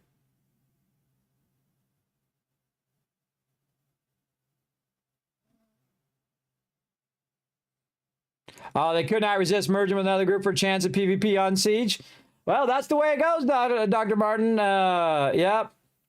I had a member a long time ago, a really great member, been with the guild for 5-6 years or so, and he's what I call one of my Kismet stars. So the Kismet star, and we used to give out awards, by the way, way back in the day, in the lineage days and days after that, for the members who have been in the guild for the longest. You have to be in the guild for at least 5 years. And you have to be an example of our virtues: honor, loyalty, and respect. And the type of person who's always on, person who says, oh, sure, you need some help running that thing. Oh, I'll come help you. Or, oh, you need some help with this. Okay, I'll help you. That type of person. That, to recognize those people who really go above and beyond for other people. And I don't elect them, everybody. They're elected by the team, by the guild. And so I have a list of their names. And as I see they're constantly being a thing, I put a number there, and it adds up. And when it hits a certain number, I don't want to tell you because I don't want to tell you the secret. But when it gets to that point, then we have a giant award ceremony where we invite everybody in. We ask everybody to be there, and we have hundreds of members, and we're all lined up, and we all have them come down there, and we say, we award you with the Kismet Star, the guild's highest award for your excellence and being amazing. And you want to see those people? I'll show it to you right now. If you want to see them, right here on the website, kismet.gg. You want to see those Kismet Star members? I got to wait for it to load. Right here, Tycoon's history. These people right here, the legendary members right here. These are the people who are awarded the Kismet Star, the highest award in the game, or in the guild. And I had one of these people sadly go bad, who came to me and said, Kismet, we need to get rid of all these noobs and just get, because we have all the best people, we should get just the best people, right? Because this is how a lot of people fall into that, everybody. They think, oh, well, we got all the best people, so we only want the best people. And he came to me and said that, and I said, my guild will never be that. Because I know where that leads. If you don't know where that leads, it leads to everyone being toxic to each other. Saying, oh, well, you're not good enough, and you don't have good enough gear, and you're not strong enough, or whatnot. I can teach you how to be great at this game. I can teach you and show you where to get gear and have endless cash and all of that stuff. I can teach you all of that, and members can help you get all of that. But the one thing you can't teach people is to be a decent human being. They got to do that on their own. And if they're not a decent human being and they're all about just getting the gear and that's their only focus and they don't care about anybody else, it'll disrupt the guild and the guild will implode and die. Absolutely. I've seen it 1,000 times and 1,000 times again because it causes all that drama. All that drama. Our rule is if you come into the guild, drama off. No drama. You cause drama, boom, you're gone. That's it. If you're disrespectful, gone. If you're unloyal, gone. If you are dishonest and you're cheating members and you're charging them 5 times what it normally would go on the auction hall, boom, you're gone. We don't mess around. We don't mess around as well. Yes. And I have proven it time and time again. And I told him, and he got mad at me, and he's like, "Henry, come on, we should just be the most elite guild." And I'm like, nope. I don't care if somebody has never played an MMO before. They have an option to come in and join us in the guild. Absolutely, always and forever. And this is 20 years later, everybody. And my guild's still going. Still going. That's why it's still going. Because I have incredibly great members. And members who care about each other. They don't leave each other behind. They don't just run up ahead and get the loot for themselves and do all of that stuff. They think about how other people are doing. And then they're like, oh, okay, I'll jump out of the group. You can go ahead and jump in. That kind of kind gesture, everybody, is rare in a lot of people. Not only just in gaming, but in life in general. So that's the way that we roll. Oh, there we go. It reset. That's the way we roll as well. And we've done like dual 40-man raids, everybody, in WoW, way back in the day. I'm talking about it very often. We've done it many times where we're like running this raid and this raid simultaneously. And the really sucky thing about being the leader, everybody, and sometimes I've dropped groups so someone else could get in. But if you have 10 people, then you always have an 11th person. If you have 20 people, you always have 21st. And if you have 2 40-man raids running, you always have the 81st person who shows up late and says, Kismet, oh, I want to raid. I really need something from this raid. And I'll be like, you know what? I'll drop. You go ahead and get in. You guys go. And I've done it many times. Many times. Because I think it's more important that they got to be included and be part of it, because I don't have to be included in everything, everybody. And I don't need to be the person who's always in the front, who's always the person who's like, oh, look at me, I'm the most important person. My job is to facilitate the greatness of everybody else. And I've always been that way, and I shall always be that way. And guess what happened many years later, to end that story, everybody, is that person came back to me and said, oh, I went to a bunch of other guilds and they were totally toxic, and you were absolutely right, Kismet. That is the wrong way to go. And he apologized. And I appreciate him because he grew as a person, and he did learn what I was trying to teach him, was that that's a dead-end road. That's a road where people are just incredibly toxic to each other, and then those guilds die. Because they just don't treat each other well, and people don't want to be mistreated. People put up for it for a while because they want the gear or whatever, but they don't realize that this doesn't really exist. These pixels don't exist. They're not more important than people. And when you put pixels and gear and all that stuff above other people, that's when you sink below them. That's when you set yourself above others, you sink below them from the weight of your arrogance and your selfishness. You sink below them, I think. Is it possible? I've had people come back and learn from their mistakes, everybody. I've let people have second chances because they've done so much with the guild for making mistakes and things of that nature. And I have seen people come back from it, but it is fairly rare. I'd say down at like 20%, 10%, way down there. Most of the people, when they go bad, they're bad forever. When they start being disrespectful to my members, or when people start being disrespectful in my chat, boom, they're gone.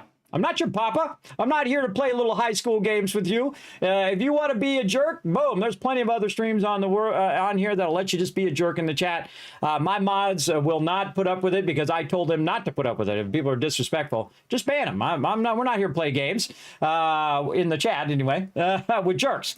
because also what it does is not just me. I don't care, everybody. I'm old. I've heard everything under the sun, and I have given out bad language that would make a sailor blush. Everybody, I grew up with bad language. I mean, I really could throw down. You think PvP throwdown? We could do some PvP insult throwdown up in here. Absolutely, which I'm not going to do because I grew out of that. But the thing is that some people just never grow out of that phase. They're just a toxic jerk. They're just jerks to other people. They think they're better than other people. And that's something I was also talking to my oldest daughter about. Is that, oh, hey, thanks for the donation there. It's 69. Thank you very much for that donation. I love it. I love it, Mr. Dr. Martin. Appreciate that. Now, guess what? You may not have noticed this, but there's a bar down here at the bottom. You just became a Vault founder. I'm working on a van right now, that kind of Vault-like van, if you've ever heard of that, where I had this idea like 10 years ago to go visit all of the places in the Fallout universe, but also in other games in real life. So that's what I'm raising funds with right now. It's one of my biggest projects I've ever done. You just became a Vault founder. So there you go, for donating to the stream. This is your first donation on Twitch as well. Oh, I feel very honored as well. Thank you so much, Dr. Martin. I appreciate that. I always love being people's first. Like I've been many people's first raid, which helped them get to affiliate, and some of them went on to be partners, by the way. I've been many people's first MMO guild leader many times, and so on and so forth. Fallout is your best game? Oh, which one's your best Fallout? Which one you think is the best Fallout? This is how you trigger the Fallout community, but you ask them which one is the best. 486, old school, yes.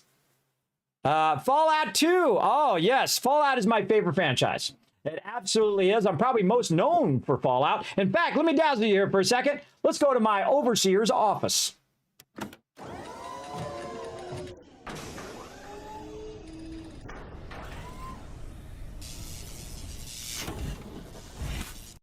Did it tingle when you teleported into my office? That's right. Vault 45, at least my lore of the Vault 45 is that we invented the teleporter. So you've been teleported within my office here in Vault 45 as well. I told you I do a lot of 3D stuff. Very fun. Obviously, I'm not to scale in the office, and we just make it because it's funny. Most people call me Overseer Kismet or the Gaming Tycoon or the Wasteland Tycoon as well. I also got that nickname here on the stream as well. So very awesome. Let's go ahead and head on back to our main setup.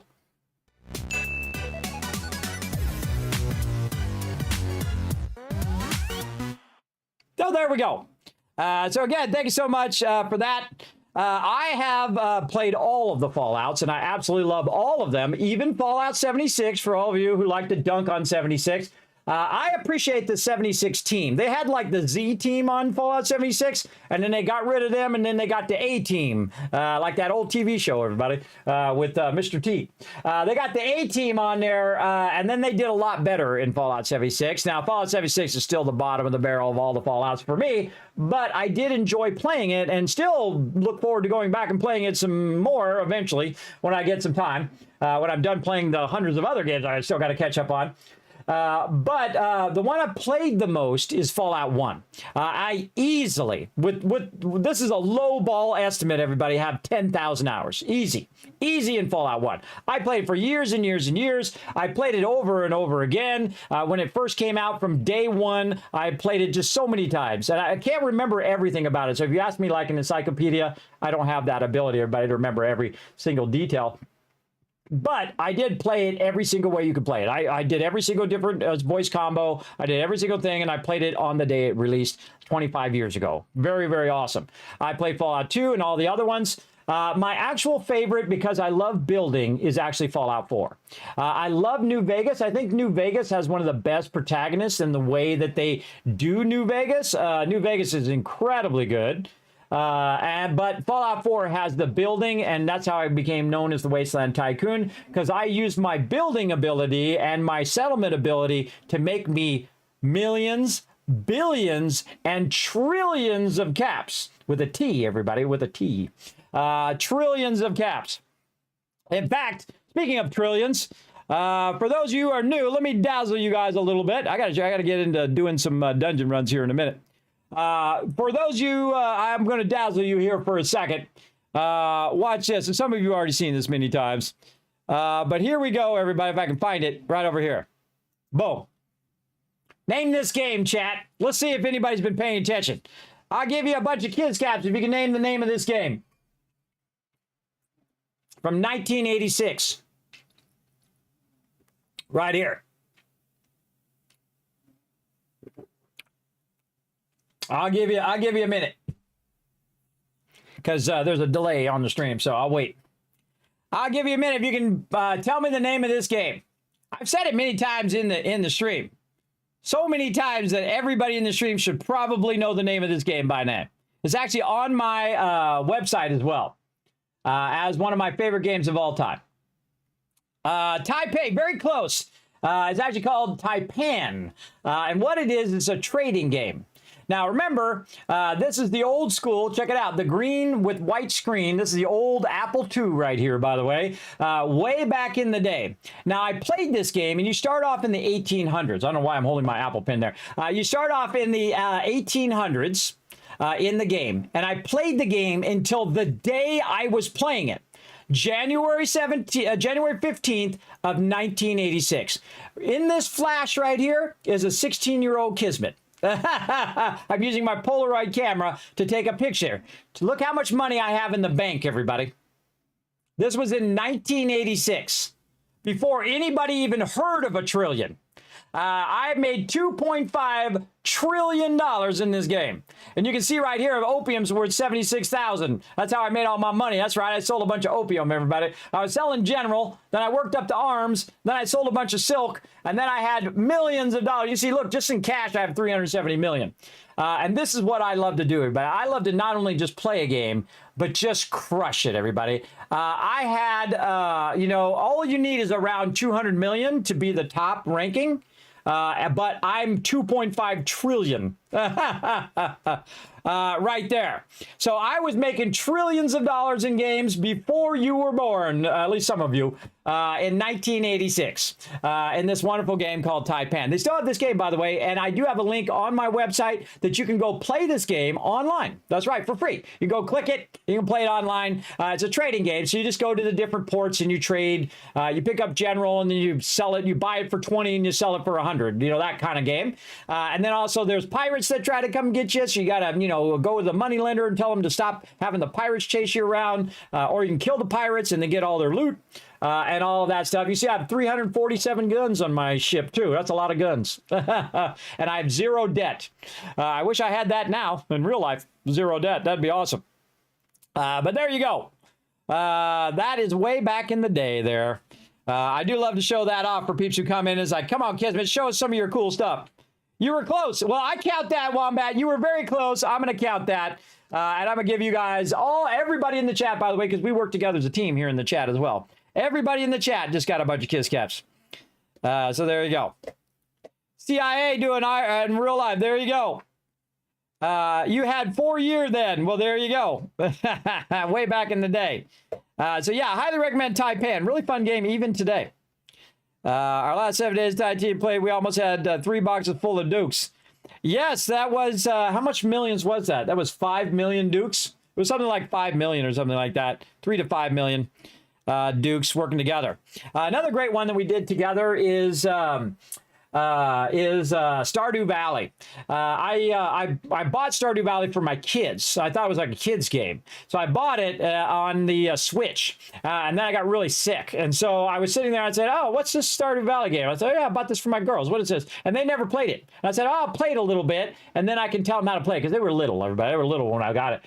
So I started playing this game. I was like, oh my God, this game is a really good game. I really like this game. Okay, I've never really been that much into like the farming games, everybody. You know, I have all those farming games and whatever.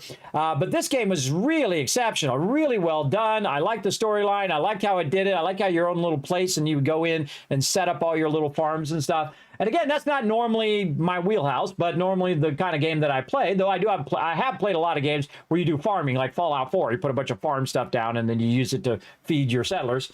but not like that way. So I was playing it. I had the great time. And I said, you know what? I'm going to get my team together, and we're going to do it. Now, I like to start games over and over. And the reason why I like to do that is to get better at the beginning, because a good start to a game really accelerates your playthrough as well. Makes you so much stronger and so much better at the game, I find, when you get those mechanics down, the starting mechanics. So I played it and I made like 20,000 in the first year. And then I said, okay, now I'm going to do it again. And okay, now I made 50,000. And then I made 100,000. I was like, all right, I'm making lots of cash in there. Now, here's the thing. I got my team together and we played the first year of that game. We made 500,000, $500,000 in 1 year in Stardew Valley, because you can exponentially do way more when you have more peeps. So it does tell you that teamwork does pay off. So there you go. Yes, I've seen a lot of those updates and whatnot. I only have so many time. Oh, it's only minutes to play games, everybody. Only so many minutes in the day. Now, speaking of minutes in the day, we should go be part of this wolf contest. Hold on. Let's go do that real quick. Let's go do it. Meow. Now, one of the things that I do to get the weekly done, which his weeklies are now done. Now he's got 6 days to get it done. Right over here is simply just run out here, kill a mob or two. This is as much effort as I put in events on my alt. And then I just blow up these guys, my alt. Get a bunch of these and just literally just go turn them in. That's it. That's the extent of what I do. Turn that in. All done. And then I'm out. You don't have to do the whole event, everybody. You still get a reward no matter, even if you're in last place. So you don't have to sit there for 20 minutes and do that if you don't have the time. You just jump in, do it, and then you'll see right now I'm 0-5. So after that event is over, I'll get credit for it on that character. Now you think that's cool. Let's do this. This is the part where I get on my other character and do it on my second character, or my primary character. That's my secondary character. This is my primary character. And go and do that as well. You prepared for March 6th?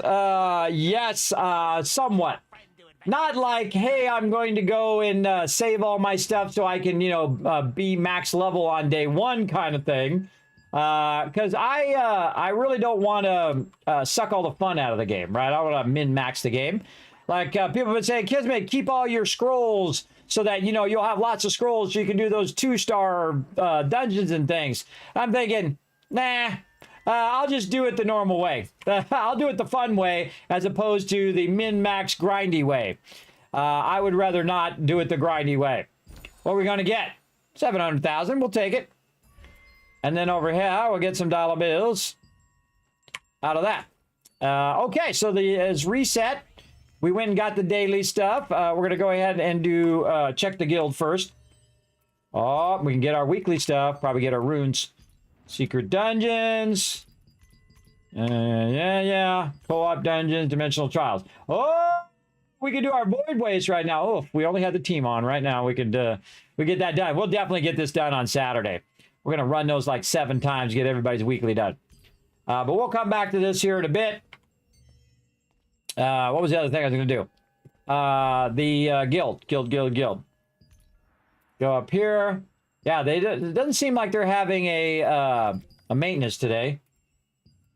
And I try to keep these 3 going. These are 24-hour buffs, so that people can constantly be getting those buffs for extra Solient, extra weapon mastery, and food or fishing and cooking, which is awesome.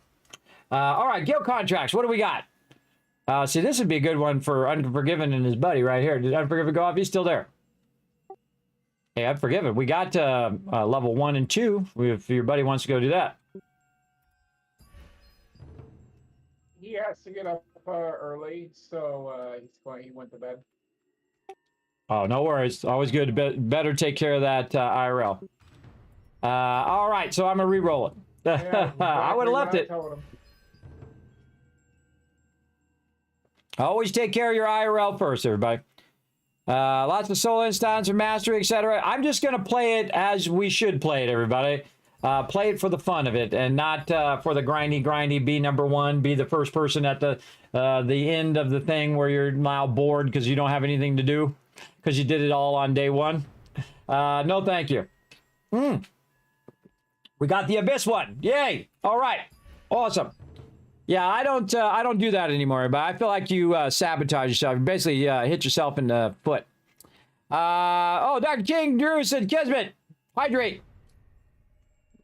And Unforgiven coming in with that Polypop reward. Can't remember if I did it already, so I'll just give it to you those caps anyway. By the way, if you do request queues, everybody, I sometimes don't see them. And I'm busy talking to the chat.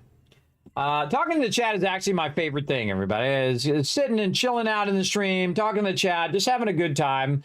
It's not always about the game, go, that kind of thing.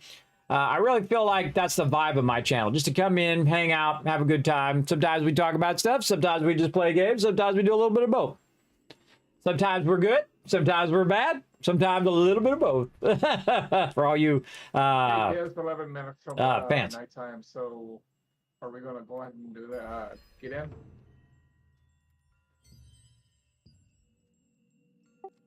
We're going to do what? We going to go ahead and knock out that goat truck contract at night or no? We won't have enough time. By the time we get down there, it'll reset. So we'll wait until it'll be another 30 minutes and then it will come back up. I do the event, by the way. I'm trying to switch this event to the Wolf event again. I do some events to get your weekly going on. Speaking of, guild contract. So I just keep re-rolling this until this one is 5th floor or is the Sanctum of Desire. And then this one over here is the Wolf one. Because all I care about is that members are getting rewarded and that, that the guild is leveling up as well. So that's what I'm doing today. And again, remember, our guild is open, everybody. Our guild is open. We're not elitist snobs. We have the guild, you can join it at any time. We're at, again, you can join at any level, whether you just got, because you got to get to level 7 first in the game, typically to join a guild. But we're on the North American East server. We're called the Oath server, which is funny because that's one of the things I say all the time to my members is renew your oath and come and join us and play some games. So again, this game is really fun. I enjoy it. And again, I'm not sponsored by them in any way, everybody. So it's not like me just trying to make $1. No, in fact, if they did pay me and if I didn't like it, I still wouldn't play it. So there you go. Oh, you're on Starfall on EU. What a great name for a server. That's a good name. Yeah, well, hey, you know, you go where you need to go. It's okay. You do what you need to do. Especially if your friends are there. You know, play with your friends. That's the important part.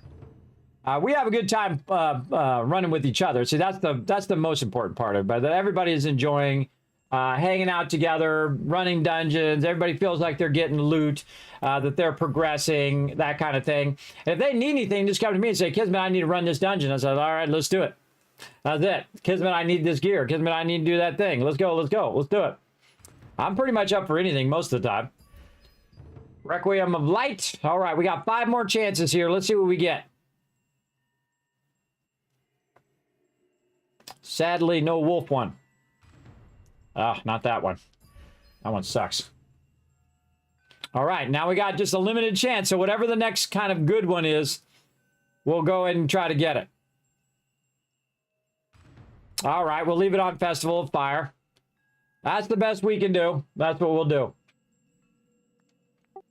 Yeah, I highly recommend looking at the guild contract when you're doing events.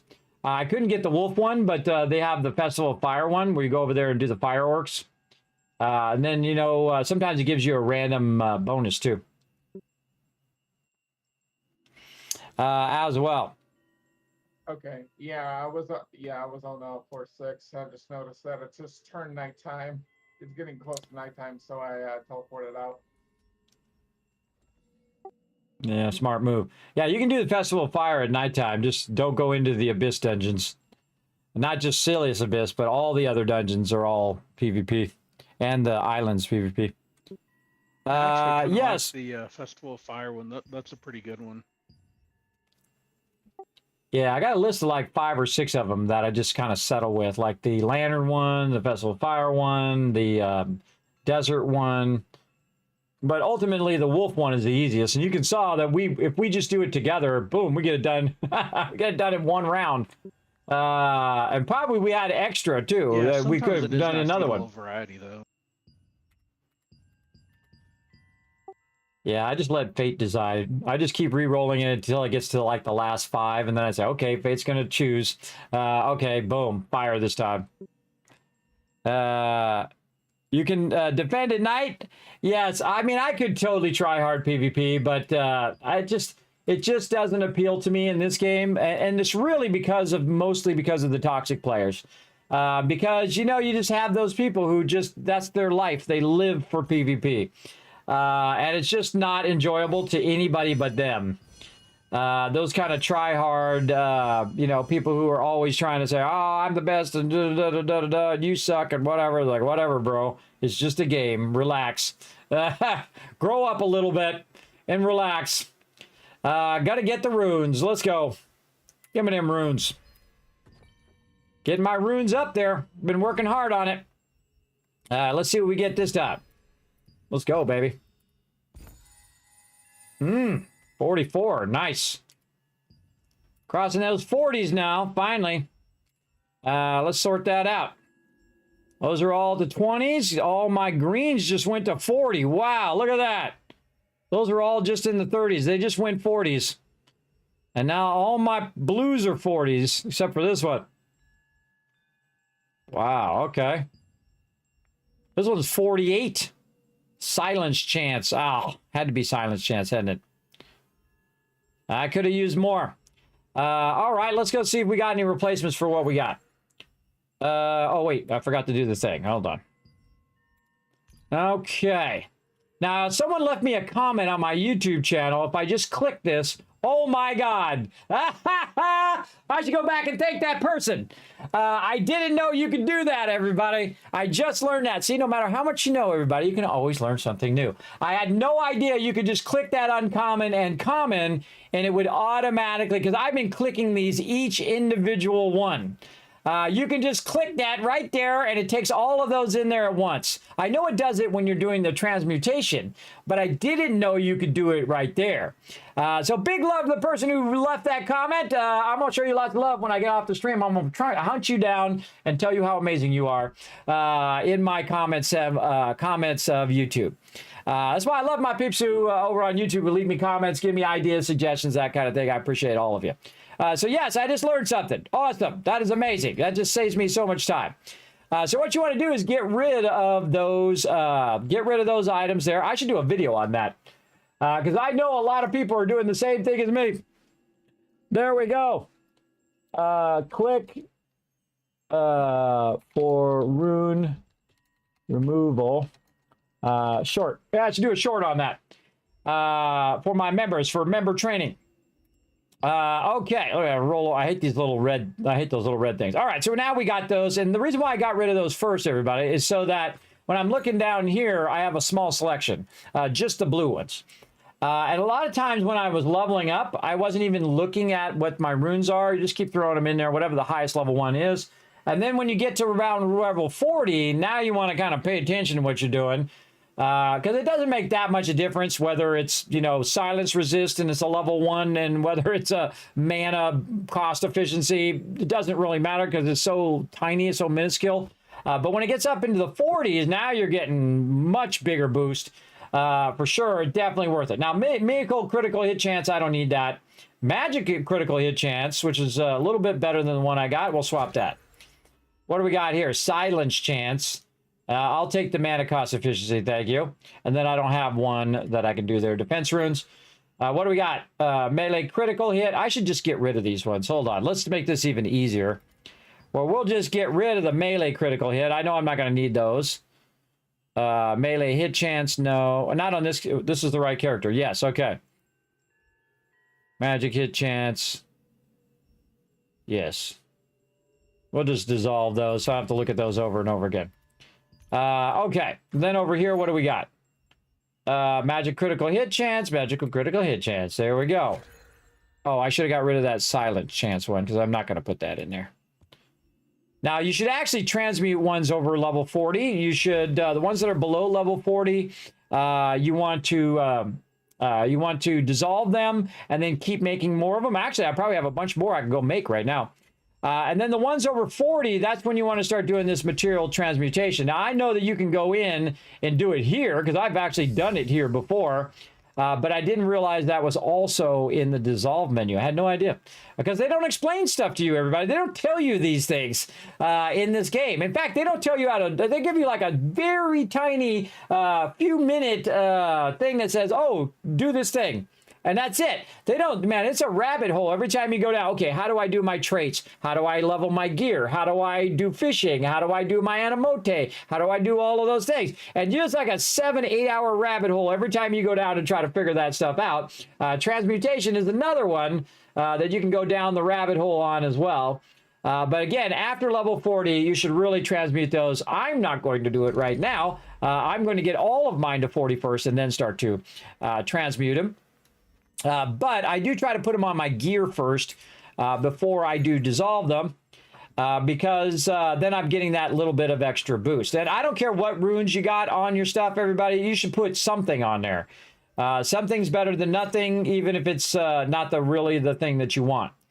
Magical crit hints. That's not better than anything I've got. That's not better. 40 there. Range, heavy attack. I could probably go boss. So now the cool thing is you could have runes on a weapon. You can have the same exact weapon or same exact gear.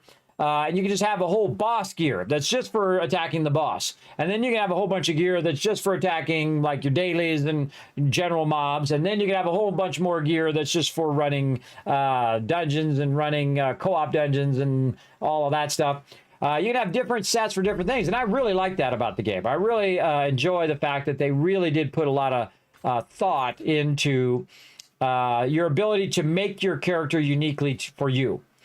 How you want it to be. I kind of like my magic critical hit chance there. What do we got here? Boss critical hit chance, magic critical hit chance. Melee, boss, boss, boss, boss. A critical hit chance. I don't need any of that. All right, don't need any of those. Oh, now I get to do the thing. Epic. No, don't do my epic there. These. Epic. I don't have any. You don't have any epic runes yet, everybody. Rare. All right, gone. Dissolved. Later. Later. Ooh, look at this. I spent some Soliant. Awesome.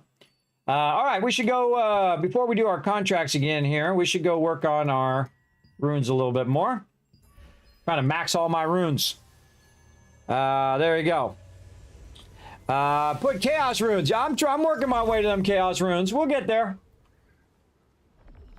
I'm working on them suckers. Oh, wrong side. This side over here. So one of the things that you can do when you melt down your runes is that you get things to craft more runes. And that creates a cycle, everybody. So you craft more runes, you get rid of those, you craft more runes. And that's how I got mine up to 40. Is just to do that same circle over and over again until you get to a point now where you're hitting the 40s and then you can transmute a bunch of those. So down here under armor materials or armor materials, you can actually make more items. Now I actually need support runes and I can make 102 of them now. Because I have 17,000 rune fragments. And you're like, Kismet, how'd you get so many fragments? I kept melting down my runes. And now you know why I have so many fragments. So I'm going to go support ones, but I would not do them all support, everybody. That's a bit much for all support. So I would say 35, or let's go 50. Let's go 50 as support. Boom. There you go. And then I can say, okay, now I want to go ahead. Because my attack one is the one I've probably done the most. Let's do 50 defense ones. Oops. 50 defense ones. And then I'll come back and just finish them off with some attack ones. Kind of spread it along those. And now I should not be able to do any more because they are done. Right over there. So now I have basically, of all that stuff that I scrapped, I now have 134 more runes I can get. So here we go. There we go. And then over here. Again, this happens over time just by putting in effort. Now, the great thing is your runes never go down. They never go down in level. They're always going up. So every time you do that cycle, you're leveling up your runes, you're leveling up your runes, so on and so forth. And now I've got an absolute ton of them. Again. And then again, I can go in and dissolve them. Uncommon, uncommon, and common. Oh, I'm out of money. Really? Did I just burn 20 million? I just burnt like 20 million bucks. I sure did. I just burnt 20 million bucks, everybody. No worries. We got more money in the bank. Let's go get it. 20 million bucks. Oh, at the Weapon Master is much cheaper? Oh, I was told the Armor Master is much cheaper. But if you say it's much cheaper at the Weapon Master, I'll check it out. Let's see. Let's go ahead and make some money. Dollar bills, dollar bills. Now, I take these out and I sell them because I don't need them. You can use them for a bunch of things, but they're worth a bunch of dollar bills right in here, and I don't need that. Again, if I need them again, everybody, I just go get them again. That's how I get them. I just go get them all over again. Grind out some dungeons. You're going to end up with a bunch of them. That's a rare one. I want to need all the precious ones. Not those. Good enough. Then we run over here to one of these dudes. This guy. And we'll say sell. And then hold down shift and click. Oh, that's not one. These, and these. These are my rare ones. They're not precious. And then right there, 10 million. Sell. Done. GG's. Dollars in my pocket. You could have saved 12 million. I could have, but it doesn't matter. I'll make the money back. There's no big deal. See, I don't really worry about it. Remember, it's just a game, everybody. It's just a virtual thing. It's not, you don't have to make it into like an ego thing. You don't have to make it into like, oh my God, it's a life-ending thing. It's just a game. All right. What else we got here? So we did that. What else? We were doing our runes. That's what we're doing. So I get distracted so easily. Dissolving our stuff here. Uncommon. And then commons. And dissolved. Okay. I've spent hundreds of millions already in this game. On gear and stuff. Okay. Runes. Stay focused. Okay. So yeah, now we're getting there. Some of my support runes got a little bit of leveled up. Over here, let's see if we got anything else we can help with our support runes now. Level 41, bind chance. Ugh, that's all not good. Over here, 37. Nope. Unlucky. All right, what do we got here? Magic attack, heavy attack evasion. What do we got? Max health. Got max health over here? Nope. How about this one? And we'll stay with the max health for now. And max health. Nope. Weaken chance. Weaken resistance. Wow, those all really suck. Look at that. 47 on the boss one. They give me a lot of boss drops that I don't need. Don't want. Skill heal. What do we got here? Skill heal. All right, little tiny upgrade on skill heal. All right, we'll take it. We'll take it. What else we got? Max health. These are not max health. These are all health regen. Nope. These all suck. Nope. Oh, they suck for my build anyway. Nope. Skill heal. Weaken resistance. What's this one? Skill heal. A little bit of upgrade. Okay. Now, what we'll do is we'll go ahead and do this. And we're going to hit rare. Now, see how this one's level 40, everybody? Take that level 41 out and go to the bottom one, the one with the lowest level, and click that one instead. Why do you do that? Because it's not as overkill as it is here. Like you see, if I take this out, it's 16.9, but if I go to, let's say, one of the nicest ones up here, it's 20,999, right? So it's got too much skills there. I could probably take 2 of those runes out and pick the bottom 2. Now it's 13. So those 2, and especially take out your like highest level ones, and then your lower level ones. Now it's 2,999, which means that you can do this more often if you use your lower level ones instead of just using the high level ones over here.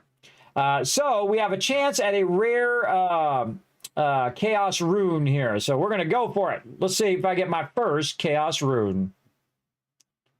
Survey says probably not, but we'll look. Let's go. Let's see what we get. I have terrible RNG, everybody.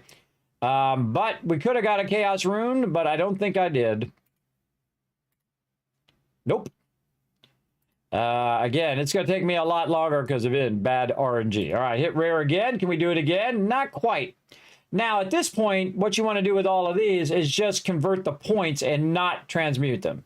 Because what you're trying to do is get that chaos rune. That's really what you're trying to do next when you get your blues up real high. I just convert the points, and boom, they go in there. Now, of course, I'm not dissolving them and re-upping them over and over again, which kind of sucks. Oh, look at this. I can put my precious materials in there. I don't think I've ever tried to do that. And you can't shift click? Max. I'm not putting my materials in there. You can bite me. Not doing that. Now, also, by the way, you can see I have a bunch of blue or purples. This is for after the update, everybody. We're going to transmute a whole bunch of stuff over here, like all the epic stuff, and then try to get some epic level 2s right over here. So save those things up, everybody. That I'm doing on accident. I really didn't mean to do it for the tier 2s. I was doing it for my traits, or if alternate weapons. But it just so happens that you'll have a shot at tier 2 gear eventually. So keep that in mind. Keep your gear for now. And wait for that update. All right, so there we go. No chaos runes for me, but oh well. Magic thread. There we go. All right, put this stuff back in. Now I can make more runes and whatnot and do that cycle over and over. That, you know, you break them down, you keep making more. But I don't do it too often. I do it like once every so often, and that's it. I don't do it all the time because it's like diminishing returns. Best to build it up and then hit it all at the same time. It's a time thing. It saves you more time to do it all at once than to do it a little bit at a time. Like that. You build them all up, wipe them all out. Oh, we only need 3. Dissolve those grays I got from that thing earlier. See, those grays that I just got from that wolf event just got me the more star crystals here that I can get stuff with later. Okay, again, this is my primary character, so I'm always working on my primary characters, different stuff. And I missed the whale of a tail. He's already got... Oh, there's some fishing spots. Are those actually up? I seriously doubt if those are really up, but let's go look. Let's go and see if those fishing spots are up. Oh, I got to take a break, too. I forgot to take my break. What time is it? Dang. Oh, it's been 5.5 hours like this. That means you're having fun, everybody. When time flies by like that. Actually, been longer than that now that I think about it. 4, 5, 6 hours because my internet went off. All right, let's see if this thing lies. Nope, it's not lying. That's up. That is absolutely up. Okay, let's go. Let's do some fishing. Right in the dead center. Let's do it. All right, time to master fishing, everybody. Here's what you do. You line up where you started, right there. Now, of course, there's darn poles in my way. And then just A to go this way. A, and then A some more. Now, what you're trying to do is tire out the fish. Tire them out. Get them, keep them in the center, and then boom, got me a banded butterfly fish. Now, the best place to see this, everybody, is in the Abyss dungeons. And so after I'm done fishing this out, I'm gonna go check the Abyss dungeons. But of course, it's nighttime right now, so that's not gonna help. But when it's daytime, we'll go check and see if we can find some fishing in the thing. I've only found it one time, and it's some of the rarest fish in the game because it only comes up when this is up. And it's in the lava. Oop, went the wrong way. There we go. Only in the lava. I'm gonna move over. I can't see squat. I jumped over the thing. Can't see squat from that side. Okay. Now the point of this is to keep your buoy thing in the center. Now I like to use something to center myself, typically like a building or something like that. But basically just keep it in the center of, say, this rope bridge here. And you just basically hold down the A, or you can just go back and forth and back and forth. Some people prefer back and forth, back and forth. Some people hold it down. I also have an advantage because I have a really nice fishing pole. I have the platinum fishing pole. In fact, I have 4 of them. Not on purpose. I do have a lot of them. So if they ever come out with a new fishing pole, hopefully I can merge my fishing poles together to make a better fishing pole. But these fish are really easy for my particular character because he is pretty decently high of fishing. And I do fishing off stream. And what I do is I send my computer to my TV and I sit in my bed and I do fishing with my controller, which is right over here, by the way. My Fallout controller, I call it, because it's blue. And I just sit there and fish. It's very fun to do when you're not feeling well and you still want to get some gaming in. I'm feeling too dizzy to stream, everybody. That's typically what I'm doing. I'm still working on my character, but off stream. So very fun.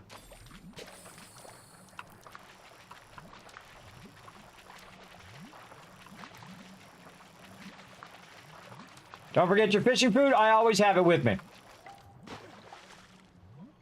case I get the urge to fish. All right.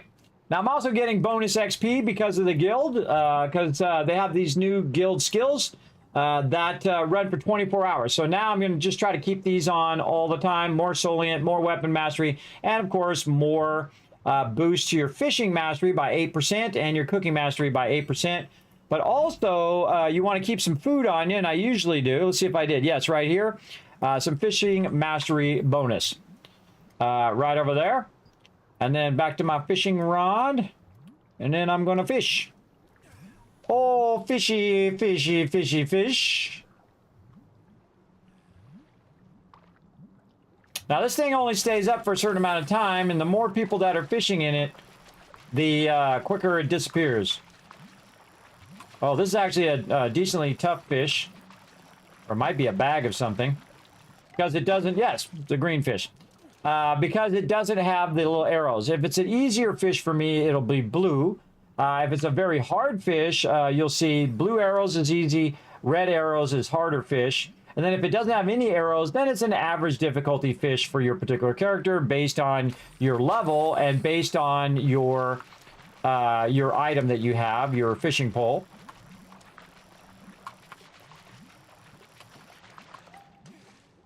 That was a blue right there. That was a good one.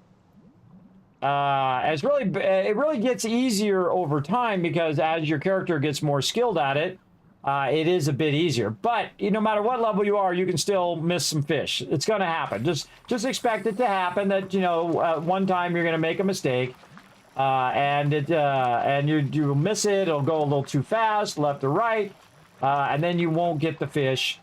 And that's just how that goes. Now, what this does, by the way, is it allows you to get better fish, basically what it is. You get better fish. It's like a random thing that comes up. And there's these in different spots as well. And there's 2 different types of fish. There is lake fish, and then there are freshwater fish, and then there are sea fish. This would be obviously sea fish. Now, the thing I do the most with fish is I go and I melt it down so I can fish some more. As I dissolve it, use it for fish bait, and then do it some more.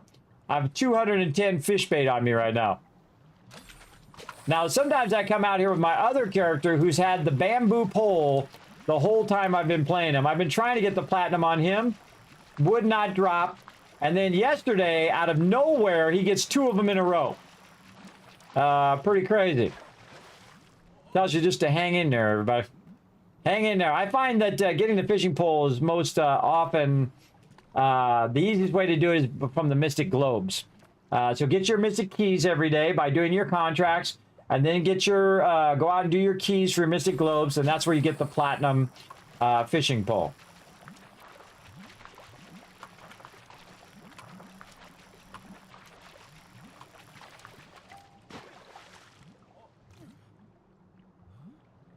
The real trick is, remember, you're just countering whichever way that the fish is going. And sometimes you want to let the fish keep going, right? If it's way off to the left and it starts going to the right toward the center, let it get to the center first and then move it back and forth. See, like this and like this. If he starts moving to the right, see, I'll let him go right, but I don't want him to go any more left. Oh, he's way left. Oh, might lose it. Nope, got it. But if he starts going way right, I'll wait till he gets to the center and then I'll counter him before I counter the fish.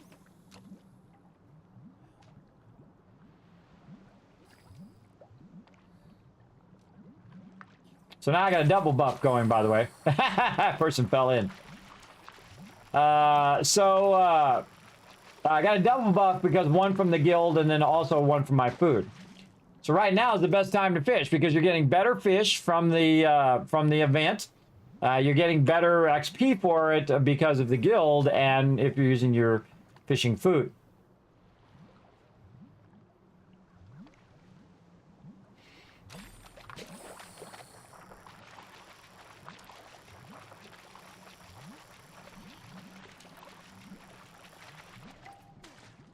Banded butterfly. Pretty exciting stuff. Again, normally I do this off stream, everybody, because I mean 5 hours of doing this is it's not that exciting. I actually really despise their fishing. I think their fishing is terrible. But I can understand why they did it. You know, that's why we can't have nice things because of all the botters. I think the way that they did their fishing is bad because when you first do fishing, it's really frustrating and it doesn't really explain how to do it. It says keep the thing in the middle. In the middle of what? Where's the middle? You can't really tell. There's no like range that's going to tell you here and here. You just got to watch the little buoy and learn it that way. And then you have to learn to not let your stamina go all the way down. If you notice my stamina bar, it goes down about half or 3/4, and then I let go so it can go all the way back up, and then I just kind of do that over and over and over again. Stamina is the way you lose the fish. If you run out of stamina, the fish is just going to go, whoop, nope, gone. And really what you're trying to do is counter what the fish is doing most of the time. So this is why you do a lot of back and forth, back and forth, back and forth stuff. Because you're trying to wear the fish out, or some people call it their health bar, but it's really their wearing them out. Their what do they call that? Their energy bar. Their energy bar that they only have so much energy, and you tire them out. Just like in real life, everybody. That's how people fish. That's how people fish in real life. They wear out the fish, especially big fish. Once they're worn out, they reel them in. And then they put a net on them, and then they chop them up for dinner. Or they might release them. Who knows? I always release the fish back, everybody. When I was a kid, we just release them and put them back. Never really been that into catching fish and eating them. But if that's your jam, you go right ahead.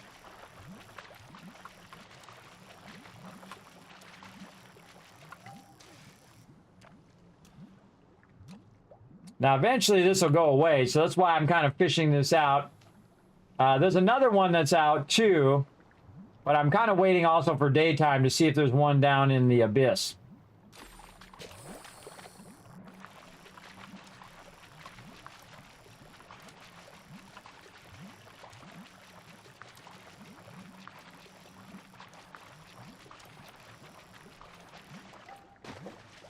Getting some good ones.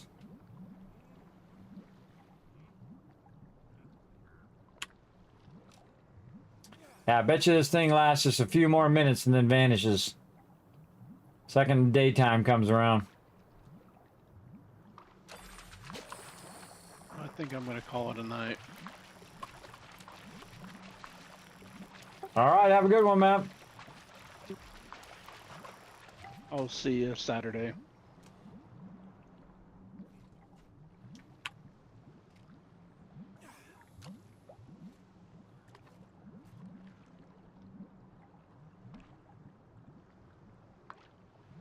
For exciting fishing.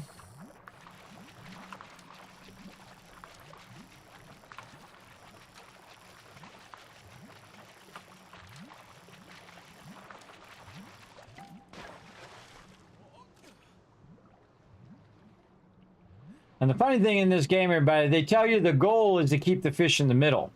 The goal is not to keep the fish in the middle. The goal is to catch the fish. That's the real goal. They should tell you that first. The goal is to catch the fish, and to catch the fish, you keep the little thing in the middle, or basically what you're really trying to do is wear out the fish. You're trying to get the fish to be worn out so that you can just pull them out of the water. Oh, here comes the boat.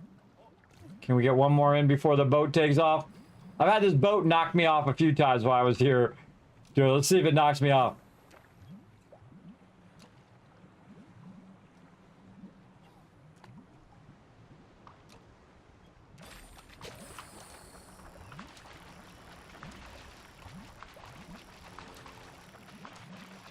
No, didn't knock me off.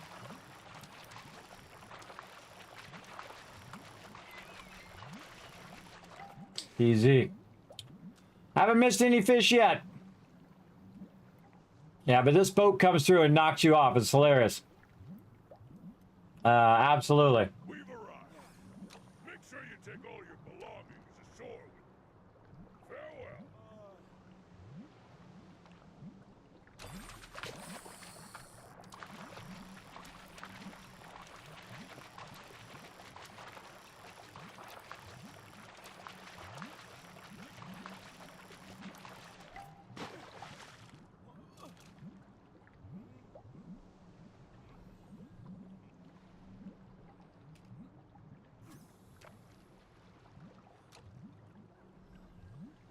I'm surprised this thing's lasted this long.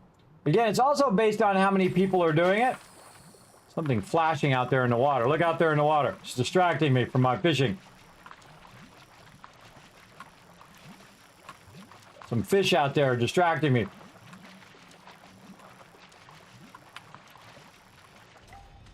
Hey, I got it. Oh, I got one of the rarest things in the game. Oh, I got every fish. Oh, wow. I didn't even realize that's where you can get it. The rarest one that I've seen, everybody, is the one that we just got. Where is it? Not that one, not that one. Right here, the leaf horse.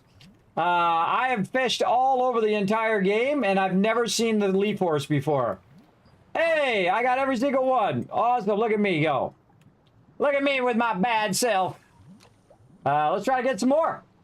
See, now it's totally worth it. See, I was thinking, okay, I'll fish for a little bit. But now it's totally worth it.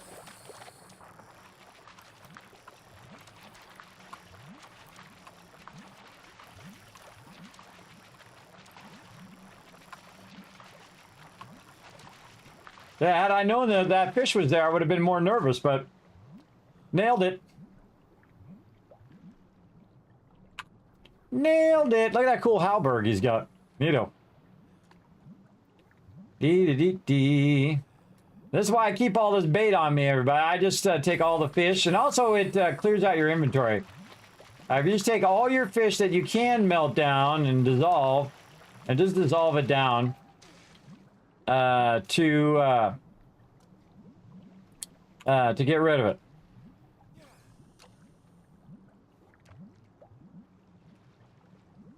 So awkward when people are right where you're trying to fish. I mean, there's a lot of space. There's a lot of space to fish here.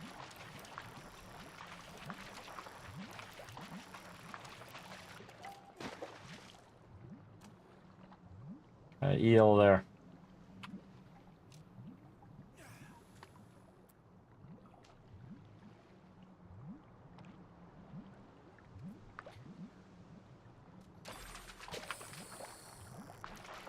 See, what I do is when I'm not feeling well, but I still want to work on my character, like I said, is I'll put on my TV, and then I'll set my character in a spot. And then he'll fish that spot for a while to try to get the different fish. Now, also what you're trying to do is get fish of different sizes as well. So that's what the interface was that you saw, the different types of fish and the different sizes of fish and whatnot. And so when you see one of these, you definitely want to run over here and see if you can get a fish or two out of it. This might be the only time in which you... oh, fishing location destroyed. Oh, and there we go. So yes, all gone. And that's it. Game over. On that one. Let's go see if this one's actually up there. I've been to this one up here before, and it wasn't up there. But now we got a cool one. Oh, you can spam Q to do it? Yeah, there you go.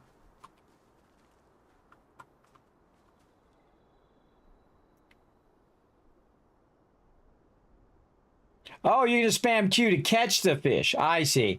If it's like a glitch or something like that, I never do those. I don't do stuff that's like exploits or glitches or any of that stuff. I try to do the mechanics as they are.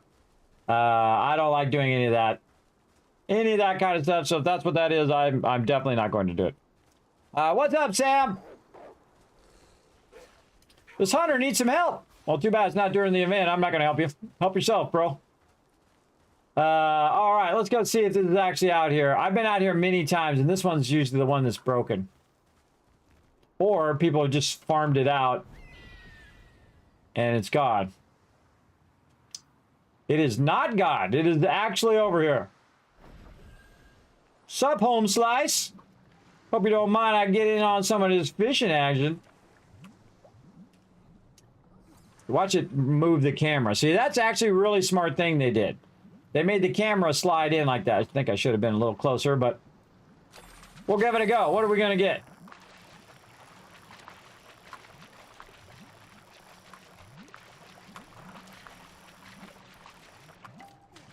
The junkiest fish I could possibly get. A little closer. Nudge, nudge.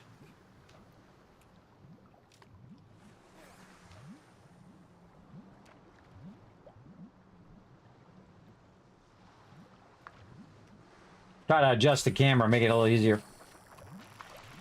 You just visualize where you just were. That's the best way. Getting little baby fish. Oh, we got a seahorse. You got a seahorse. I didn't get a seahorse. I want a seahorse. Go over there.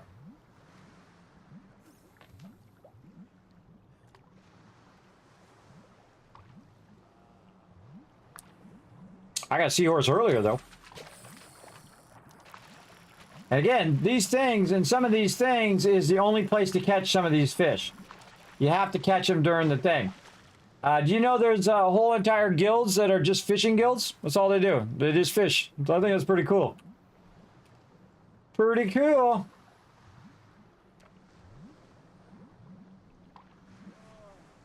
This guy's got the Kraken one, too. Kraken, the Kraken thingy.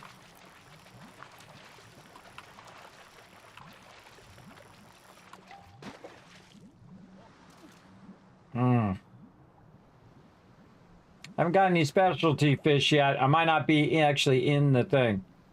Oh, I'm in there. I'm in it to win it. Oh, it's daytime. We should go check the abyss. We'll do it after this one.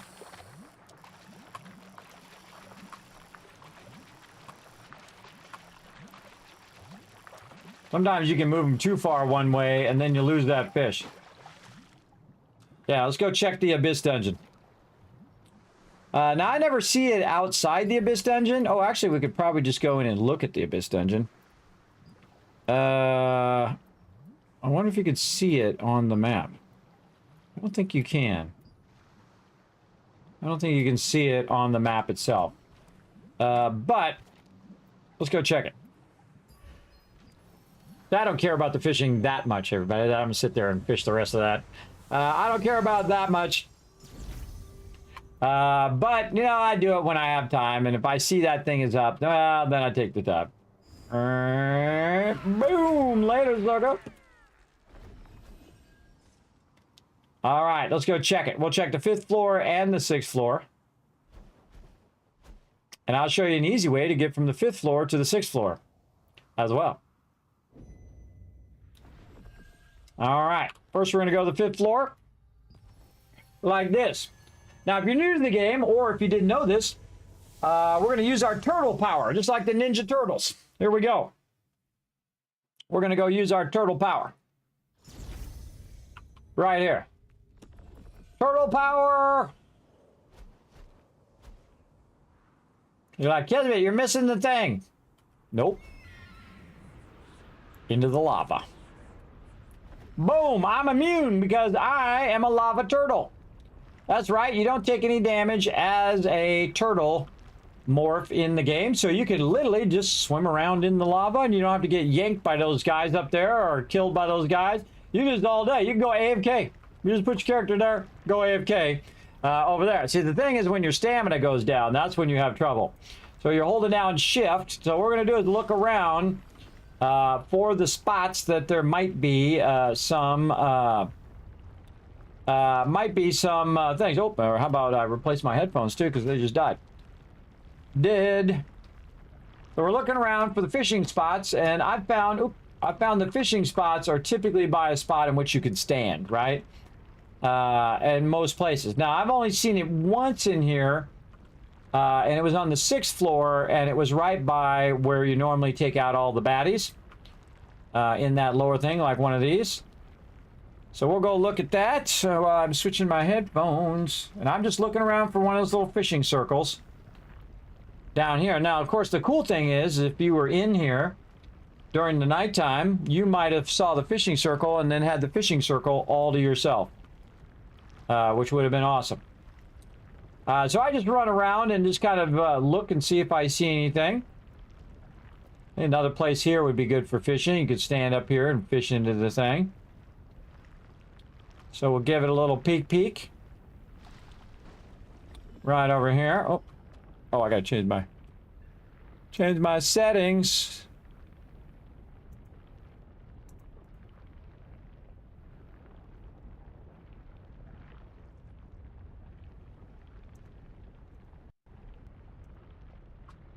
There we go. I can hear again.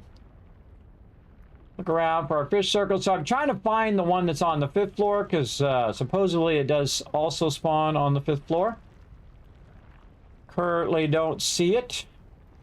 We could get back up over there, up on that top part there, but we're not going to because I'm going to go to the 6th floor. And you're like, well, Kismet, you're going to have to go back and take the stairs. Nope. Don't need to do it. I'm going to take an even more fun way. Don't see any first circles. In fact, let's go over here to the lava waterfall. See what's up with that. Lava waterfall. Look at this. See that? That's called a barrier. Can't get past it. Lava waterfall. Pretty cool. All right, going this way. Don't see any fish circles.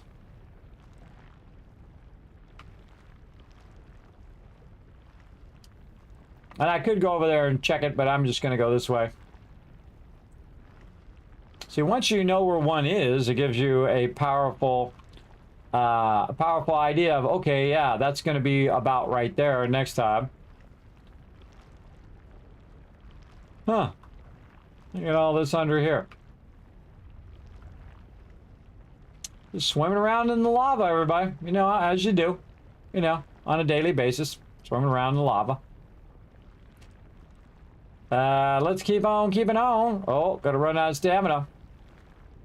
Gotta be careful. Let go of shift. Gotta be careful.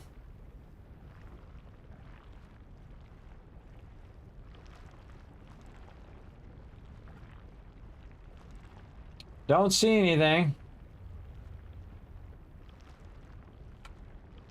Scouting around. Be awesome if there's like a chest hiding way over here. No one's ever seen it. Find it for the first time. Oh my god, it's like the best item in the game. Oh, just sitting right over there. Okay, didn't see anything on the 5th floor. So let's cruise over this way.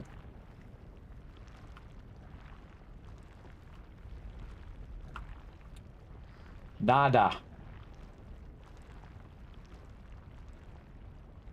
Lee.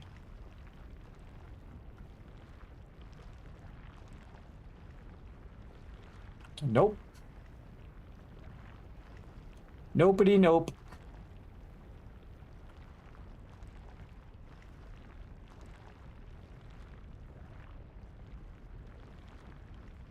Just going around in a circle looking for circles. All right, I think we've done a bunch of this. Let's go this way. Don't see any on the map as well.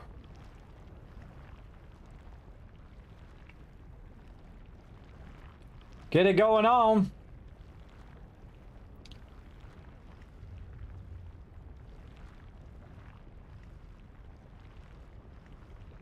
Nope. Okay, see these little spouts here? You want to look for these spouts. I'll show you why. It's funny how it changes the map too. But these little spouts here show you the doorway to go to level 6. Oh. Look out. And so, whee off the top rope. A good way to look for stuff here. Always look for extra pages and stuff too. Back into the lava. So basically, I just went from the 5th floor to the 6th floor.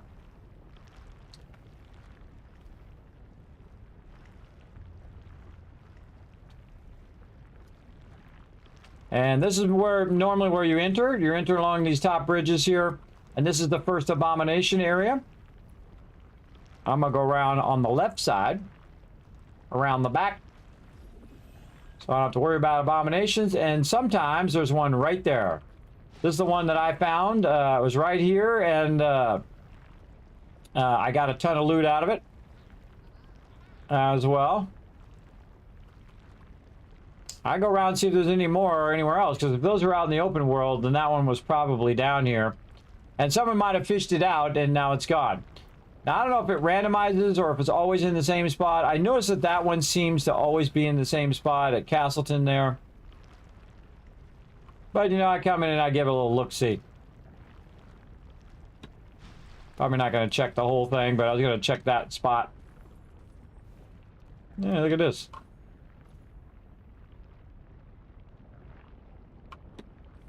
Look how powerful I am. I can take a lot of lava to the feet, and I'm still good. All right, good enough. We're out. Now, you definitely don't want to hang around down here because people will drag mobs on you, so bail. Bail. All right, there should be a whale of a tail coming in soon. Yeah, I could still go back and do that one.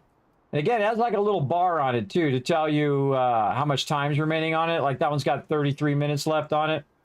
Hey kids, are we want to do the guild contract on floor 6? Yeah, after I take a break, when I come back. All right. So, speaking of, taking a break. All right. So, we're going to go ahead and take a break, everybody. We're going to come back and do it all over again. And we're going to grind out some contracts. I might even get my alt going on. Let's see. Where's my buttons? There they are. Let's bring up some words on stream for you guys to play while I take a quick break, walk up down my hallway, try to keep my circulation going, try to improve my health a bit. So we'll go ahead and start this up and back in just a bit.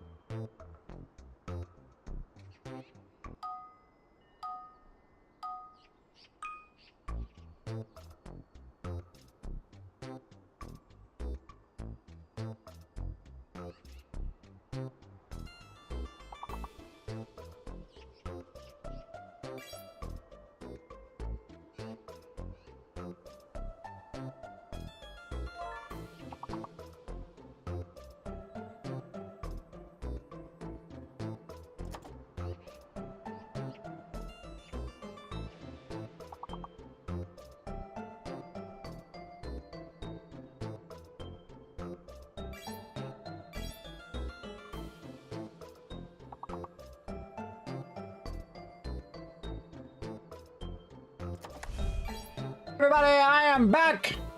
Let's get going. How we doing on this puzzle here? Let me see if I can help you guys out. Let's get it going. Laid down for a little bit there. I was getting a little bit dizzy, but feeling a little better now. Just got to rally for a moment. Let's get it going. Family. Yes, there we go. Let's see. That's the first word I saw. Male. Oh, Unforgiven, I already got it. Let's see.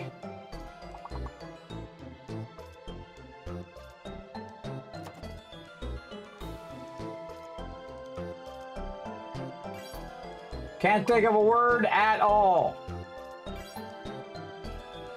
Yeah, fail. My ability to fail at finding words.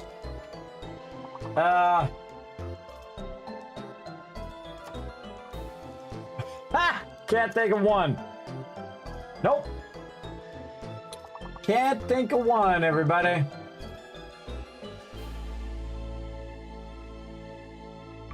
Nope. The ones I thought of were already on the board. But we did get it. Did we get it? Oh, we missed it by one. Oh, man. So close. So close, everybody. Good try, though. Give me a couple thousand kids cash for giving it a good try. Nice job, everybody. Nice job working together. All right, let's get back to some Throne and Liberty. Right over here. Oh, I forgot to mention earlier, by the way, everybody, you get double retweets today.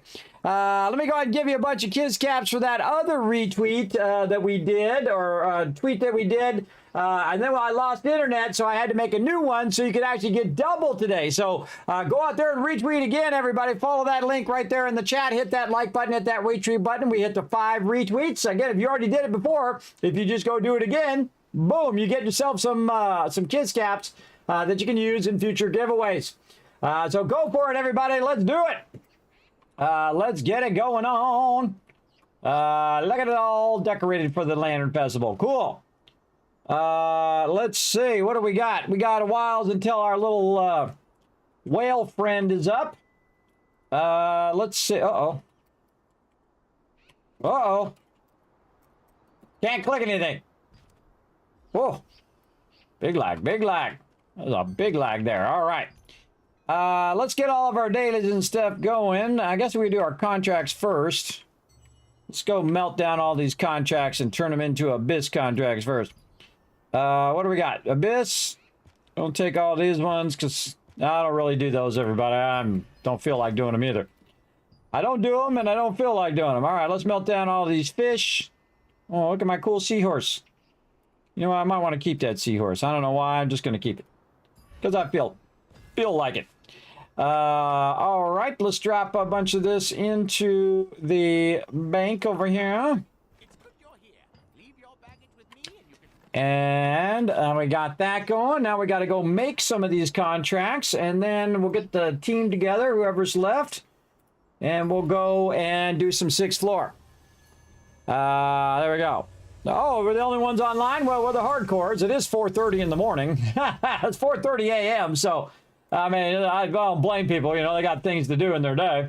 You know, it's like a Thursday. It's like a Thursday. They got things to do.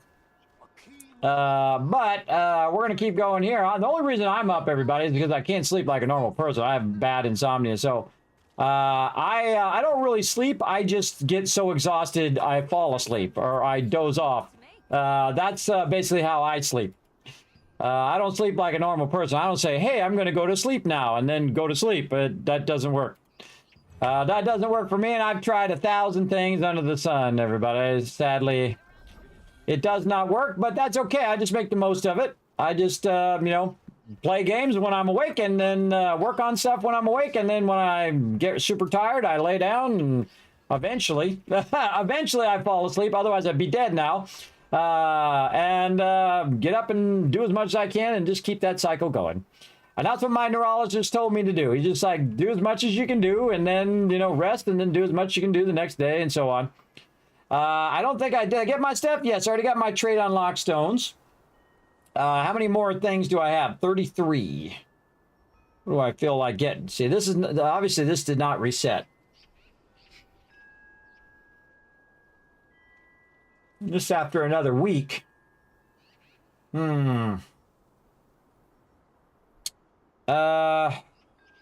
Active. Let's get our active books. All right, we got a bunch of active books there. We can get 11. We'll get those. Get those going on. Already did his weekly, right? Right. Yes, already got his thing. Did his stuff. All right, all that stuff's good to go. We made a bunch of contracts here. Now we have 16 contracts. Do we have all of our contracts out? We do. We got some mail. Lunar Blessings. I don't know what that says, so I'm going to mute it. What's it say? Oh. It's like a desert cobra. It's from the devs. Moonlight Cobra, Lunar Blessings. the hiss gifts from Moonlight Desert Cobra hiss. So I don't know what the heck that's all about, but I'll take it. You want to give me free stuff? I'll take it.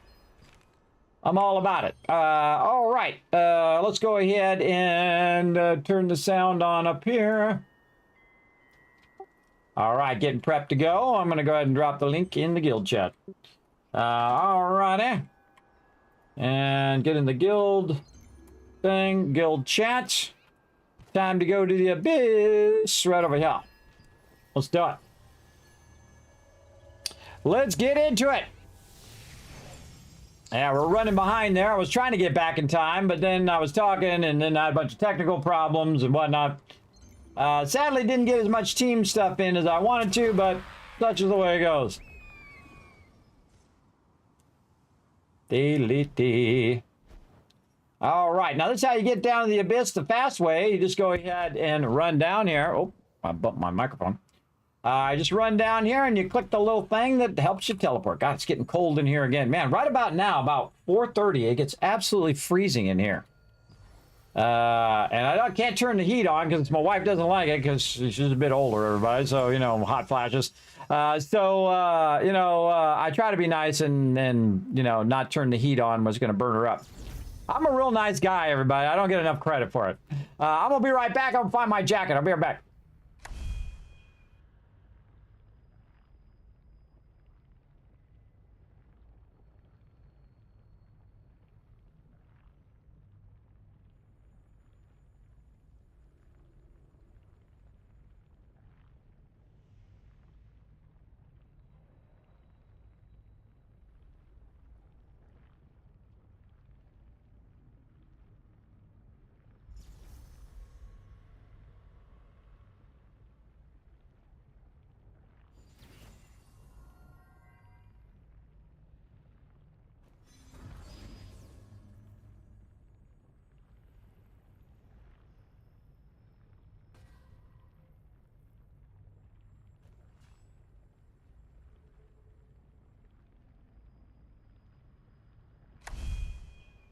Everybody, look at this comfy jacket. This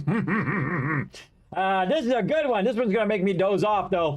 This is the bearskin jacket, everybody. One of my sponsors. This is the greatest jacket I've ever owned, everybody. When it's really cold, this is the one you should get. I think it says bearskin on the somewhere on it.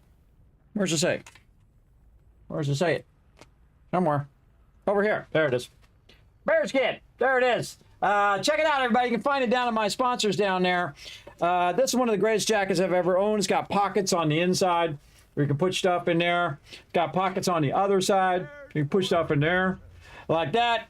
Really great during the winter time, and when it starts getting frosty, this is it. And I bought it a little extra big so I can, get down and get all super comfy in there. It's got a bunch of zip pockets so you can put your phone and stuff in there.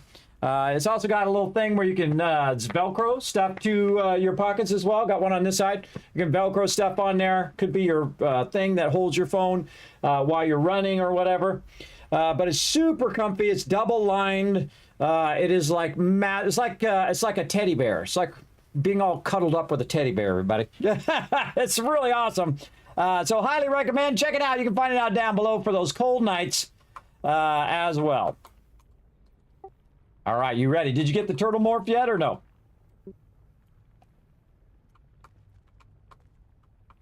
I don't have the turtle morph yet. All right, you ready? Then we're just gonna run for it. Let's go for it.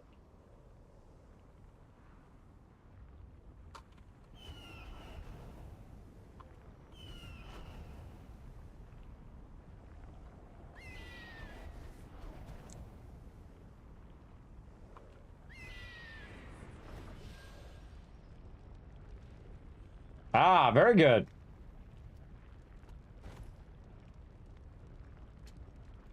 Oh, don't forget your food. Have my food on. Ready to rock.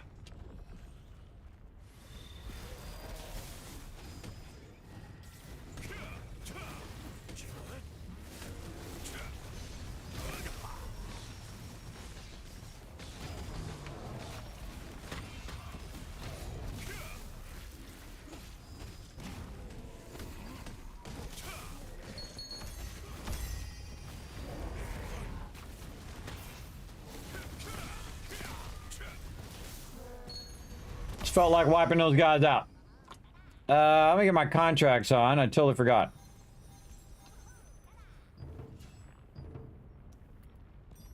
Gonna do contracts real quick. Let's move forward just enough where we're not getting aggro of either of those.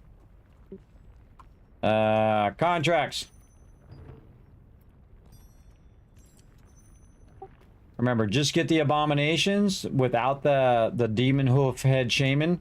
Don't get the shaman guy.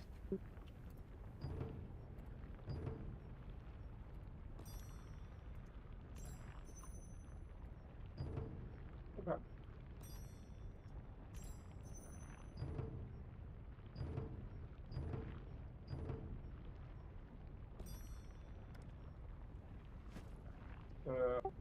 Herbert's online. Yeah, he said he was going. So he's probably just standing in game. He does it a lot.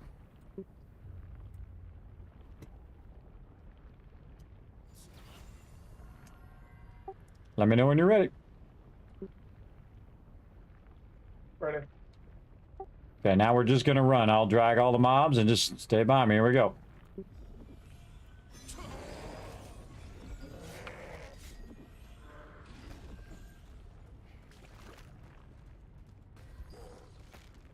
Get ready to fly, because if there's no stairs here, you have to fly over.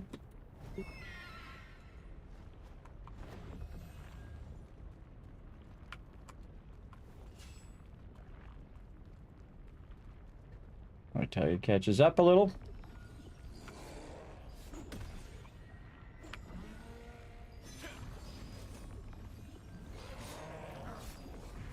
So annoying. So annoying.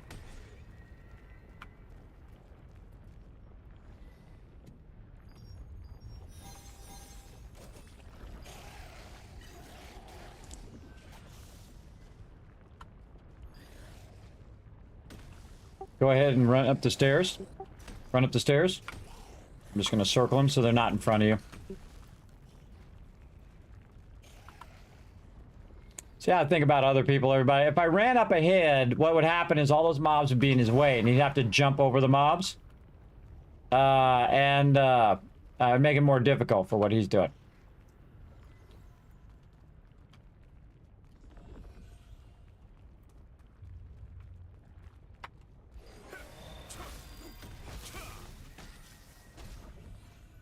Just tagging him to get him on me. All right, we're going to go right over here. We're going to jump off right here.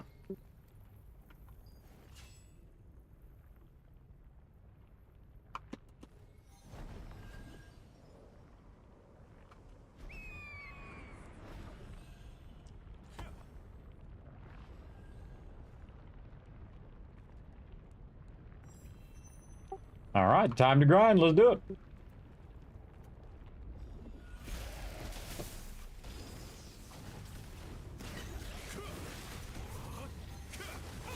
It's grinding time, everybody. Let's do it. Let's get them dollar bills. Fireball. Look at all that loot, everybody. You get a lot of loot from these mobs. This is like one of the greatest places in the game to throw down. Pretty awesome. You can see that my health went back up again, even though I didn't heal myself. That's that vampiric damage that I do. So when I do damage to the mob, it heals me. It's awesome. Especially when you got it up really high like I do. Max out your skill. It's just like every time they take damage, I get healed. Pretty awesome. Threw down some health.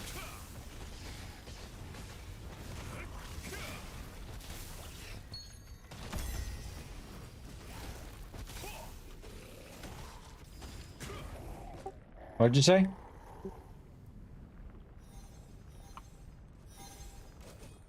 I threw down some health.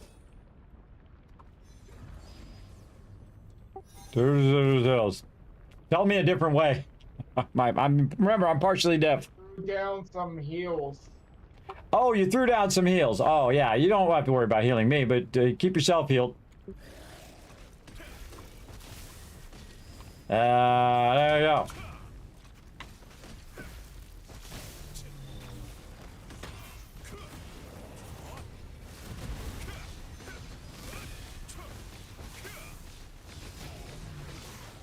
See, sometimes the problem is not really the person talking, everybody. It's their voice comes through really muddled because I'm partially deaf in this ear over here.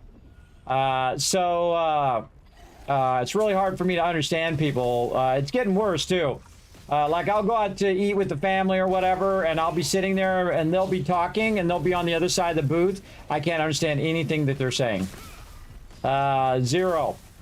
People are like, well, Kismet, get a hearing aid. Sure, yeah, I got money for that, everybody. I'm a person with $9 in the bank. Would I rather use it to get food for my children and keep their phones and lights on, or would I rather have a hearing aid? You know, you got to make your choices in life, everybody. My choices typically revolve around my kids. You know, that's where I spend all the monies. All the monies goes toward them.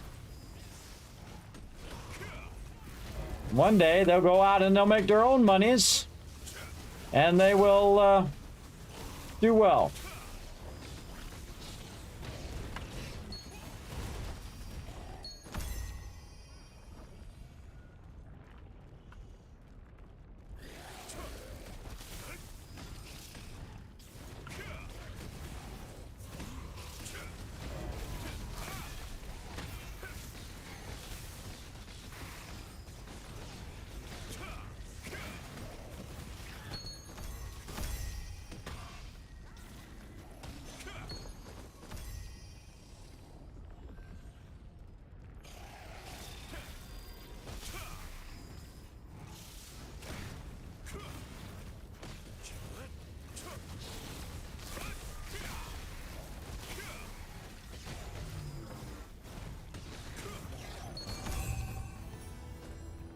Oh, there's one done already. Dang.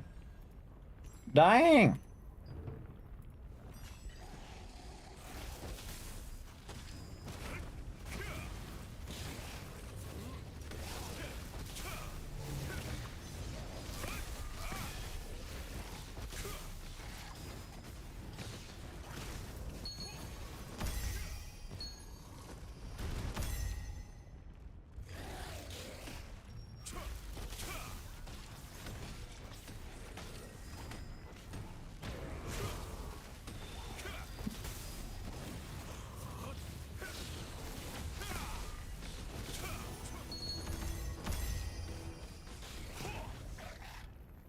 This is such a good spot, everybody. I really enjoy it.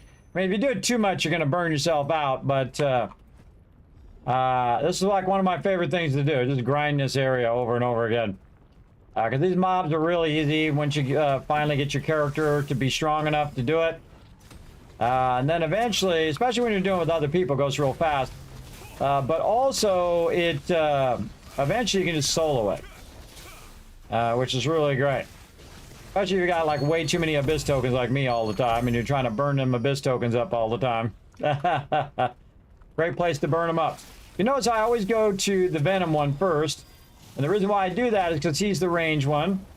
So I always try to kill him first, because he's the one that's going to do the more damage of the two. If you just block that other guy's damage, you're fine. This guy over here on the left. And then you just keep doing this over and over until you're out of contracts or out of Abyss tokens or both. Now, it's a little dangerous to do it in this jacket, though, because I'm so comfy in this jacket, I might just take a little nap here. Again, it's called the Bearskin. They actually have a new one, too. I should probably hit them up for that new one. They got a real nice one. Of course, I only wear this one in the winter, everybody. That's when it's best. Otherwise, I wear a lighter jacket or no jacket at all when it's warmer. I prefer the warmer than the colder. I actually don't mind warm weather, everybody. I don't mind if it's 80 or whatnot, because it could always be like now, where it's like 20. That's why I don't mind it. It's all about perspective, everybody. When you're in 80-degree heat, think, well, you could be in 20 degrees. I would rather be hot than cold. Some people are the reverse. They would rather be cold so they could warm up. I am not that person. I would rather be warmer than colder, because I can take warmer. Colder I can't take. I just want to be like a bear and hibernate and hide away from the cold.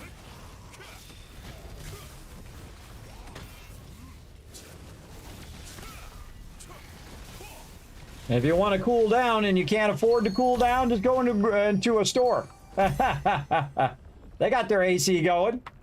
Department store, food store, whatever you want to do, just go in there and cool yourself down for free.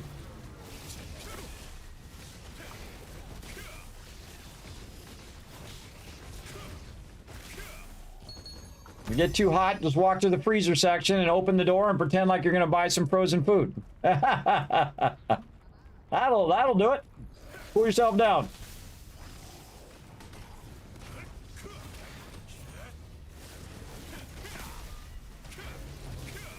You're in there for 2 hours burning tokens? Ah, yes. I've done this for hours and hours and hours. I think I forget how many I did the other day. It was like 80 or 100 of these contracts. I did a tremendous amount of them. We probably need to do let's get some more of these going first. Like this. And this. All right, let's go do the magic tomb while we're here. Go do the magic tomb in case he has any magic tomb ones that he needs. And I've got one that I need. Whoa, whoa, whoa, whoa. Okay, bro. Up on the... Nope, okay. Is that what we're doing? Is that what we're doing today? Wow, okay. Yikes. Just about died from that. Wow. Okay, where the heck am I? Over here. That's some serious crazy lag. Yeah, I made it. Okay.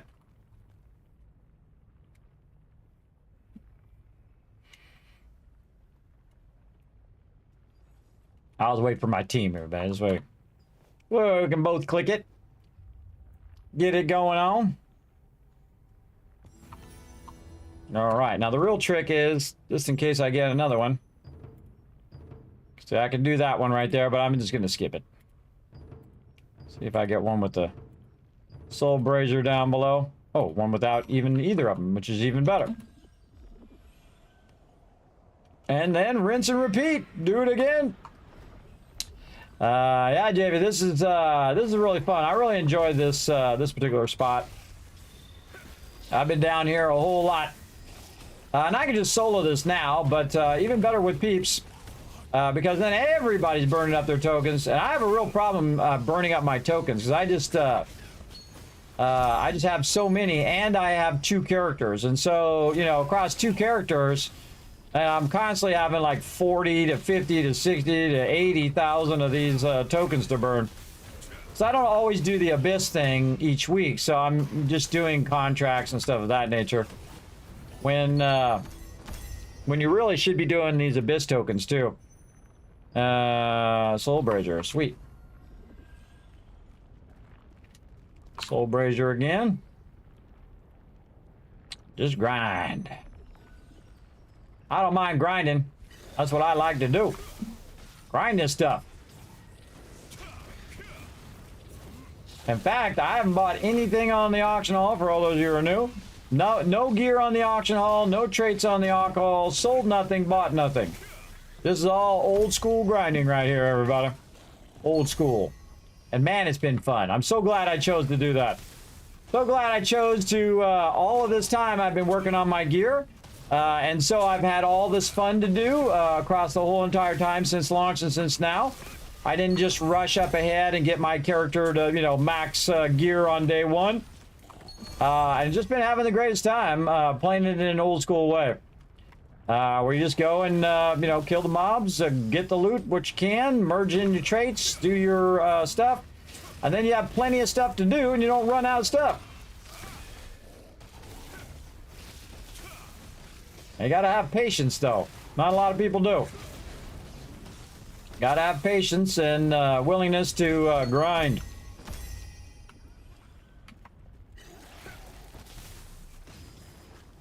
Now, probably in the next one, though, we're going to have some fun with the auction hall. We'll sell a bunch of stuff and buy a bunch of stuff, but we're not going to do any pay to win. None of that pay to win crap. Kismet don't pay to win.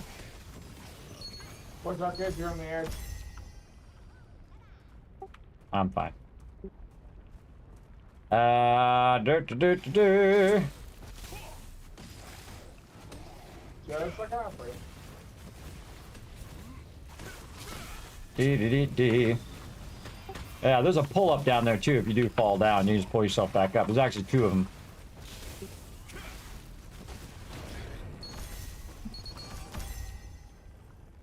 Dee.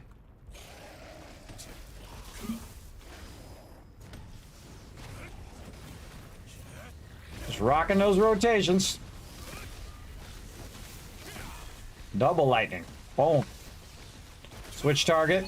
So I switch target when mob gets low, so I can keep it going. And see, I melted all of my contracts, which is not a smart idea, but I don't want to do any of those other contracts, which I've already done before. I've done them in every single dungeon. I look forward to the new dungeons. We'll get a bunch of contracts for that. My team's like, Kismet, you should save those for the new dungeons. And I'm like, nah. That's okay. I'll grind it when it comes out. I'll get contracts and I'll go do that too. Just like I'm doing this right now. I will give you an advantage though. If you do have those when the new update comes through, you know, if you, backlog a bunch of stuff to kind of fast forward yourself when the 55 comes out. And there'll be all the tryhards. They'll be out there, you know, day 1, level 55, skipped all the storyline, did all the thing all day 1, and then they're like, well, there's nothing to do in this game. I don't know. I don't want to play this game. There's nothing to do. They do it every time, everybody. They do it every time without fail. And they're like, this game sucks. There's nothing to do. Well, you just did it all on day 1. What do you expect? Supposed to last you for a while they come out with the new stuff. So I make my enjoyment of the game last. If I really enjoy the game, I will. I'll not rush through it.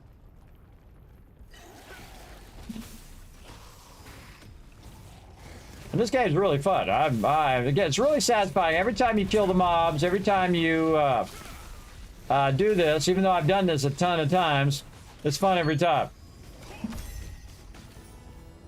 Another one done. In fact, I got 2 more done. What else we got?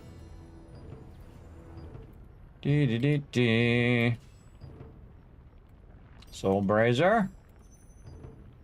No. Yes, please. All right, next. Here we go. Might go get my other character here in a minute. See how that goes.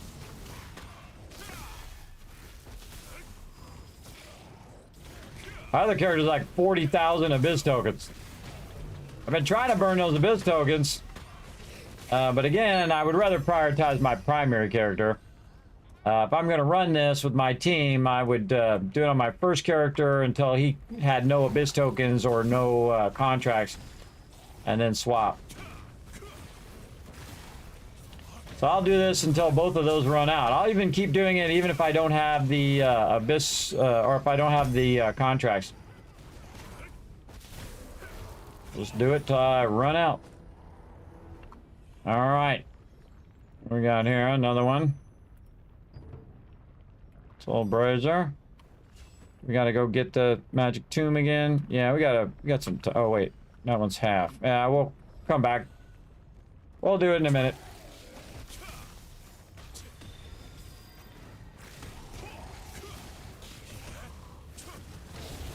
I'm stacking damage there, everybody. So I'm doing the fire barrage. I'm doing the beam, but also I'm doing all the other skills as well that just stack and stack and stack.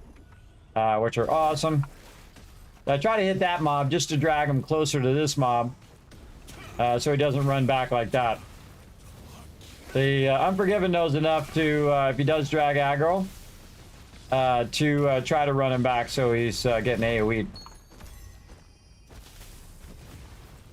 You really don't want to run when you're in a group. If you pull it, you tank it.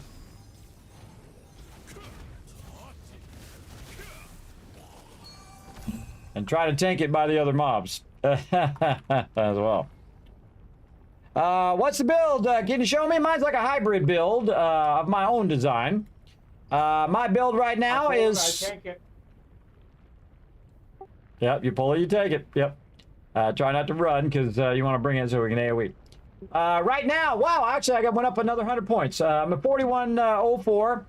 Swirling Essence, Supreme Devotion, Divine Justicar Attire, Ascended Guardian Gloves, Swirling Essence Pants, Ascended Guardian Shoes, Clasp of the Conqueror, Abyssal Graceful Charm, Abyss Grace Band, Sapphire Diamond, and just the Butcher's Belt, just because it was some random drop that I got, and I never got around to doing the belt yet.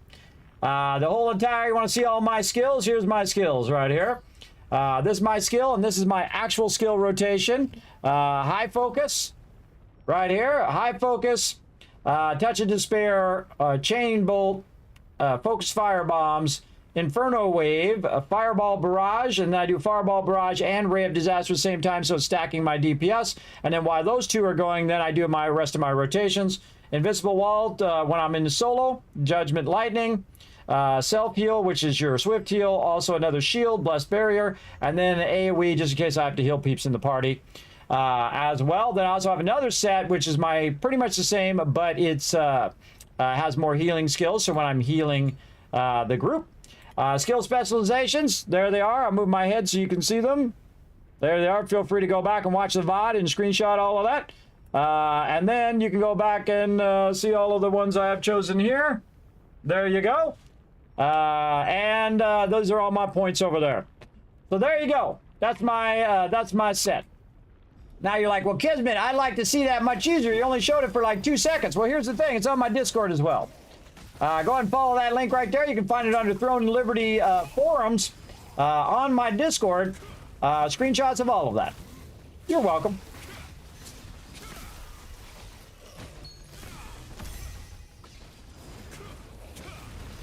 Now, my character is not full DPS, everybody. It's a partial DPS with healing.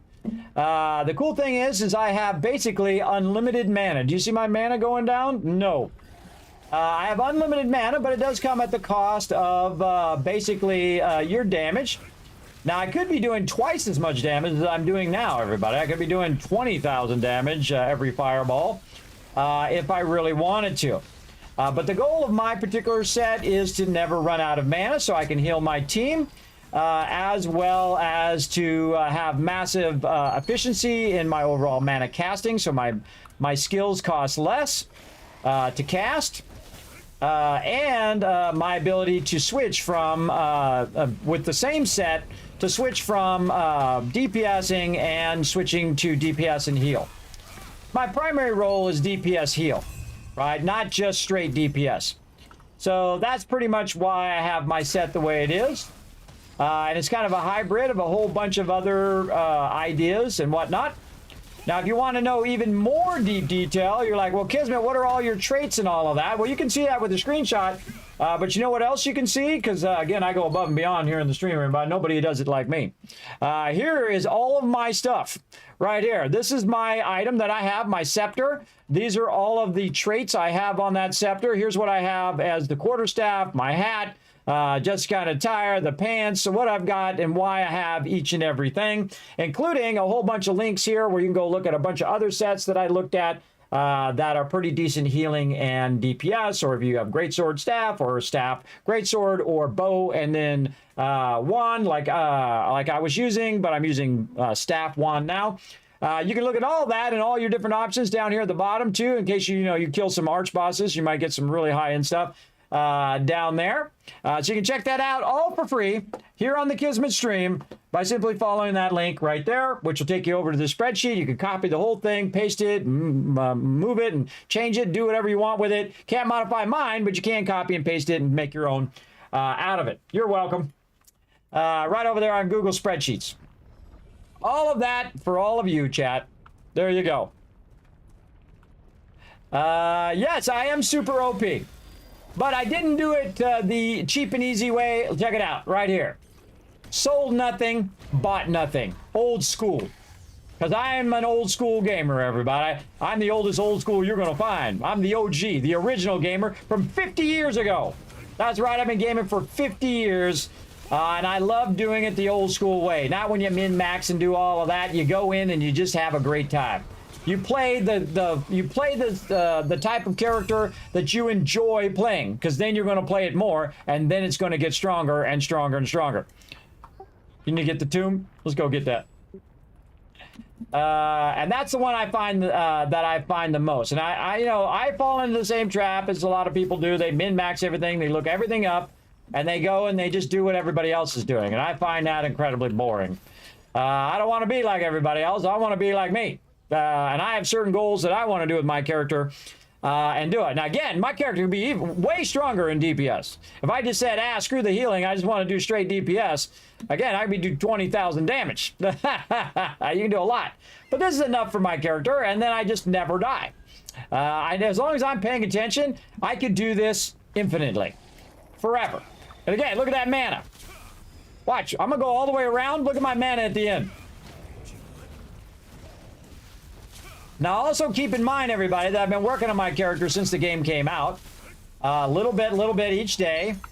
And then also that I have all my skills up to maximum. I have all of my gear leveled up. I have most of my traits that I need. Though, on March 6th, we're going to get the update, so probably no big deal if I don't just do my traits from this point. I'd be fine. And I'm going to be pretty set up when the new update comes in to do the new content and work on my next level gear, which I actually, at first I was like, what is this weird convoluted system that they've got in this game? I don't know. I was like, not into it. But you know what? It's kind of grown on me after a while here, after really, going down the rabbit hole and say, okay, why do I need to do this? What are traits? How do I do traits? And, well, okay, now we got runes. What do I do with runes? How do I level up my runes? How do I get all of that stuff going? So I put a lot of time and effort into it and learned all of those things, and now just absolutely enjoy it, because this is the magic right here, everybody. This is the part that I enjoy. Is that it's so satisfying every time you shoot off that fireball and they get annihilated. Because again, my character used to do like 2,000 damage, and then he was up to 3,000, and then he was up to 4. And I could see that progression that I earned, everybody. Not that I just went and flipped the credit card and got in 2 days, and then when I'm in a group, I don't know what to do. I see that a lot, everybody, in these type of games that are, that you can just buy your gear. Or you'll see it like in games like WoW, where someone bought that account and they don't know how to tank because they're standing in the back of the group. I've seen it so many times. Absolutely.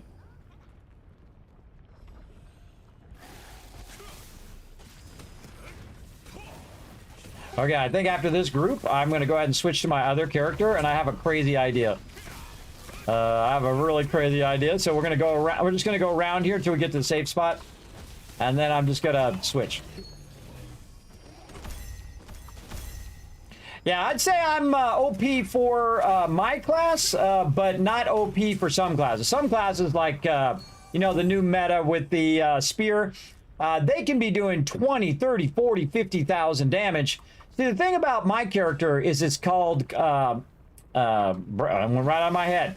I say it all the time, and it went right out. Compounding. There we go. It's compounding damage. So when I'm hitting this guy, I'm also hitting this guy at the same time.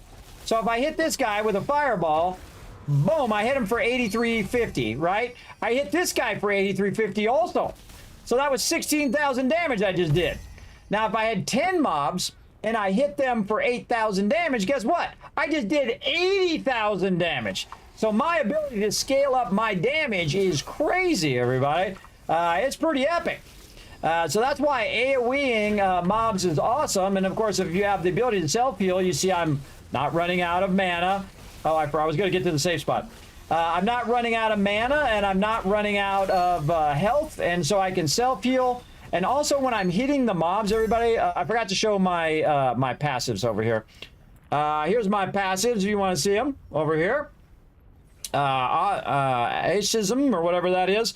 Mana Amp for more mana, Flame Condensation, Saint's Oath for healing, Noble Revival, Devotion and Emptiness, Selfless Soul, and then the last one, which is one of the greatest ones in the game, Vampiric Contract. So every time I do damage, 17 or 8, let's just round it up to 18%. 18% of that damage comes back to me in healing. So every time I do damage, I'm healing myself. That's awesome. So not only do I have a lot of mana, but I also have the ability to heal myself without casting any heals. Just basically DPS. Just DPS. What's that? I just got my purple wand. Oh, hey, congrats, man. Okay, I have a cool idea. I'm gonna try this. I'll be right back. The first thing I'm gonna do is do something fun. I have this cool idea, but I didn't think of it until just now. I'm gonna use the guild summon gate.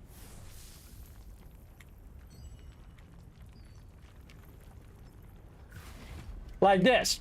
Then I'm gonna drop group. Then I'm gonna switch characters. I got 18 seconds. Then I'm gonna switch characters, and then I'm gonna use my other character, and I'm gonna teleport down here. I just thought of it. I can't believe I never thought of that earlier. That's brilliant. Another brilliant moment here. Another moment of genius, everybody. Can't believe I never thought of that till just now. All right, let's see if it's still there when I come back. Let me know, and I'll generate the party invite. I'll throw one to you here in a second. You can, we'll just switch parties, but I'm going to try something first. All right, let's see. Survey says, is it right here by the map? It is. Oh my God, you can do it. That's awesome. I'm so doing that for my members, everybody. When they switch, I'll just do the guild portal and they can switch back. But I didn't know I could do it as the guild leader. That's cool. I thought it would go away if I wasn't on. But no, if I'm not on, it doesn't matter. It still stays there. And now we know. Very cool. There we go. All right. Now, this character is very different. This is an alt character. Now, this character is just whatever I got is what goes in there. If I get some traits, I just throw them in there randomly. I'm not very specifically doing anything, though this character is kind of geared toward staff and greatsword. Oh, wait. I needed to get rid of all of these contracts. That's okay. He's got 66 of them. I don't think we're going to do more than 66 of them right now anyway. But he's got a bunch of contracts too, and so I'm going to burn up his as well. I seriously doubt we're going to get rid of these all today. So, hey, and he's got so many tokens, everybody. Look, he's got 40,000 up there. Now, this character is very different than the other character.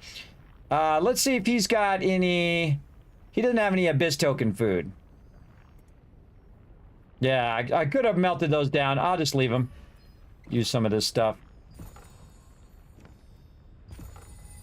And didn't open all my stuff. So what he's got more Soliant bonus. So I burn up some of his tokens. That's okay. So let's go ahead and get it going. Now this character is Greatsword and Staff. And you can see he can do 12,000 damage on a single hit. So he's more of a single target character, though he can go in and do other targets as well. He also has a really awesome stun. A couple of them. So I can go in here, I get them together, I jump, boom, they're stunned. And there we go. Now the Greatsword has this thing where you hold it down and you do heavy damage like that, very much like the Fireball. Now this character also has the Fireball, so he can also do the Fireball as well. And then I fan the flames of their destruction. And then block, reflect, and we're good. And there we go. Good to go. So I just switch over my alt. I grind him too. Now, this particular character, his whole goal is to donate stuff to the guild. That's why I work on this other character, because sometimes my other character is kind of done for the day, right? You did all of your co-op dungeons, you did all of your, your contracts, you did all of that stuff, and now you got really not much to do on that character. You might have burned all your Abyss tokens. And whatnot. So that's pretty much what he's for. And this character actually got exponentially more powerful than my other one did. Much quicker. And the reason why is because I understand the mechanics. And the smart thing that I learned on this guy is to do it evenly. So instead of just putting all of my, skill books into one skill to get that one skill all the way up, because that's the main skill I use. It's much smarter to spread your skills out. So you get this one to 2, and this one to 2, and this one to 2, and that one to 2. And then you're absolutely scaling up your character at a much faster rate than just getting one skill up, and then you're flattened out. And then one skill up, and then flatten out. Where you're just going like this on all of your skills. Much smarter. And sadly, I learned it on my second character and not on my first character. So my first character, much more experimenting and doing all of that stuff. And then this character, the greatsword is massively OP in this game, by the way. Especially at the beginning of the game. Holy mackerel. At the beginning of the game, I'm just walking around. Hit that guy for 10k. Just walking around absolutely annihilating everything with the greatsword. But this character does not have an easy heal. He does have a skill, the first skill that I have right there. He does have a skill that does heal him. And because now he's also got a lot of damage reduction. So he's better off. But if he does this for too long, he's going to die. And I'll move over here a little bit so you guys can see the skill. Right there. See it right there. I'm going to press it right now. I forget what the name of it is. It is called Da Vinci's Courage. And so I hit that, and boom, you can see he gets a heal. And then a bit of a heal over time. But it's not like when you have the staff wand. With the staff wand, I can just heal myself. And I'm good. Where here, he's got like a passive heal. But he does have lots of health because he's got 16,000 health. So that's one thing that he's got going for him. And then also, he has a lot of health regen. So really, those are the only really things that I put on him on purpose. Versus my other character, which everything that I have on that character is pretty much on purpose. Except for that belt.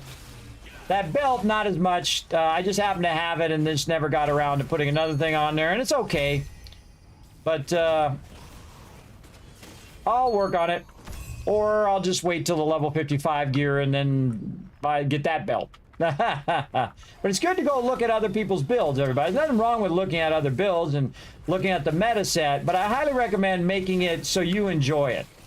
That it's like the way you like to play. Like I like to be a caster class. Caster classes are fun. And this particular character is a hybrid between casting and melee.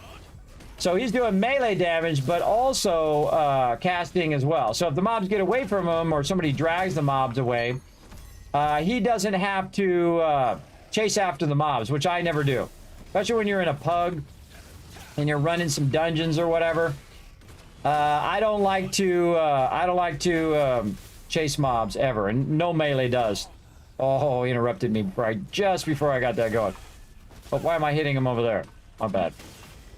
My bad. See, I stunned him. Now I got also that first skill, by the way, makes my skills go faster. And also makes me move faster, by the way. You move faster in battle if you're running around. There we go. How many of these he's got? 1, 2, 3, 4, 5. Yep. We got to go get the tomb on the next round. By the way, if you need to go get the tomb at any point and it's stopping you from progressing, you can just go ahead and run up there and grab it. Or if you need the brazier or whatever, just go ahead and grab it. You don't have to wait for me. I can, on both of my characters, I can solo all of this.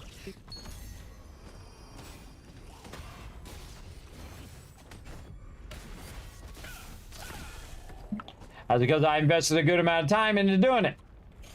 Again, that's what I enjoy the most. Is I'm gonna run and get the drone.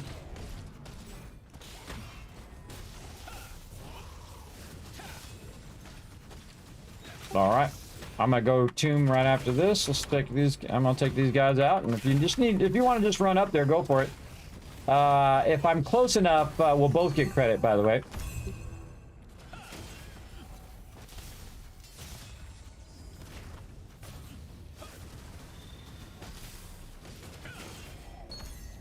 All right, let's just run past these mobs, and we'll go grab it.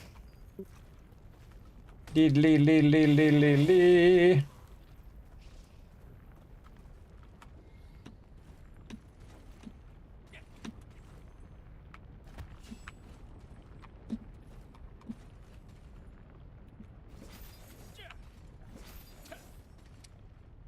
The only problem with running through the mobs is it brings your stamina down, so you have to wait for your stamina. This whole top part up here is really awkward. Does this really weird laggy thing every time. All right, get that tomb. Let's do it. So I switched over to the other one. Switched over to my other character, having some fun. That is not this. There we go. I can tell by your options. Some days I'm on the ball, some days I'm not. Well, I gotta come back to the tomb again later, but that's okay. This character has like hundreds of these, but I can melt them all down and do 300 of these contracts. But I don't know if I have enough time. See, I got 150, 150 is 300, 450, plus this 500. I can melt these down and turn it into about 250 of those contracts. If I wanted to, but I'm not going to for right now. Just gotta try to melt some of these guys, help out Unforgiven, and also do this until it gets dark up.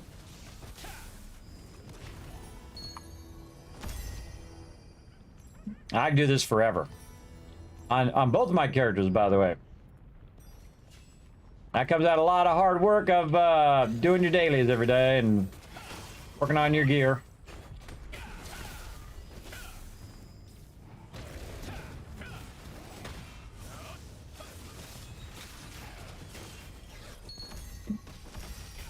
I really should make a command when people ask me, and it should show my build. I should put that on the website.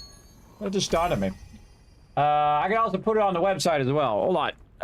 Command build plus on website with my build info. There we go.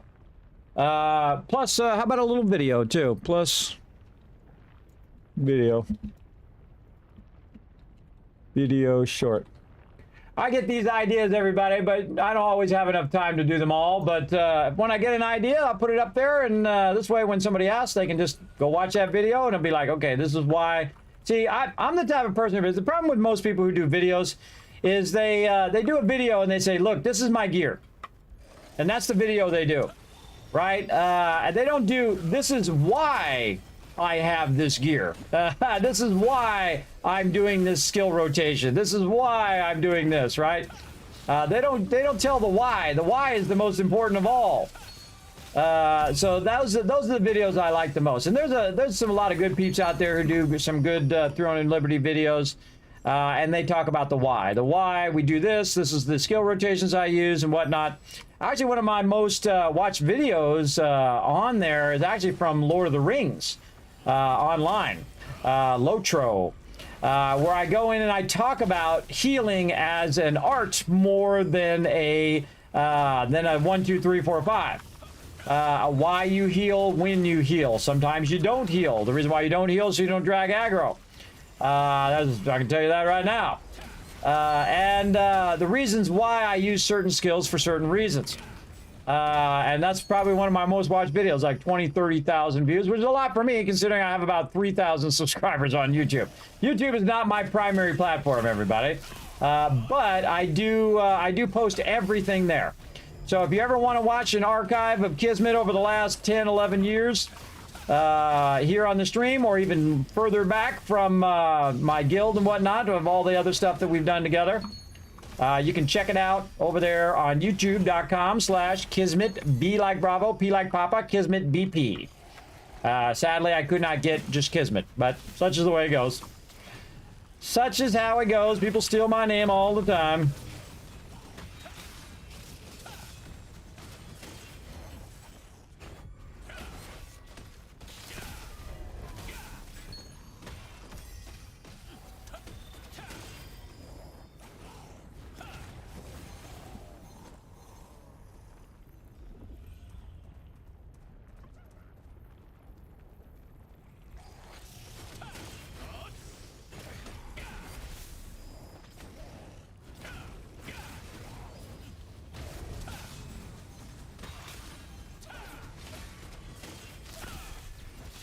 Get wrecked. That guy's getting wrecked. Yeah, I'm doing a lot of single target damage on this one, so that other guy's dying much quicker than this guy over here. So I gotta switch in the middle a little bit more so that I'm doing more damage to both. Good to keep that in mind.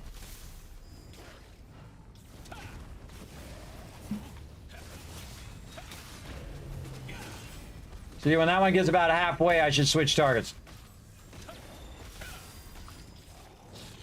That's because that one's just gonna die via AoE. So when it gets low, the AoE target of it is gonna get it. So if you have like Fireball and all that, and same thing here again, boom. Block, it's about a halfway switch. I love stunning these mobs, by the way. They're so incredibly fun. Then we go like this, and then when we get this fireball back up again. Maybe a big great sword. Oh, 11,000 damage there.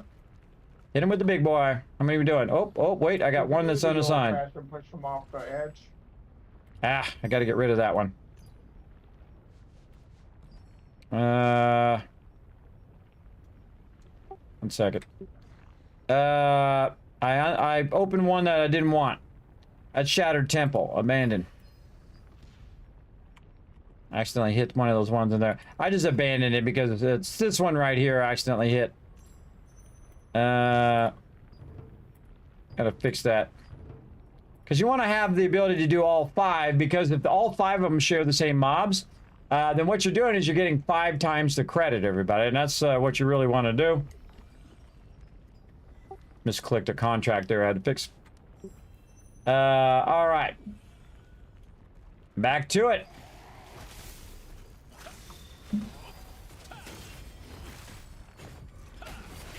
Yeah, 12,000. Remember, this is just an alt, everybody. This is not my primary character. Yeah, and once you know the gist of how this game works, man, you can really go to it. Keep grinding away on it.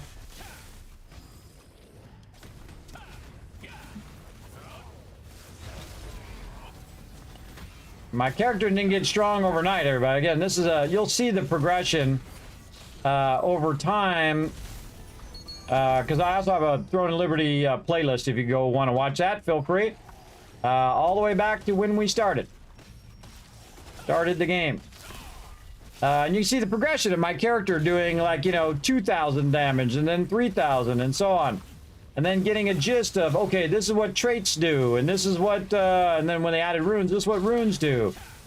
This is why you spec certain skills. This is why you do this skill first, and then you do this skill, because this skill is going to put fire damage or burning damage. This skill is going to cause the burning damage to go up really high to 10 stacks, and then you use your fire barrage, and it does a lot more damage because it has those stacks. And again, all combinations of weapons have those kind of combos, and those combos are super powerful. And doing stuff very quickly. Another one that this particular character has with a great sword is he does more damage when the mob is stunned. Boom. Toast. Let's do it.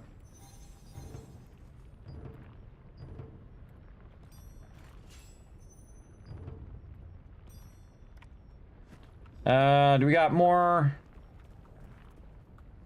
You got more Magic Tomb ones? Wire contracts. Yeah, do you need the Magic Tomb?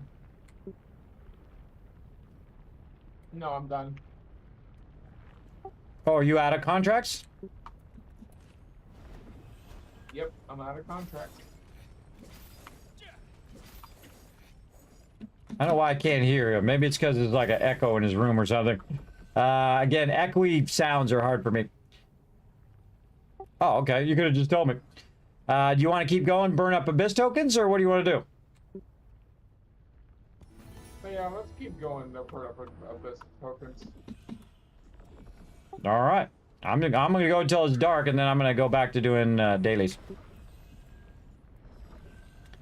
Keep going.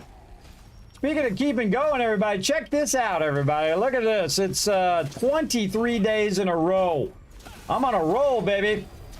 I'm on a roll here in the stream. 23 days in a row, over 230 hours. That's as much as I usually do in a month, which is pretty crazy. I think we're going to have the all-time record this month for the most hours streamed, everybody. We're throwing down. We're going all in. This is our year, everybody. This is our year. We're going to really throw down.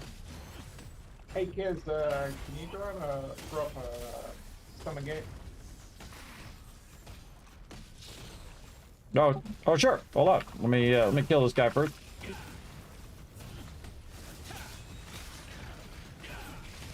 Somehow I collapsed into the lava and died.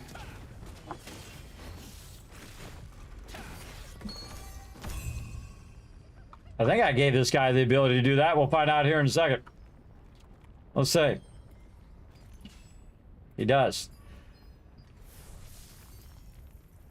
Ooh, litho book. What's this? Add. Yeah, on this character, I just add it without even looking at the traits. I know it's kind of bad, everybody. You should really look at your traits and merge your traits in first. But this is why it's great to be the guild leader right there. I can summon him back in. There we go. All right. Oh, we got some more. We need another contract, I think.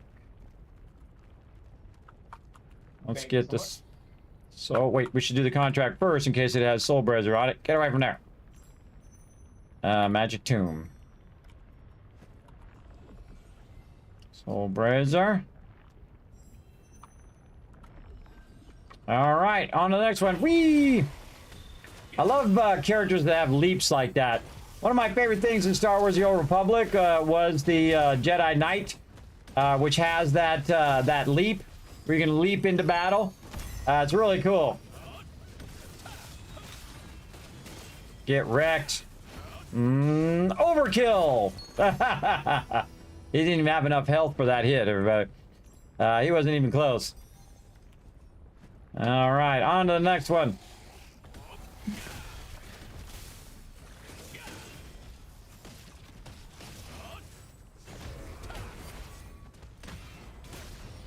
See how my character does that? What's going on?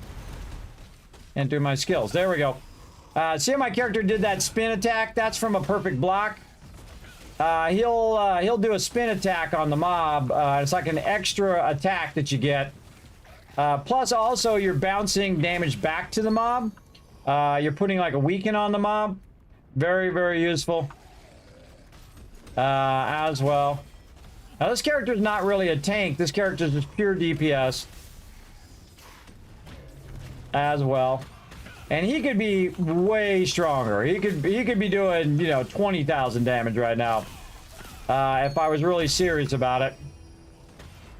But this character, I'm not that serious. I just run him when I can, and if I got enough time, then I do it. But mostly I work on my other character. I try to keep him from hitting maximums in Abyss tokens and dungeon runs, all of that stuff. Try to keep him grinding that gear. All of this is going to be obsolete. You hope it's nerfs great steroid players? Well, hey, I'm not going to say nothing. But it is OP. The one that's really OP, though, is the one that I've seen. And how do I know it's OP? Because I've watched people use it in dungeons and stuff. Is the spear. The spear, someone comes up and they're doing, insane damage. They can take out bosses on their own, everybody. That's how much damage they're doing. And they're just coming in and you can just see their thing going, and they're the only one on the mob. They're the only one on the mob, and you can see their health just going down. Especially like in those 1-star dungeons, you're running with a couple of people who have the spear. And those 2 people could do the whole dungeon themselves. They don't need anybody else. They could have done it all by themselves without anybody else, if it would let them do it. Now, actually, they're going to add solo dungeons, so that's going to be super fun. For, when my team's not on, I can run some solos. That'll be pretty fun. I prefer to run my team though. I like doing this where everybody's working together and everybody's benefiting from the whole thing. Trying to get that off before he got me.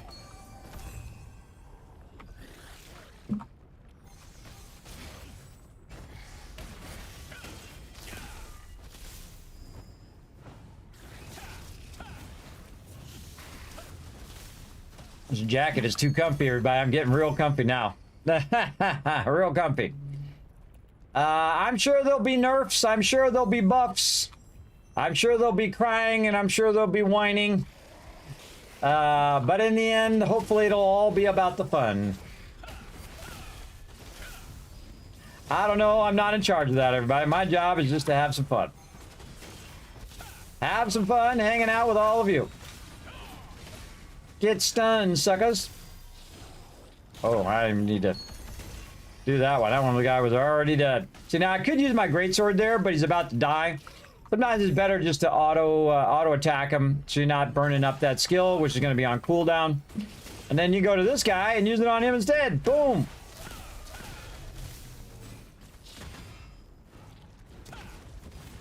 Get that burning on him. By the way, I can, when I'm doing that fire barrage, I can switch targets. Which I think is really cool, too.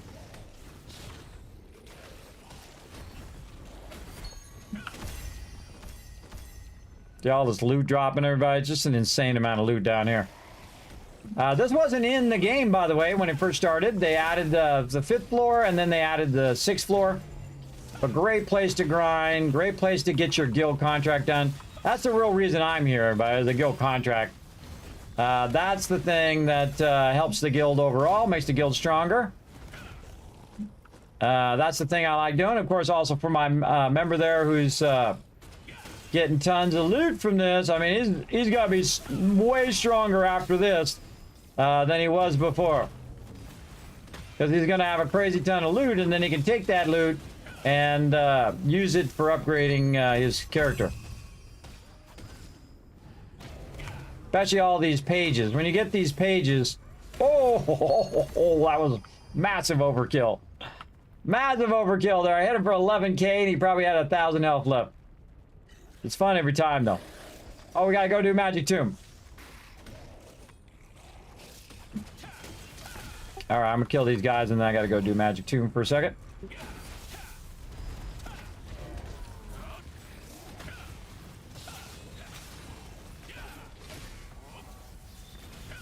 One of the skills of this guy, or actually 2 of the skills of this guy, I'll move over. The first 2 skills is all about making my cooldowns faster. So the first skill is for my greatsword skills, or your melee skills, and then the second one is for my range skills. So I hit both of them, and then both of my skills are where I'm out of the way. All right, sounds good. So both of my skills are getting massive cooldowns, so I can basically attack faster. Which is awesome.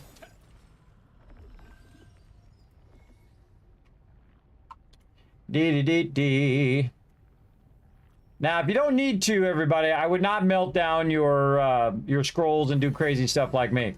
Because I'm not going to be in a giant hurry, everybody. Everyone else is just going to rush ahead. Oh, I got to get it done on day 1. I got to be level 55, and I got to get through all the content and all the dungeons and all the stuff. Not me. I'm going to be one of the last few.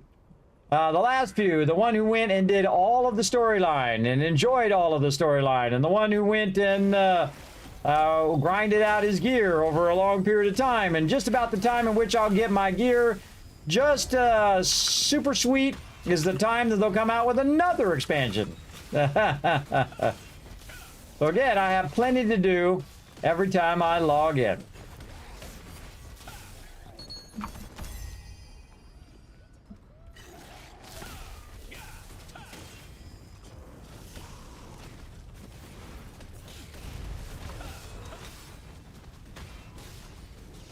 This is also why I don't play this game every day, all day, everybody. That's you can get burned out.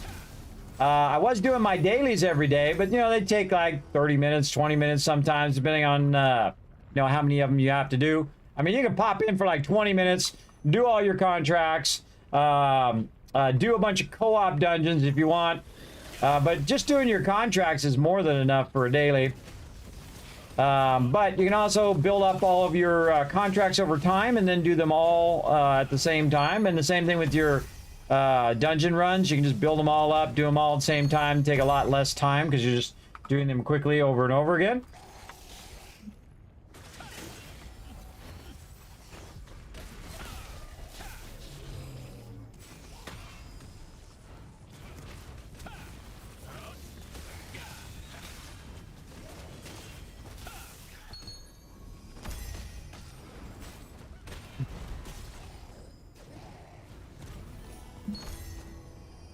All right, more contracts.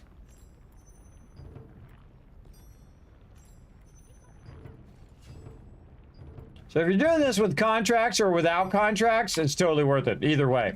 Even if you don't have any contracts to do and you're just doing it for the guild quest, or if you're just doing it for the drops, totally worth it, I think. Especially just doing abominations.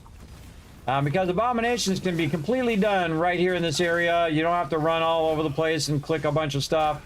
They don't have a lot of annoying mechanics. Only this guy does a stun every now and again, and I just block it. And you can do this all day, every day.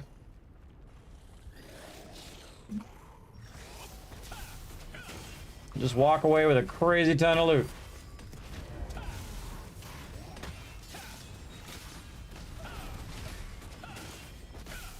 Wow, I went so fast I ran out of skills.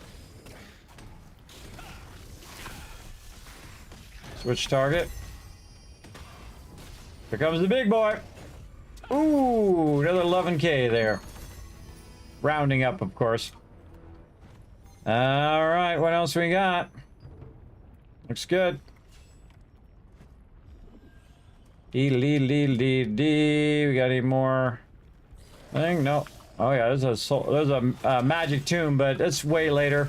I usually let that magic. I usually do like a cycle or two, and then I'll go get the magic tomb. Now the great thing about this game that it does also is it pretty much sets like a little bit of a time limit on here. Now you can keep going even at nighttime. But that's when all the PvPers come and show up, everybody. They show up at nighttime and they're going to come over and want to PvP you. Look at me, I'm so special. I'm a special PvP guy. Look at me, I can kill you. You got no PvP skills. You got no PvP gear. And look at how I killed you. Look at how amazing I am. Zero challenge, everybody. Zero challenge. And they think they're amazing at PvP. When someone else is not spec for PvP, they're not anywhere close to their skill level or have the same kind of thing, and they think they're Mr. Big Stuff. Yeah, go take on somebody who has equal gear and equal skill. Then you can talk, but other than that, you're just ganking people. You're just ganking low-level peeps. But then again, you were in the dungeon at nighttime. You had the option to leave.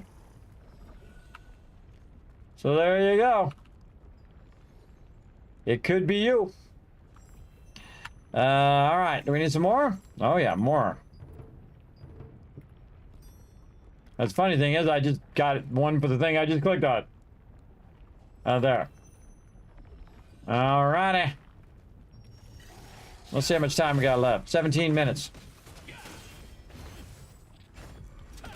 Now, when you have about 15 to 20 minutes time, I would stop doing contracts, because that's about how long it takes to finish a bunch of these.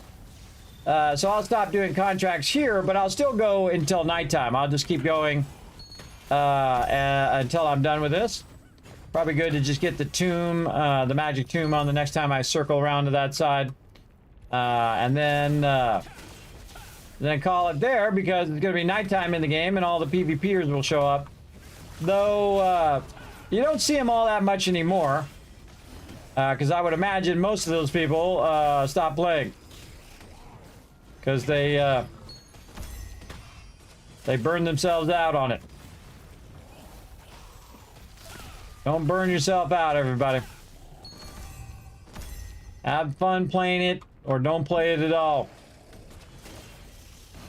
No whine about it. See it all the time. People whining about games. I'll give them some feedback, but if you don't like playing a game, ain't nothing forcing you to play it. Case in point, Skull and Bones. Really liked the game. I was having a great time playing it. Then they made it where I have to do these defenses that I didn't want to do, and I told them I didn't want to do it. I said, no, I don't want to do this, man. Oh, I almost started another contract. Nope. I told them that it's dumb. Why are you forcing everybody to do this content that they don't want to do? People are going to leave the game, including me, because I'm not into it. I don't like to be penalized for logging in and playing your game. And they said, no, we're not changing it. And I said, okay, bye. So that's how you show them the thing, everybody. You say, that's it. I tried to give you some feedback, tried to be honest with you, tried to be straightforward. I didn't say, hey, your game sucks, I'm out of here. I said, this is the reason that I think it would be better if you did this. And then it's their choice, everybody. It's their game, they can do whatever they want. If they want to make it where those defenses are required and that you get penalized if you don't do them, well, then they can do it without me. I was really having a great time, too. Me and my crew was, too. I thought overall, a pretty decent game if you take it for what it is. If you don't try to make it into Sea of Thieves. Sea of Thieves is Sea of Thieves, and Sea of Thieves is a great game. Oh, I forgot to go get the tube. Kill this guy first. Sea of Thieves is a great game. So if you like Sea of Thieves, play that. Why do you want everybody to make another Sea of Thieves? You don't need another Sea of Thieves. You already got one. Play the one that's the right one. That's what a bunch of people kept saying. They come in my channel when I was playing it. They're like, the Sea of Thieves is better. And I'm like, this is not Sea of Thieves. Sea of Thieves is a totally different type of game. This is like you're the boat game. Sea of Thieves is like you're the pirate game. That's two different whole styles of a game, everybody. And it's okay to have two different styles of game. And if you don't like a game, don't play it. Simple as that. I mean, what else should I tell you? Go play a game you don't want to play? That seems ridiculous to me, but somehow that seems smart to some people. I don't know. But me, I don't play games I don't like. I don't play games I don't want to play. Simple as that. Easy. Nothing complicated about that. Let's go. Big hit. Bringing the heat. Stunned and dead. Alrighty. How much time we got left now? 13 minutes. We got this. So what that does when you roll over that thing at the top there, it tells you how much time until nighttime. That's what I'm looking at up there. And so we're gonna throw down here, and then when it's nighttime, we'll take a little break. We'll come back, maybe do a little bit more. We'll see. Try to get these dailies done. Now, I'll also be playing some more Throne Liberty on potentially Friday, but for sure Saturday with my crew. Oh, what do I got here? I got something that's unassigned. Oh, I just leave that there. We'll do it another day. What I'll do is come back and we'll be doing raiding on Saturday with the crew. I don't know why I'm hitting that guy separately. We'll be doing raiding, try to get peeps some gear. And then after that, we'll be trying to get some 2-star dungeons in, I bet. A lot of 2-star dungeons. And the thing that really ups your gear score, by the way, everybody, is your traits. So even if you just put random traits in there, your character's getting stronger. It's kind of like runes. No runes is worse than any runes.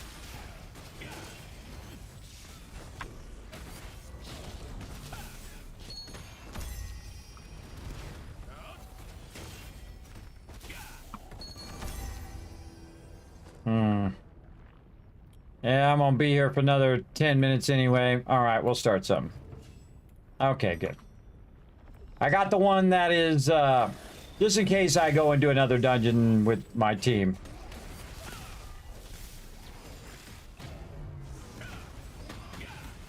Highly unlikely on this guy, but still.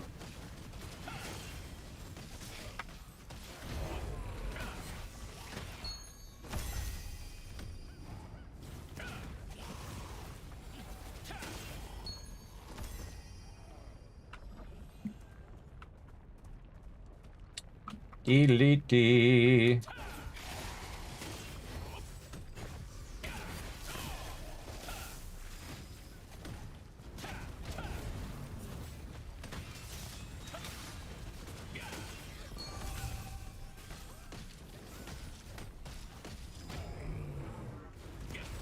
So even though, by the way, a lot of the new content that's coming out on March 6th is already out in Korea.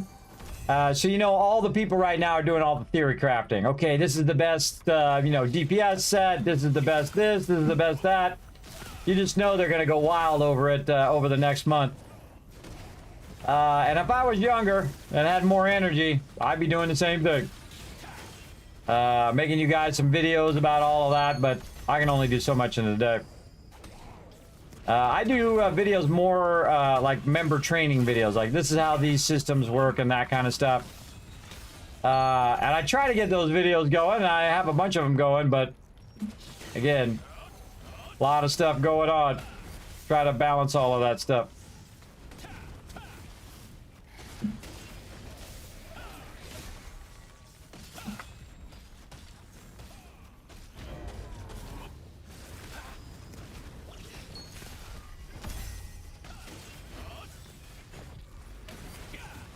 Nice, you can't even see what you're doing. So much effects going on at the same time. So much effects.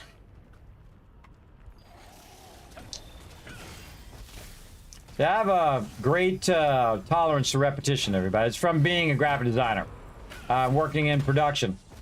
In production, you do a lot of the same thing. Customers come in, they want a thing. You take it, you run it out, you know, you put it to film, you make sure the film's good, you take the film, you box it up, you send it out, and then you just do that same thing over and over again. Every single day. With different types of designs, of course, but pretty much the process is the same. You design the thing, you take the thing, you gotta print it out and then send it on its way. One way or another. Boom. Boom. Hitting them with the big hits.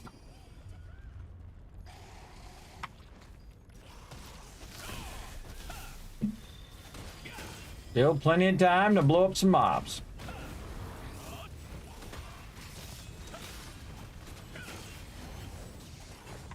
That was way overkill.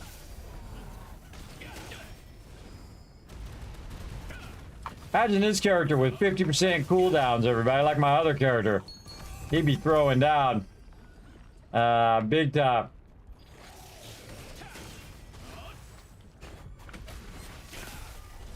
The great thing about the great sword and the staff is a great combo between melee and ranged. So if you don't want to run after the mob, use your ranged ones, and if you want to do those big hits, then go in there and wipe them out. This guy, his fireball does almost as much as the fireball of my other character, but this guy's very heavy strength, so he's doing a lot of DPS because he's got so much strength on his character.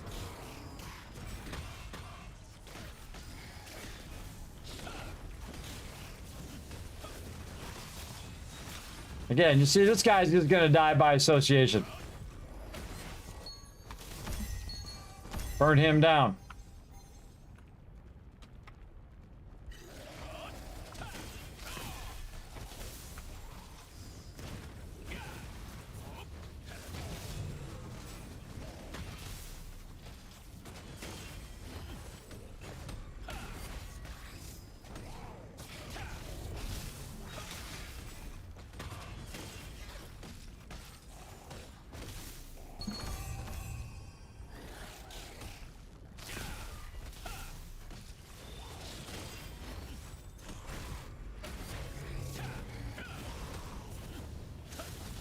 Oh, strength actually affects damage too.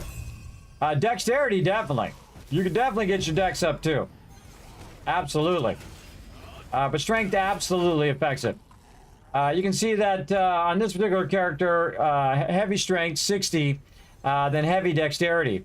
What I was thinking of doing on this character is just go heavy strength in the beginning and then build dexterity through gear. So he has like double strength and double dexterity. Because if you go to strength and you roll over it, it tells you what it does. Serves the source of physical prowess, provides strong defense in addition to increasing max health, max regen, max damage, and minimum damage.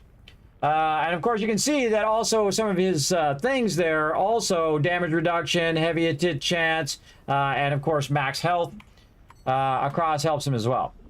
But dexterity does definitely help you with your damage for sure.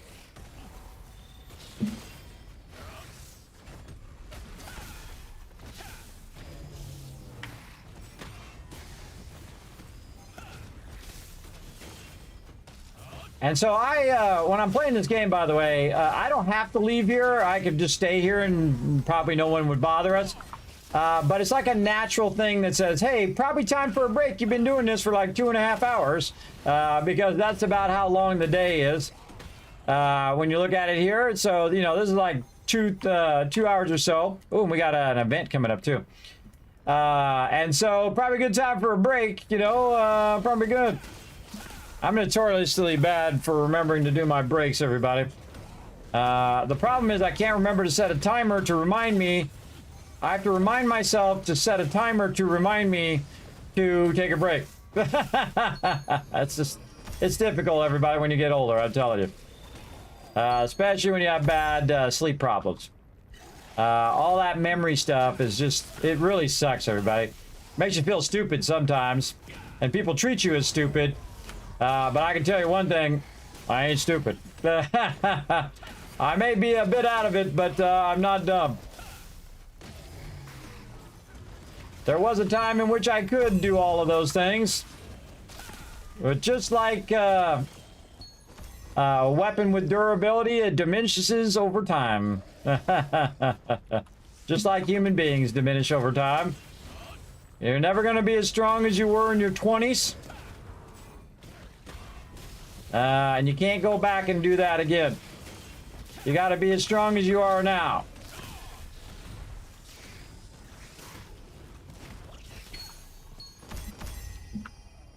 So enjoy those 20s, everybody. 20s, man, that was my heyday. I had a great time.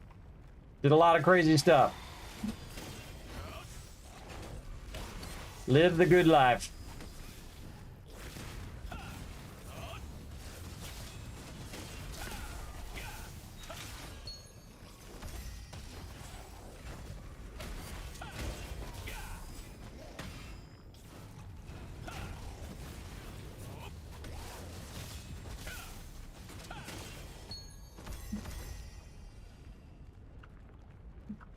All right, 2 more claws. Can we get it done in the next few minutes? Let's try it. Why am I fighting that guy? Get over here.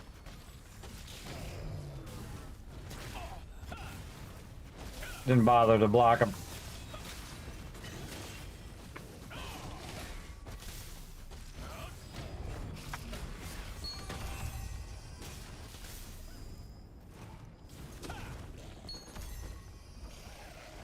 So much sweet loot. Trying to tag them. There we go.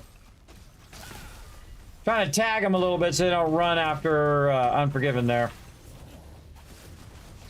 Even when this is that other one is the one I need to kill, I still kill this one first.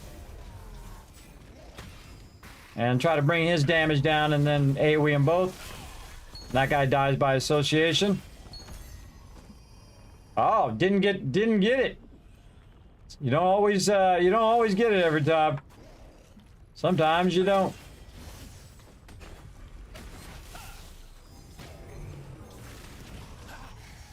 How many minutes? 2 minutes.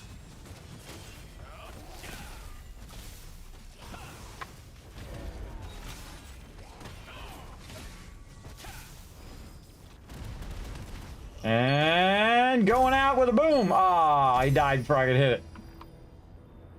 All right, I think that's probably pretty good. Are you good? I'm good. Bet you got fat stacks of loot in your pockets right now. All right, jumping out. Yeah, I do.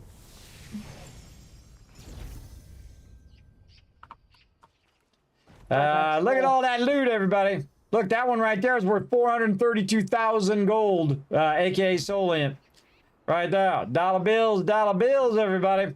Right here. This one's 288,000. By the way, this is 432 times 3. So it's actually 1.4 million, roughly, or 1.2 million.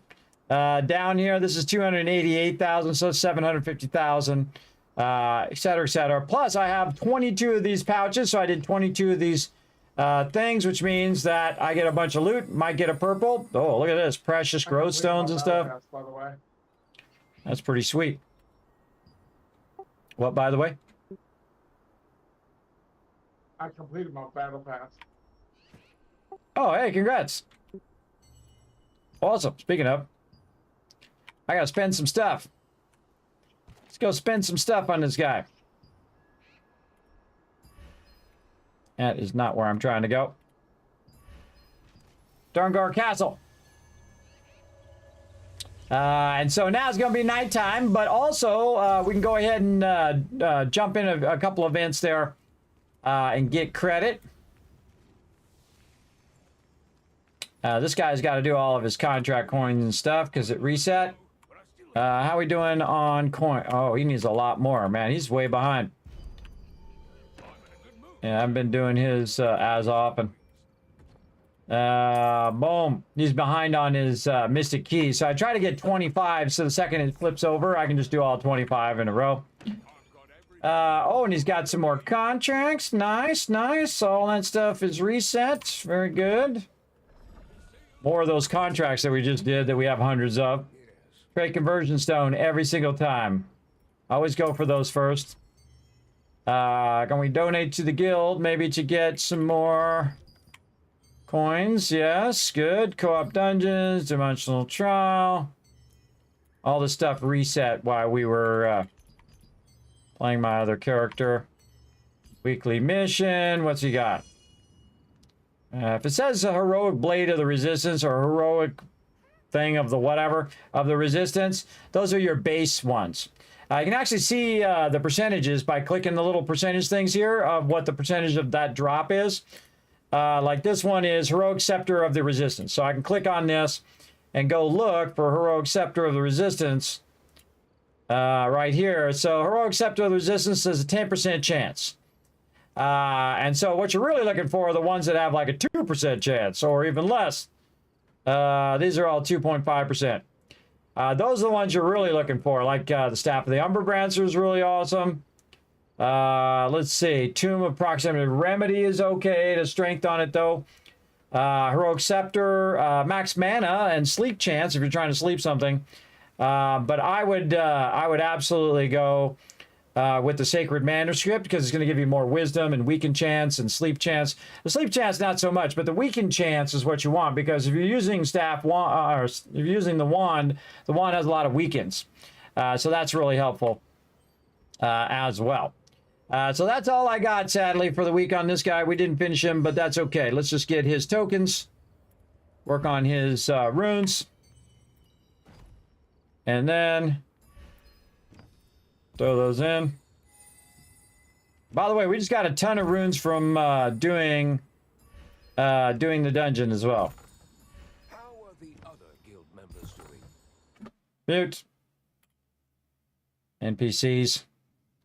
Look at all that loot. Holy mackerel. Tons of it. Melt them fish. And man, you got tons of random loot on them too. Let's go over here and drop this in here to kind of clean this up a little bit. What are we doing? Auto deposit. There we go. We're going to throw that ring in there. Wait till after the update. This is some stuff we can just melt down. Throw that in there. How's this cash? 14 mil. All right. That's okay. Let's see. What else are we doing? We got all in. Let's short it. God, he's got a lot of... You got a lot of stuff in here we got to work with. We got to get this with 732 of those selection chests. He has 1,149 trait conversion stones. He has a lot of trait conversion stones there. We just opened up some of his traits, but he's still got about 200. Again, I'm just stacking it on this guy And we'll see what happens when the update comes through. He'll be better off probably in terms of backlog loot than my primary character. I don't save loot on my primary character. On the alternate character, I just save it, and if it helps me out later on, awesome. Let's go in and let's level up. Speaking of leveling up, let's level up some of this gear if we can. Let's see, how about this belt? 52 of those. All right, nice. Let's do it. Get her done. Nice. How about this one? Oh, I didn't quite get it. Yeah, worth a shot. Accessories, we have armor. Let's go with this armor, 33. Go. I just tell it to go until it does the next thing. All right, field general, finally up to maximum. There we go. And then I don't have any more. You can also craft a bunch, and I'm sure this character has a bunch he can craft. But I'm all about getting that done. Going in, dissolving. See if we got any gray ones first. I think some of these we had already merged. I think I might have already got rid of the ones that were merged. Yes. Okay. Before we get rid of those, we want to take the things and combine the traits. Craft your quality crab meat pie. For meat pie? Yeah, quality crab meat. I would imagine I could. Why? It gives you Soliant and a blissful contract token XP. Yeah, that is good if you can only make that one. I suggest you actually do the mastery in Abyss tokens. The reason why is it gets up your mastery for your weapons. It makes your weapon stronger, so you can pick your different traits for your weapon. I usually use that one. The really cool thing is when you use the one that gives you mastery and Abyss tokens for the holiday events, and then you use your Solient bonus, because now you're getting all 3 bonuses at the same time. It's pretty awesome. Pretty awesome. Awesome. All right. Now, of course, this cost me a bunch of Solient, but I can merge. Trans apple tart and the Solient bonus. Yeah, I've made all that food before, and watch out because you fill up your inventory. I made every single different type of food, everybody, because I wanted to see how it worked, and I went through and I tried it all. And then I was like, oh God, now I have all of these, I have all of this food I have to use up. So now I just use up food randomly. Sometimes when I don't even need it, like I use up mana regen because I don't need it because I have plenty of mana regen. And you can't transfer between characters, which sucks. Ah, look, you got his wolf hunting contest. Nice. Oh, speaking of, good reminder, I got to go over there and do another one. All right, tons of loot there. Oops, I didn't mean to do that. There. Always good to open up your stuff here, everybody, so that you have full use of it in your inventory. And in there. Okay, now we got that all squared away.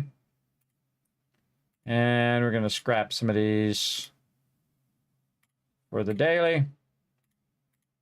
And now we got our daily battle pass done. Nice. What else we need? Recovery crystals again. Do we do... Oh, we need one more for last week. Okay. Do the little one. And get that one. All right. So we got that done for last week. I really should be doing crafting uncommon equipment. The cool thing is if you craft the uncommon equipment and then you make one that can go in your lithograph book, you're getting like double credit, right? So you craft it, boom, you're getting your weeklies done. And then you also have it and you can put it in the lithograph book, which is awesome. So you're getting double credit. That's what I did on my other character. I would do the craft 3 items that I needed for lithograph. That's how I got the lithograph book done. But I don't care about this character as much. This character is more like, okay, if I get it as a drop, I'll add it in there. But other than that, I'm not going to go too much out of my way to deal with it. That's for sure.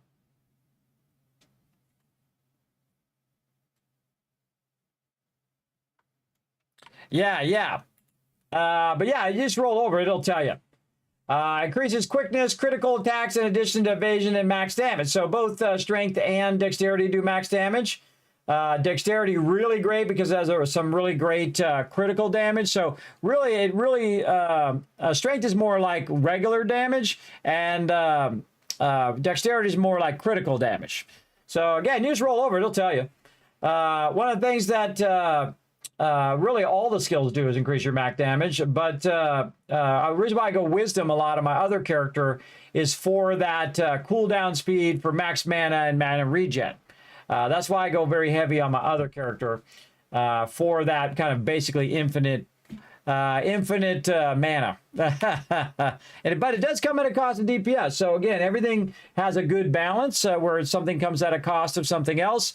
Very much like a rock, paper, scissors thing, exactly like that. Where you could buy the best stuff in the game. And me as a free-to-play player who's not spending any money is the person who could go in and counter whatever you're doing. If I wanted to, bad enough. I could play the game, grind it out, counter all of the CCs that you would do, and your entire set would be worthless. But you'd have to put a lot of work in to do that. But the fact that you can do it is awesome. If you really work hard at it. All right, taking a break, and I'm going to go do my dailies. Take it easy, Matt. All right. All right. Taking a break, everybody. Let's go take a break. Let's be good about our breaks here. How long have we been going? Holy mackerel. 6, 7, 8 hours. All right. Let's just keep her rocking. Everybody feeling strong? Feeling strong right now, so we're going to keep her going. So let's go ahead and take a little break. And while you guys are enjoying some words on stream, I'm going to be walking up and down my hallway. All right, here we go. Back in just a bit.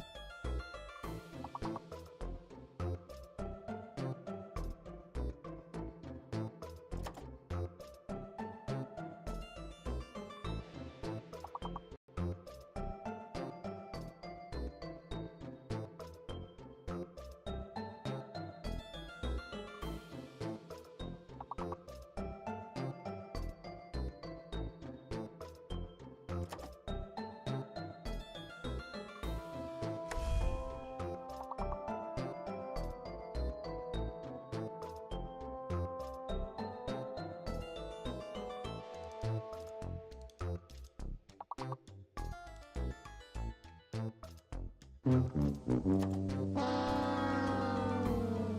I'm back. Okay, sorry I was muted there, but again, sometimes I bump it with my elbow.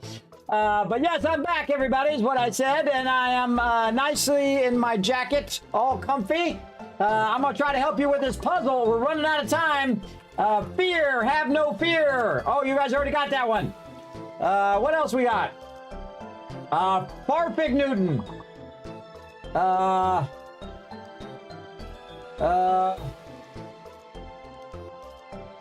I can't think of anything. God, I'm so bad with these. Reef. Get one? Oh, wait, I'm looking at the wrong one. Ha, I was looking at the wrong one. Dropped. I was looking at the paused. Let me show you this, everybody. That's funny. That's hilarious, everybody, because I was looking at the chat on this other side. But watch this. Look at this. I was looking at this one, and that was not the right one. That was kind of funny. Because I have it paused. I had paused the stream at that moment that they had that other puzzle. But hey, Rotisserie G came in and at least got a word in there. There we go. I'll give you guys a bunch of kiss caps for Kismet sucking at his job. There we go. For knowing which screen was what. All right, there we go. Let's go in here and let's have some more fun. I love moments like that, everybody. You can embrace that awkward moment or you can cry about it or whatever. I think it's funny, even if the joke's on me. All right, let's get back to it, everybody. We're going to go ahead and go over here and see if there's anything else I can do on my other character. Let me drop group here so I'm not just a ghost in the group there. Let's go ahead and switch and see what we got going here. Let's see if my other character has anything he needs to do over here. Over here. All right, don't show me any more of this stuff. Let's see. We're going to check the battle pass. Oh, yeah, he's got some contract coins he needs to do. All right. Back to the primary character. Now, what happened is the reset came through, and we got a bunch more items that we can do as well. Very nice. I love this jacket, everybody. It's so nice. I always forget, too. See, I put it away during the summertime, and I forget how comfy it is. So big love to Bearskin, everybody. They did a really great job. It's probably one of my favorite jackets I've ever owned, and I've owned a lot of jackets in 50-plus years, everybody. Absolutely. Probably not as many as my wife and kids have just in their lifetime, even though they're only like 16 and 19. But I've owned quite a few, and definitely among my favorites. Let's see, some more of those trait conversion stones. Pretty sweet. Let's get those going on. And then over here, I think we already did our stuff. Yes, contract coins over here. Do we need any more Abyss coins? We're probably going to do them all right now, so we probably should get those Mystic Keys. Get the rare parchments, get the blessed pouch. Alrighty. All done. Right there. Holy mackerel. Does this guy got a lot of stuff on him right here. He's got a lot of loot on him as well. All right. Get all that. We got 16 pouches we did from those scrolls. Oh, Tomb of the Proximity. Nice. More of these weekly scrolls we just got. Because the funny thing is we just finished them and then we just got more of them. Anything else? Doesn't look like it. All right. Let's go ahead and get all this stuff out of my inventory. Like that. Put that in there. Let's see. Put the star away in there. Can we dissolve? Oh, wait. We want to put our little starfish in there. We're gonna keep our little seahorse. My kids would like that. Cute little seahorse. Dissolve that. Okay, looks good. Battle pass. Claim those points. What about the week here? Or what about last week? We got those done. This week, done. Or week 3, done. More of them recovery crystals. Pump those. I think he's done with his contracts. I thought we had already done those earlier, but let's just go up here to Pure Light Hill and double check because it's a free teleport. Might as well go look. Let's go get her done. I actually got my Abyss tokens down a little bit. Pretty amazing. Alrighty. I think we might have some contracts. Did we reset? Oh, yeah, we reset. Okay, so let's get some more of these. Right over here. Blessed material. All right. Here. 9999. Veg and study. Let's get the study one. That one. And then we'll come back. We'll get that one next. Okay, so I just grab them based on what the rewards are, and then I go from there. And then we probably have some co-op dungeons. Yep, co-op dungeon time. So DPS, random. Let's queue into those while we're doing our dailies. And away we go. Turn the sound back on. Now, the cool thing about doing the dailies from yesterday and the dailies from today is that I don't have to do the dailies until Saturday, which is cool. Very, very cool. Right over here. No herbalist. So we can go ahead and dash over here and just grab some of these other things.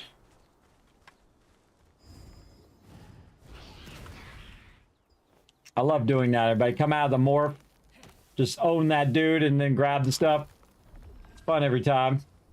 Never stops being fun. Medicinal mushrooms. I don't know why. That just made me think of going to Subway. Why did that make me think of Subway? Putting mushrooms on my sub, I guess. I don't know. Oh, that's kind of wild. Thing I put on my sub that my wife doesn't like, everybody's black olives. That keeps her away from my sub sandwich. Not that she was going to eat it anyway, but it's just kind of funny. Same thing with coconut. She doesn't like coconut. So if you want her not to eat anything, throw some coconut on it, and she will not go anywhere near it. Oh, hey, we got a fishing spot. Oh, right here on the left. Oh, I can't turn. Yeah, right over there in the thing. I guess we'll have to look at it after this deal. Oh.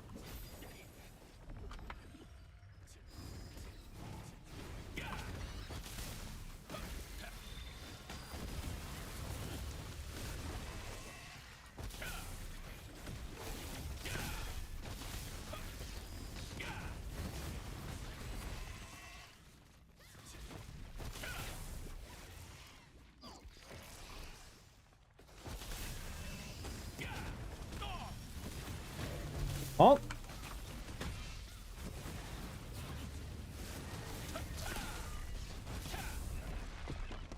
Ah. My cursor's a little weird. Mouse is a little weird there for a second.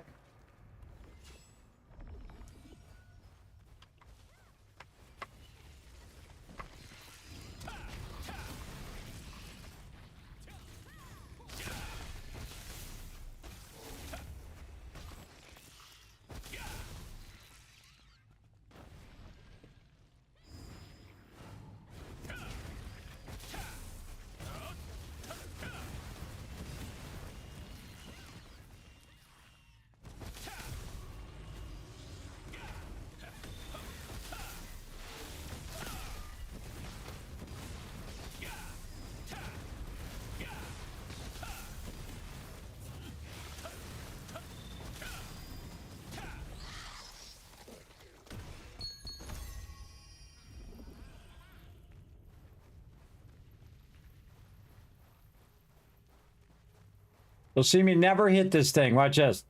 I'll never hit it. I always let everybody else do it. I hit these ones.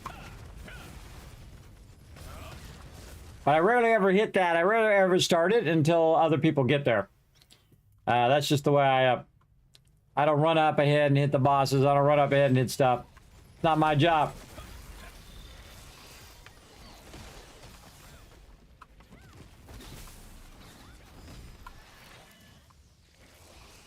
I can't even target here. There we go.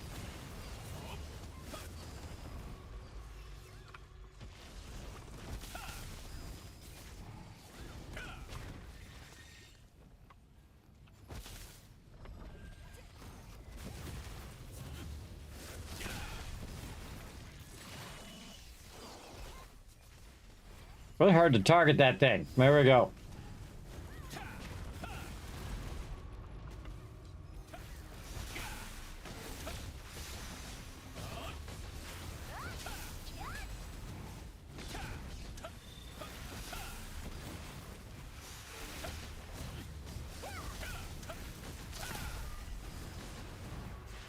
Toast. Toasty, toasty.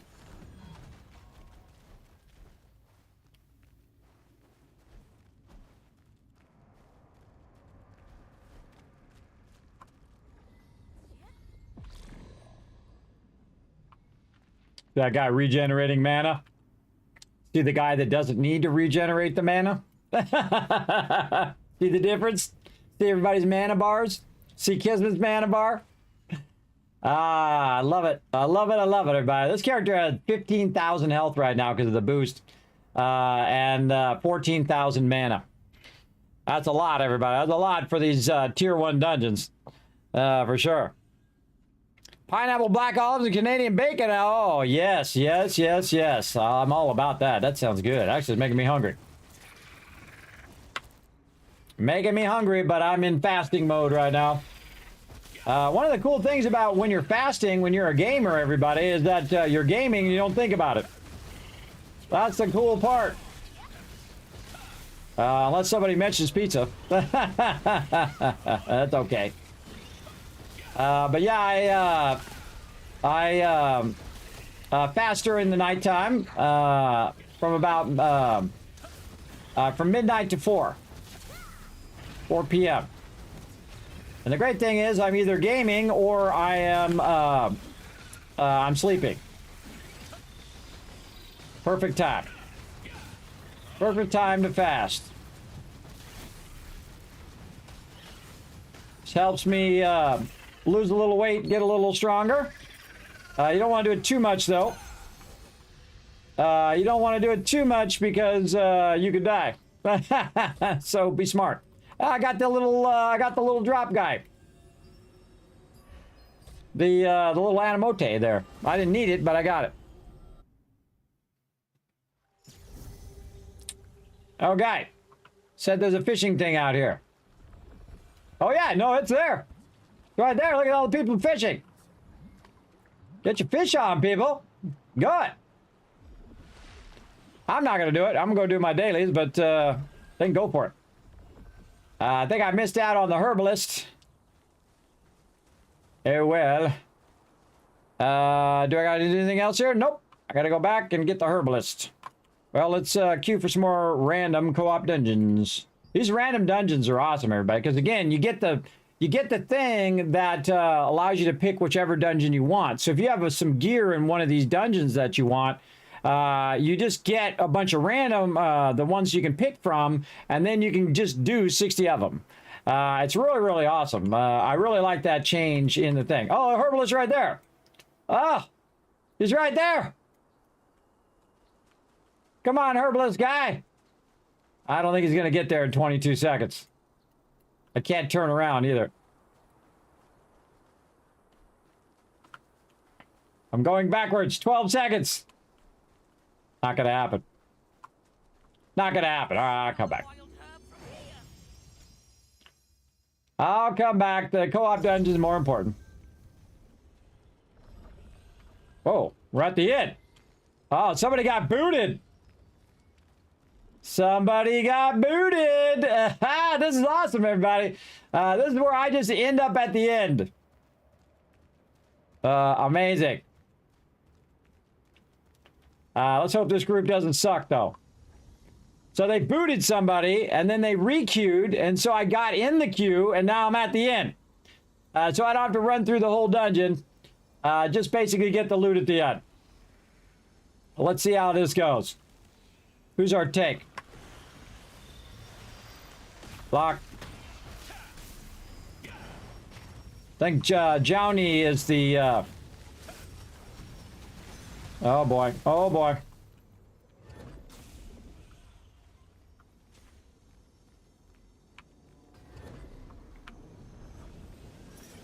Kismet's on it. Look. I'm already pulling my weight in the group. I clicked the thing.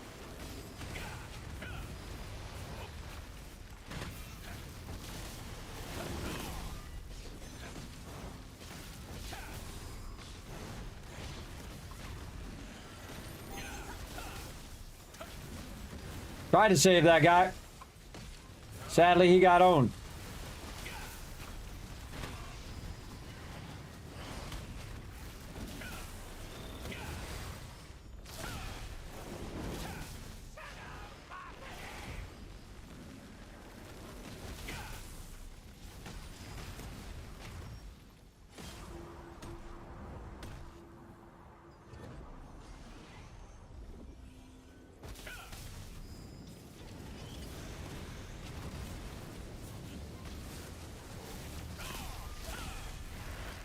Kismet comes in, saves the party.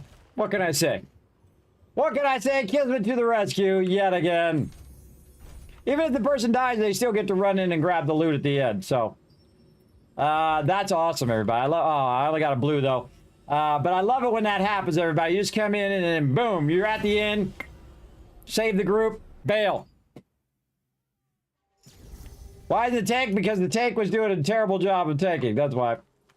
That's probably why they kicked whoever was DPS, and they probably kicked the tank too. I don't know. I don't know. All I know is I got that thing right there, and that's great. Oh, I gotta get the purified branch. Nah. Meh. In fact, I'll go get another quest just in case I have to kill contaminated mitrons or something.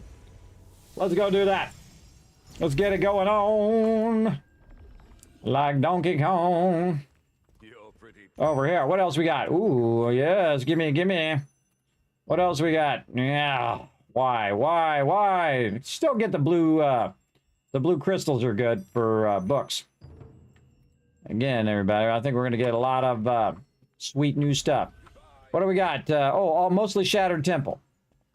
All right, let's get into another co-op. I think we got enough for one more. Let's go. We'll jump out here while we're waiting for this group to queue. Now, see, when you get quick queues like that, everybody, that means you're on a pretty decent server. When a lot of peeps are on there, they're queuing, especially like 6:30 in the morning, 6:45 now. 6:45 in the morning, a bunch of people are in the queues. You're on a good server. Now, when the queues take like 25 minutes, then you might have some problems. I seriously doubt I'm gonna get this blessed thing done in the time in which I queue in here. But I can kill some of these mobs. I can try to get that done at least. Maybe get the coffin. Drag a few of these guys. Let's go.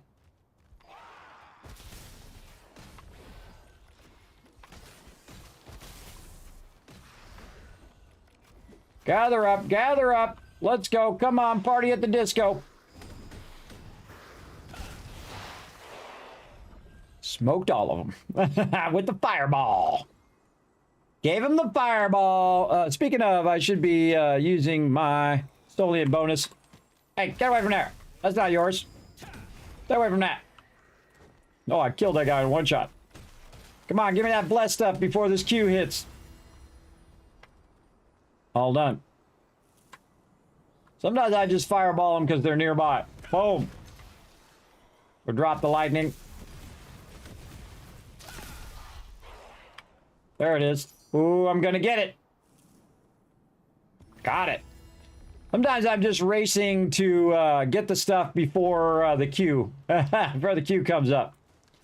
Just for fun. There's no big deal if I get the queue first. I can always come back and do this after. Going to get this star tree. Oh, I should take this guy out because he's going to stun me. Oh, he stunned me before I could fireball him. Now you did. That's what you get. Get that star tree.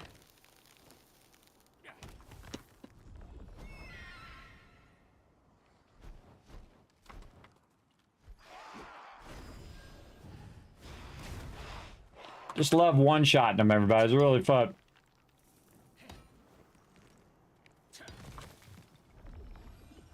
All right, I need one more item. I could probably block this time.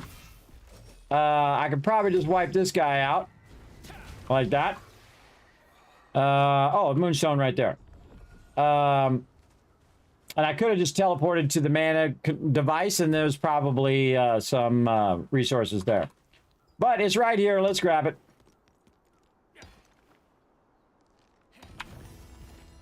Then up here, mana recording device. We got a tank. We don't have enough DPS. That's very odd that when there's not enough DPS. I find that really odd. Oh, we can come back and get some of our Mystic Globes we could do, too. Almost forgot. I got to do those today, too. Get all that done.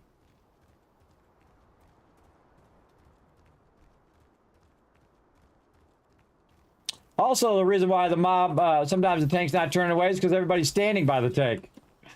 I see that quite often in that particular one, is that everybody will stand in the section that the tank's supposed to be in by himself. And people are just like there, and they're like, wait, you're not supposed to be standing there, bro. You're supposed to be standing in a different section. I don't know, maybe they don't know better. We got the one over there? No, this one. A lot of these Mystic Globes right here, by the way. Ton of them. Oh, come on. Stupid skill. Fine. Make me spend some money. Actually, I can just fly down. Just fly down, get these ones down here. Let's try to press the spacebar so my thing would lift up. It just wasn't doing it. It takes a few seconds for it to kick in. And you gotta fly for a little bit before you can do the vertical thing. Which is a bummer. Catch me if you can, suckers! Oh.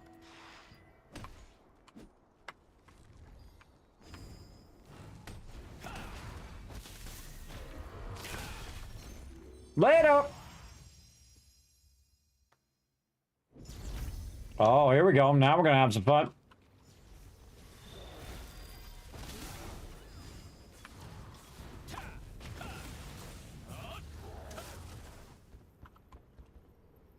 So I immediately run over here to get ready to rock. There's always someone who's the slow one. It's not me. Try not to be the slow one in a pug, everybody.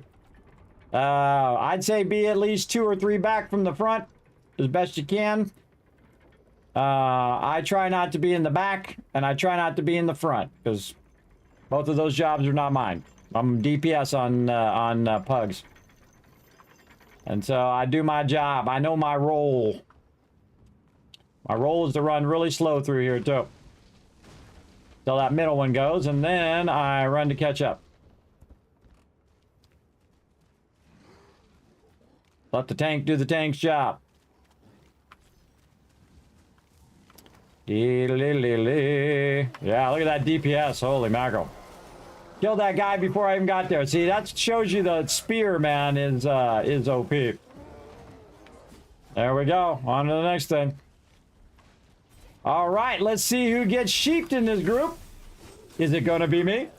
Is it going to be somebody else? Or are we going to kill them before we get sheeped? Nope, somebody got sheeped. Somebody get sheep? No, nobody got sheep that route. Very impressive. Usually happens. It depends on how fast they kill that mob.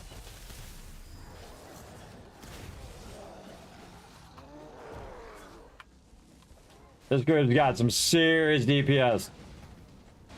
It's all the people with spears. There's 1, 2 people with spears. Yeah, 2 people with spears in the group. A bunch of people with dagger and crossbow as well. Very high DPS. Dee-dee-dee-dee, but nobody's got a stun. See, that's the sad thing. There we go. Look the thing, people. All right, we're out of here.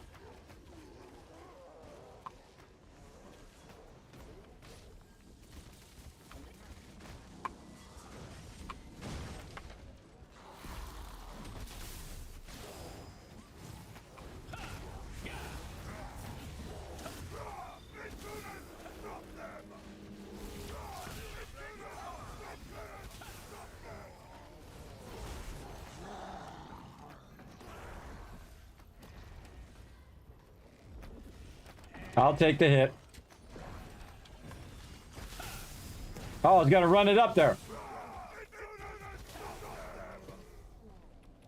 I was gonna run it up to the thing and then someone else got it. I tried. I tried to run it up there. All right, this should go quick.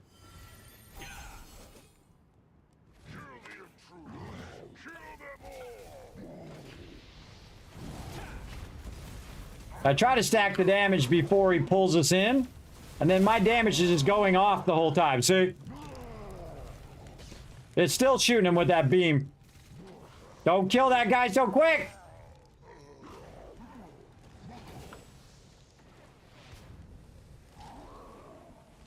So lucky. Just barely was about to go off.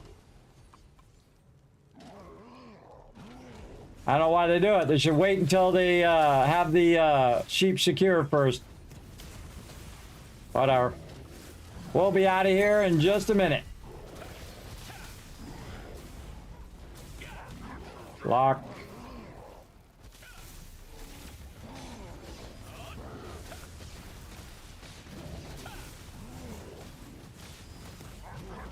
Block. You're ready for the jump.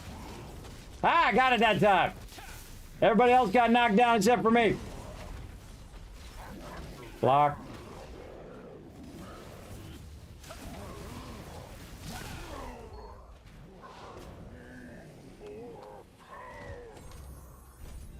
Dead. Adios, amigo. Man, a lot of blues today. Getting the blues over too many blues. Yeah. Whoa. Oh yeah, I was right here. I forgot. Get out of here. Get out my face. Oh yeah, I was trying to get up here. What did that? What did that? Get up there. Get up on the thing. Get up on the thing. Giddy giddy. Somebody up here. By the way, they can't take that from you, by the way. It's just you that sees that that mystic thing. I see a lot of people doing their mystic globes on the reset, which is really cool.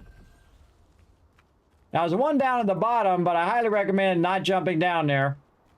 I'm going to show you a little secret globe in the back here that not too many people I see ever go and get. But I do. And that's this one back here in the corner, and there's also one back behind this building. So really easy. Oh, and now we open a portal too. Cool. Right behind this building. Super easy to get. It says it's up above, but it's not up above that far. You just jump up right here. Well, you try anyway, because the jumping in this game is awkward. Look at that. Oh my god. See that all? They really need to fix that. Ooh, 2 of them here in the Shattered Temple. All right. Very nice. All right, and I think there's another one down below we can get. I see it. Let's go get it. I love the morphing in this game. It's so cool. Some people are like, Kismet, they should have mounts and all that stuff. Yeah, this ain't World of Warcraft. Why does everything have to be like another game? Why can't it just be its own unique thing? Everything doesn't have to be like everything else. Don't make this into a game. World of Warcraft, great game. Go play that. If you want it to be World of Warcraft, play that instead. If you want it to be Sea of Thieves, play that instead. Let it be its own thing. All right. Now we're going to go get one of these portals because I can guarantee you that one of these portals is going to be this way. And it's probably going to be over on this cliff over here like it usually is. The interesting thing is that I never thought of coming from this side. I typically go from the other side. But it's going to be right there. Yep, it's there. Normally I go from the other side up this kind of thing here and then come off that side ledge. But I did learn that you can also go this way. Because I tried it the other day. Or you can do really bad jumping. And when you press jump, it just like floats in the air like that instead of jumping. There we go. The jumping in this game really needs some work.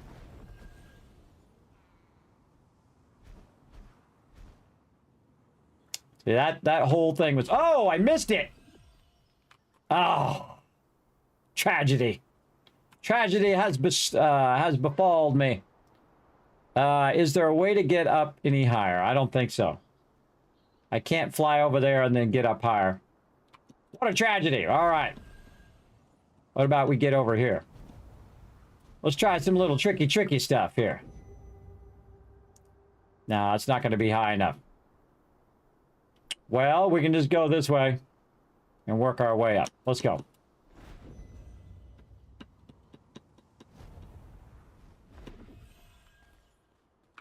Come on, jump. Jump. Jumpity, jumpity, jump, jump. Get up there. Again, this is the side I usually come from, and now I can show you because I screwed that up. All right, here we go. And then what you got to do is you got to lift one time. And this side is actually better because you have a bigger landing area to land from the side than if you're coming in from this side. But we got it. That's what's most important. Yeah, trade extraction stone. And some more abyss tokens. Like, I don't have 20,000 of them. All right, where's this other one? Oh, so it could be up here or it could be down here. It doesn't hit the point in which it normally is. So it's normally right here.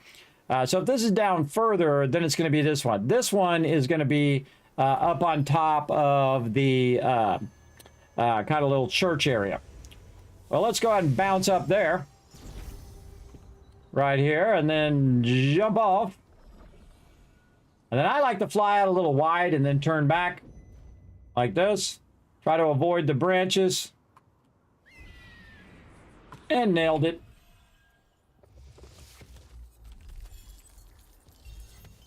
Precious ore. All right, very nice. And then try to get through these trees. There's a lot of these usually here in the Shattered Temple, so good spot to grab those. Okay, we did a bunch of that because those just happen to be nearby.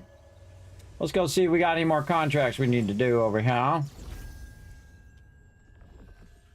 And I think we're all done with co-op dungeons. Yep, out of co-op dungeon tokens. Oh, we got something for the litho. What we got? Permafrost vestment. Kind of max mana. Actually need that. All right, what are we at?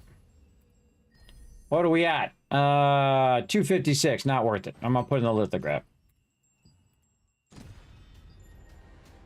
Getting that done, everybody. 67% on them rares. Getting there, little by little. I'm just kind of letting it happen naturally, by the way. I'm not trying to rush those ones. Because you could also, in theory, go and buy all of them off, any of them that you can craft anyway. You can't get all of them. Some items you cannot put in the auction hall and can't lithograph. But you could, in theory, go buy a bunch of blues and finish your lithograph, or at least a good portion of it, that way as well. Let's see what kind of tokens we get. Oh, another one. It's okay to be jealous. You won't be jealous that much, though, because very rare. I don't know what it is. Those particular tokens, I am just so incredibly lucky on those. I don't know why. I just happen to be super lucky on those salvation. Look at that. I have 7 salvation coins on me right now. And I've probably got around 10, 12, 15 of them. I don't even remember now. It's so many. Over the course of playing. You got to think that's 15 dungeon runs. I ran like 3 dungeons and I got a coin that's worth 15 dungeon runs. That's pretty sweet, everybody. Pretty sweet. And I've used a lot of salvation tokens to upgrade my gear, which I got another weak one done. Oh, more recovery crystals. A great example is my, right over here, is this ring. The Abyssal Grace Band is one of the ones where you can go and get a chest, and then you can get the ring, and it's really cheap because it only takes one of the salvation coins. And so you get the ring, and now you got the ring. Awesome. Now, if you want to put some traits on it, especially if the trait by default is the one that you want, which is great, you can then go ahead and just turn in more salvation coins, get more rings, 100% chance of merging that trait in, and you can just keep merging and merging until you get your traits up like I did all the way to maximum. So it works fantastically. You can also use them 2 salvation coins for bigger items like hoods or stuff like that. And you can see that's how I basically got all my traits. Did not do it in the auction hall. No selling, no buying, old school grinding. Right there, using the game mechanics. Old school. All right, off we go. What else we got to do? Pure Light Hill, and then the old branch. All right, let's go Pure Light Hill first, since it's the one that's furthest away, and we can use our little... Okay, or we could just act really awkwardly instead of just jumping over and flying. How about we... What are you doing? What are you doing, bro? Man, it's glitching. See, the jumping in this game is sucky. All right, there we go. He's glitching on that edge. All right, see, I can go up, and because I'm in town, I can go up again. And if I do it just right, I go up one more, but I missed it. If I had done it earlier without all that weird glitching stuff going on there. And then I can basically fly way out here. Now, if you want to save yourself some stamina so you can just hit the ground running, you can do that as well. But I just, whatever happens, happens.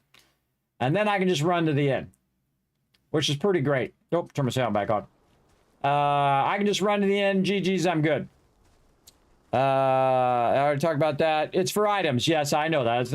I've been playing for 700 hours. Almost. What am I at now? Let's say I'm at 673 hours, to be exact. Again, do enjoy the game. Very, very fun. Grinding this character big time. Old school style. Later, sucker. You missed me. Come on, get up there. Oh, the jumping in this game. The jumping. Please fix the jumping.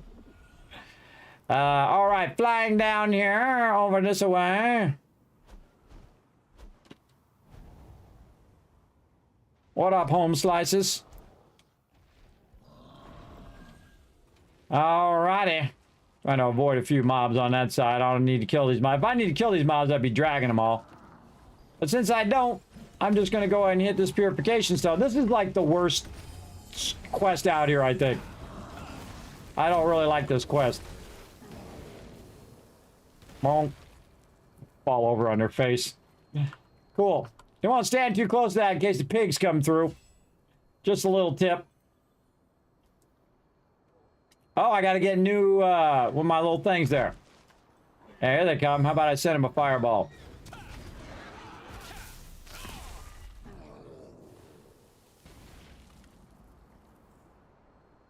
Diddly-dee-diddly-dee. Tower defense, tower defense. We all hate tower defense, tower defense, tower defense.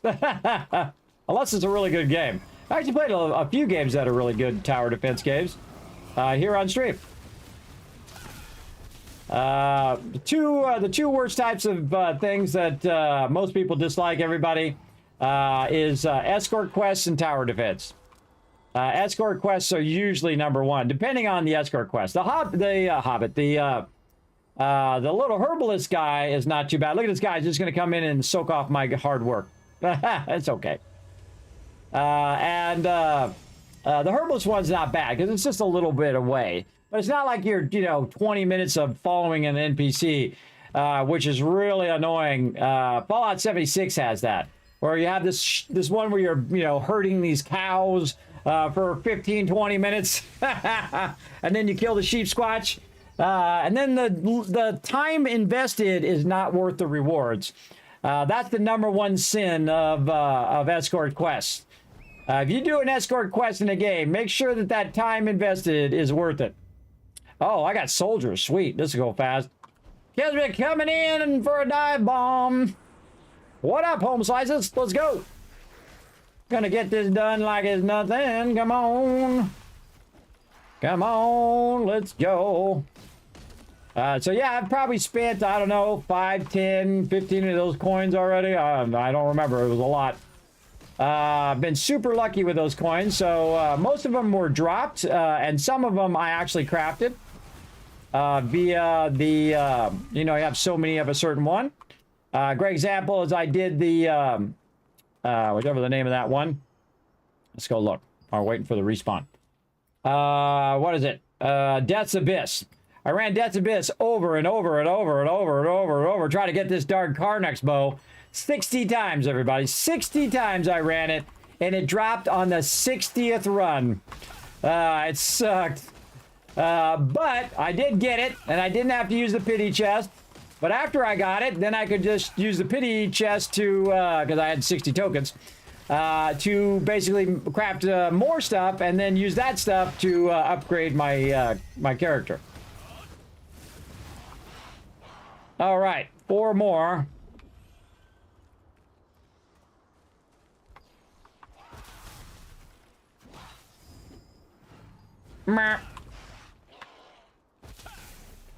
Love just smoking while I'm not even going their direction. And you can actually backpedal in this game. You saw me do it. See, I can backpedal while I'm aiming at them. Oh, these guys think they're Mr. Big Stuff, huh? Blocked. Blocked. Dead. All right, what else we got? Couple more soldiers, couple more knights. Let's go, let's go. Tell your buddy get up here. Fireball inbound. Let's go, little Adamote. Grab that stuff. How many more? 1 of these and a bunch of knights. So I only need 1 of these guys. But sometimes it doesn't give you the skull. Okay, it did give me the skull on that one. So sometimes you want to grab a few extra. But you'll see that I don't kill any of the other ones. Unless I have to. Because someone else is going to come along and want to do their dailies. And this way, they won't have to wait. Oh, I got to do my little... man, it's been 8 hours. I got to go do my Adamote. It absolutely has been. It's been 9... 7, 8, 9 hours. Yeah, 9 hours. Crushing it. Oh, you think you're Mr. Big Stuff, huh? I'll be right there. Hold on, let me kill that guy first. Let me block you. Reflect it back at your face, and then shoot you with a fireball. How about that? You like that? Yeah, I didn't think you did. All right, smelting tools, or yeah, silver smelting tools over this way. Boing, boing, and a boing, and a boing, and a... Hey, you. Here you go. This is for you. Home. Fun every time. It never stops being fun, everybody. Shooting that fireball, fun every single time. All right, done. Let's go. Let's bounce out of here. Daily's done, and our co-op's done. Crushing it. Now we got to go say hello to our Adamotes. Now, I should have been doing it every hour, but whenever I'm running with my team or I'm doing team events, I don't do it every hour because it's just very time-consuming to stop what I'm doing, come in here, click the thing, run back out, do all that. When my team is waiting on me, I don't like to do it. Now, I could do this every hour. You're going to get a lot more tokens if you do it every hour, but I'm not going to. I'm just going to set it for 8 hours. Because we're going to finish this up. Finish this up big time. Let's go. Holy mackerel. So much loot in there, too. I always use my little things in case what if something comes up and I can't make it back to use those. Look at all that gear in there. Holy moly. Oh, I got another thing. Or no, I think I took it out of the thing. I think I took it out of the thing. All right, what do we got? 0. Cool. And then mute the NPCs so I don't have to listen to this guy. This guy's really obnoxious. Put that back in there. I think I might have accidentally took that out of there. Sort it. Look at all that loot in there. Come back to that later. Look at this. So the giant amount of stuff that I got. This is from doing the Abyss Dungeon, everybody. This is from doing those Abyss contracts. You just get crazy tons of gear doing those. Just doing those over and over again, and then you can say your bow, crossbow, and you can just add these crossbows into your crossbow weapon. Really cool to find the spot. Like I got the Golem Destruction Staff, so if I wanted to add that into my staff, if my staff had hit chance, I could try to add it in there. Bow, same thing as well. After I get these ones done, I'm going to work on my bow as well. We'll see if I'm going to be replacing all of this with something else. So defeat monsters for the week. More recovery crystals. Got any events? No, I missed the event. Such is the way it goes. I can tell I missed the event because the next thing that's coming up is Gigantrite. If I miss the events, no big deal, everybody. Again, I can always come back and do them later. Let's see. We got all that done. Guild rep looking good. Dimensional's good. Resistance already got halfway done there. We need to work on our events. So I just need to do 5 there and 5 guild contracts. How's our guild contract looking? Donate. Guild contract. Whoa! Me and Third win there got a little bit done too. Me and Unforgiven, man. We got that up to 55%. Pretty sweet. Now, see, I did actually 26% because I did on 2 separate characters, and Fate and Unforgiven 25.44. So again, so you get different rewards here on the left here if you get it done. All of these, including a bunch of tokens, the rewards as well. And then sometimes, if you're lucky, you might get yourself a Mystic Globe for free. Sometimes it picks somebody randomly to get the those sweet globes for free. Me, I've got plenty of them, so we're gonna go do more of them right now. Let's do a globe run. Now, this is what I call a little walkabout. And I actually find like pages and other random things that I haven't seen yet, even though this is my main character. I love to find things that way. I stay all the way zoomed out on my mini map here, and I end up over here by where the wolves are at. And I usually just jump down here and run across like this. Run across all these wolves, and I kill these wolves 1,000 times and 1,000 times again. Saw me do 1,000 of them earlier, if you were watching. But I'm not here for the wolves. I'm here for the Mystic Globes. And sometimes there's Mystic Globes right up in here and all of these. That's why I run by here. This is a low-level zone, especially when it's non-event, because I'm full 50 and they're 11 level-wise. So basically, they're level 50, or they're level 11, I'm level 50, so they can barely do any damage to me. When the event's going on, it downscales you to the event. So basically, you take more damage, you have less hit points and all of that. Here's one right here in the barn. Right over here, come to Papa. Boom. More Abyss tokens. This is why I have so many Abyss tokens. Doing this. All right, so then I run across the super low level zone. These are level 1s right here. So I just kind of run across here and look for some. Now, you don't want to get too close to the city because there's none over by the city. But sometimes there's some up in here. So I'll kind of run back this way, and then I'll turn along here. I've never really seen any along the beach edge. This beach edge over here. That's down the way off over the side there. But there are a bunch of them here along this edge, so I usually just run along and try to find them. Like so, and then swoo across here. There we go. Bananas. And I'm looking for them on the mini-map. See, look, just popped up. I see them on the mini-map, then I run up here and I grab them. On this side. Where are you at? Where are you at? In the basket? On top? Don't see it.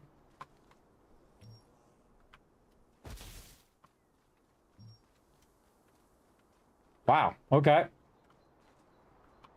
I just not seeing it. Should be a little red circle.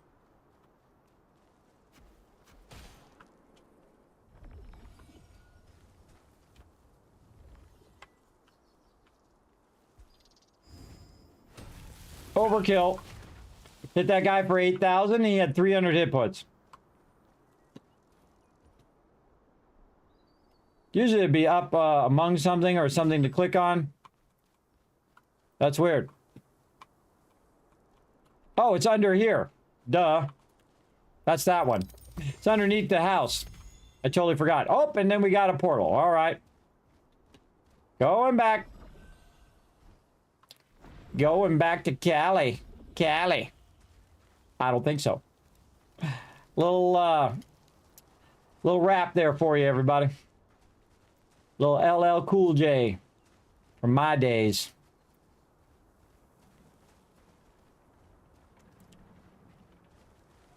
You're like, hey, Kismet, how'd you know that was there? Because I've done this a whole lot. That's why. I knew exactly where that one was.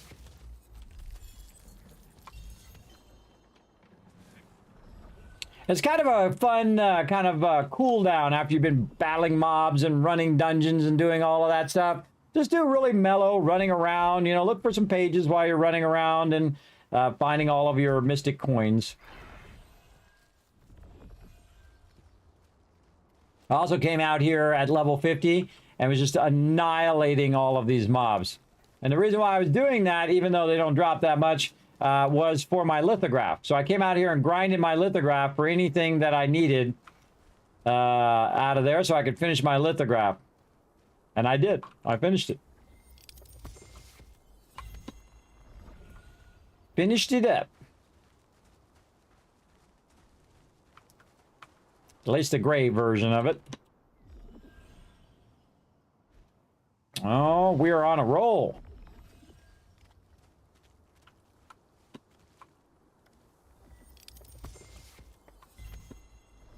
Oh, look, see, another one just popped up.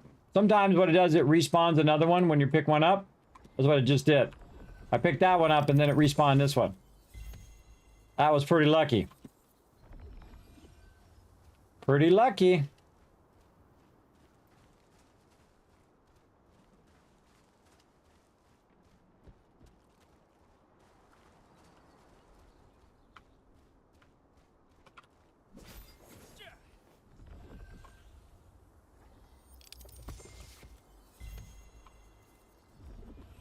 All right, how many we got so far? Man, we got a lot of these already. 17.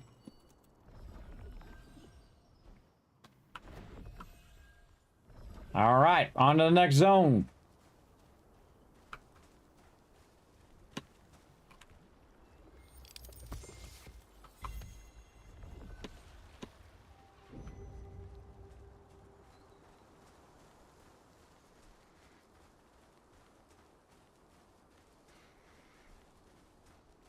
Now, not only am I watching for portals, but I'm also watching for the boss. The little mini boss out here, and I just run up on him and fireball him. And it's usually got some stuff, too. Terrorberg egg, and then material chance chest. That you might get some green materials. But if you get enough of the green materials, you can craft it up into the blue ones. So ain't nobody out here.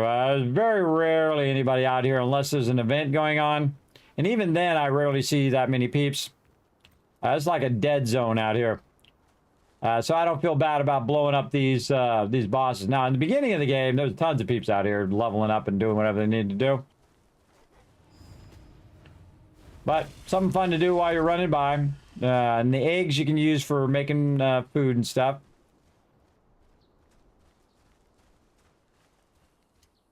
Yeah, no globes over this side today.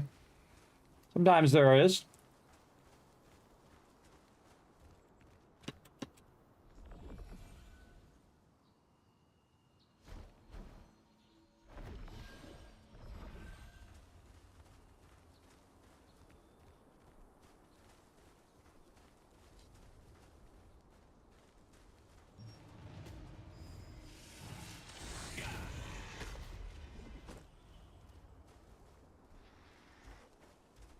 Again, I'm full 50 and they're low level.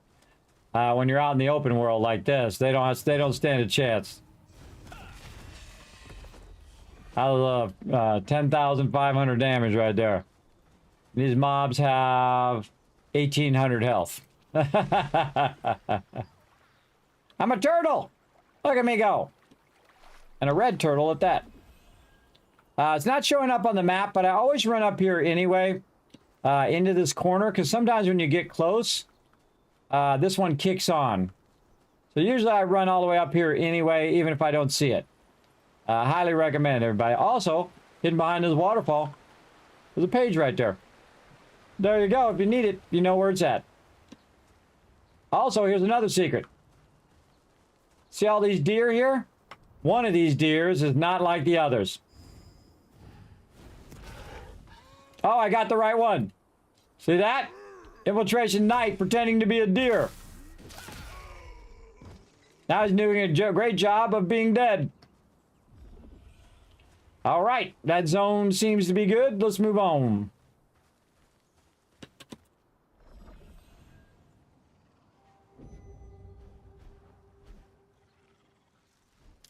Now into the Carmine Forest. Another mini boss.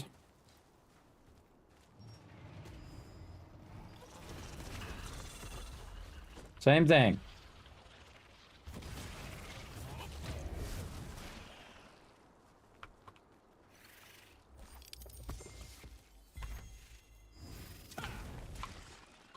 And mysterious book. Which I already got. The manual. Resistance Combat Manual Longbow. Confirmed.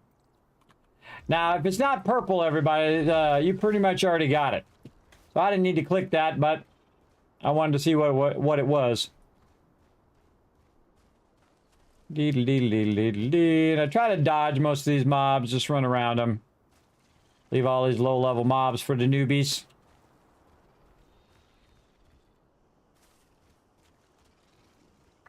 Goblin Gatherer. Ooh, one over this way. Right here. Looking good, looking good. This Goblin Gatherer guy is like an escort quest. Look at this guy. What's up, Emmeline?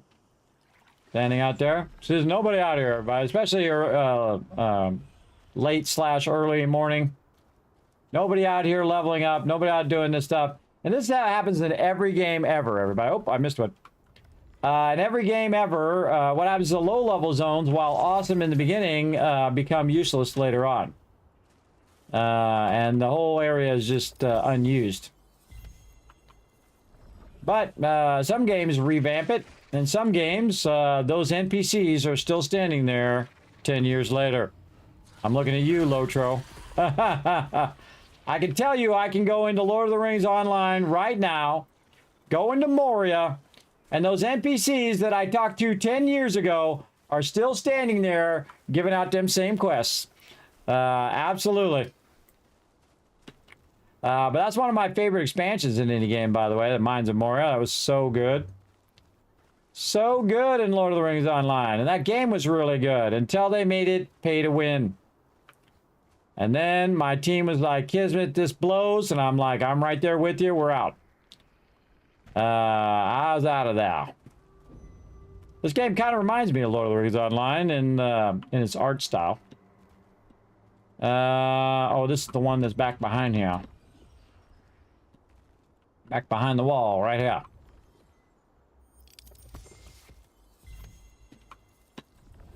All right, how many are we at? Oh, 3 more.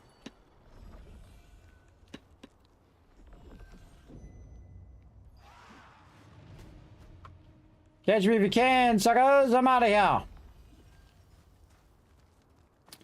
Now, these bosses are the ones I don't kill because they take a little longer and they're not worth my time, so I just run past. All right, which ones did we not get? I think there was one over here that we didn't get. Very rarely do I actually run up here. I usually just teleport. But this is how you get up to the teleport, like this. Now, how many times have you seen me standing right there, down there, and I teleported to right there? A lot of times, everybody. Because my time is my most valuable asset. Let's go see if any of this stuff respawn along the back. See what's up with what's up. Let's go. What's up, strange wizard? That's his name. Strange Wizard. I think that'd be a movie. Strange Wizard. Seems like a good movie title or maybe band name. We're the Strange Wizards! And we rock! Maybe not. Maybe not. Maybe a little delusional after too many dailies. 4K dimensional contract tokens. Random those babies. Ah, there was one over here. Right here. Random those. Do them all. Get that loot. Get that gear up. Oh, okie dokie. Where are you going to be today? Are you over there again? I bet she's going to be over there again. Well, I'm already down here now. Let's go look and see if it's the one underneath. Sometimes it's underneath, but most of the time it's up there. Nope, it's up there. Look at this guy. Look at that guy. He's teleporting out. He's like, I got Kismet's coming in here. I'm not going to get any hits on any of these mobs. I'm out of here. I'm just kidding. Another one down underneath there, so that was worth it. Got some precious parchment.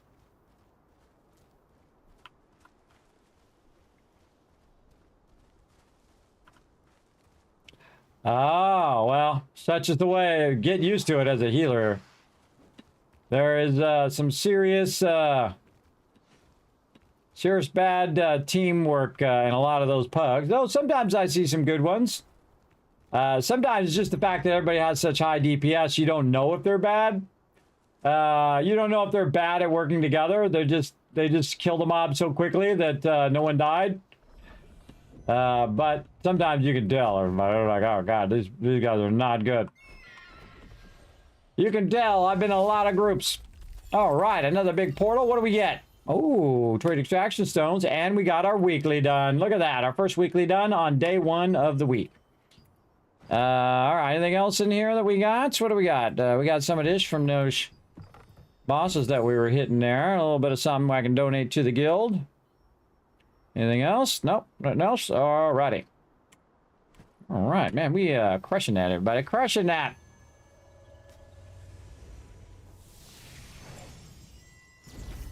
All right, now again, everybody, so I played, I spent time with the team, and then I try to get all this daily stuff done, which is kind of like, you know, self-grinding, grinding stuff that's not really as cool as doing teamwork stuff. Ooh, already registered. Oh, cool. Make me some money. These animotes, everybody, if you already have them, they go across both your accounts. Both your characters. So once you already have it, both your characters have it, and whichever one gets it as a drop, you can sell it for 100 grand right there. Boom. Dollar bills. Dollar bills, because otherwise it's just going to stay in your inventory forever. And you don't want that. That's your inventory spots are precious. My precious.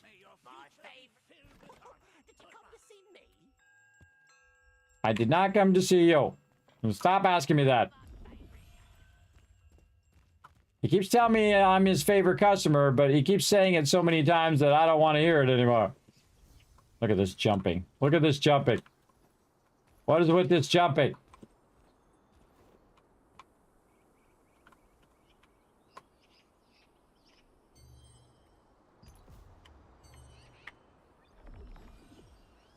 I turned into a tree. I'm growing. Again, you have all these really cool polymorphs, everybody, that you can do. I have that tree one. You have a whole bunch of special ones. Like I could turn into a pumpkin if I want to. And just sit here as a pumpkin. I love the whole morph thing. It's really, really fun. There's a bunch of these that I don't have that are like holiday event ones and stuff like that. But they got a lot of cool shapeshift ones. Well, let's see if I got any new ones that I haven't done. I got the Butcher, Sand Basilisk, another bigger tree, Work Spider. And this is my designated morph, so when I hit page up, that one switches to that one. Flame, we got the Knight. It's like a skeleton knight. A Boar. The Orc Brawler. There we go. Orc Brawler is one of my favorites. And then the other orc butcher guy is really cool because he's huge. He's a very big boy right there. He's a big boy.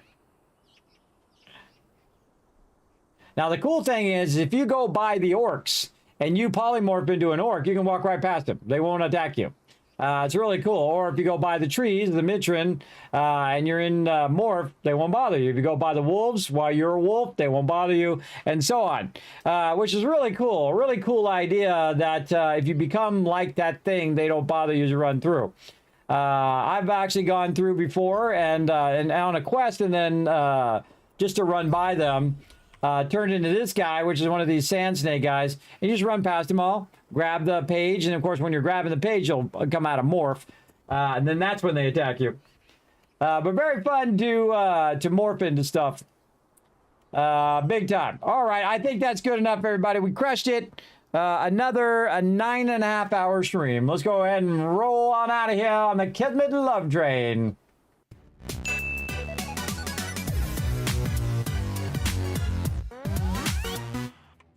All right, everybody. Let's see. Let's get this going. Let's see if I can get back into it here.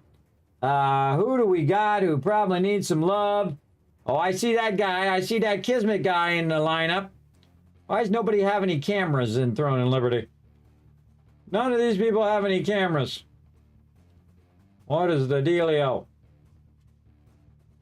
And they got drops all across the middle of their overlay. Nobody. All right. No cameras, except for the people who have a lot of people. I don't raid people who have like 1,000 people in their channel. They don't need it. They don't need it. Go show some love to peeps that, the smaller peeps, the peeps who really need the help. Give them a little bit of love. Who we got? So many people to choose from. Yeah, I don't know. Why is it so hard to choose?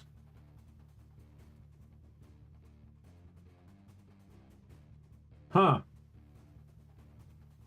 Everybody's on, got a lot of viewers. Everybody's in my little sidebar. Well, that's a bummer. That's a bummer.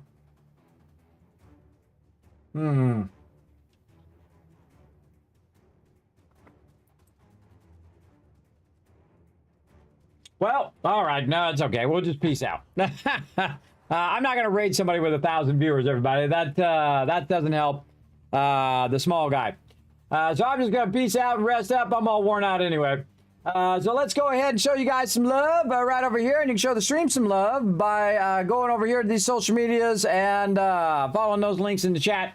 Pop on over to YouTube, hit that subscribe button, pop over to twitter.com/KismetBP, hit that follow button, check out the Discord, check out the website, and especially check out patreon.com/Kismet, the best way to support the Kismet Love Train. Thanks to all those people right there scrolling up for supporting the Kismet Love Train today. Thanks to all the peeps down below, down there, all my Patreon supporters.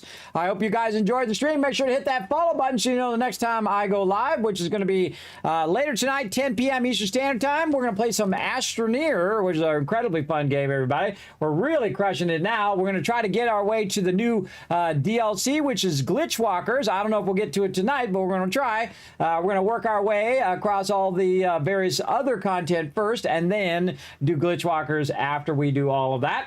That's going to be really fun, so stick around for that or come back for that in about how many hours from now? Let's see. 12 and a half hours. 12 and a half hours from now, we'll be back. So I'm going to go ahead and show you some love, whatever time it is your local time. For me, it's going to be 10 p.m. Eastern Standard Time. We'll see you all then. Bye, everybody.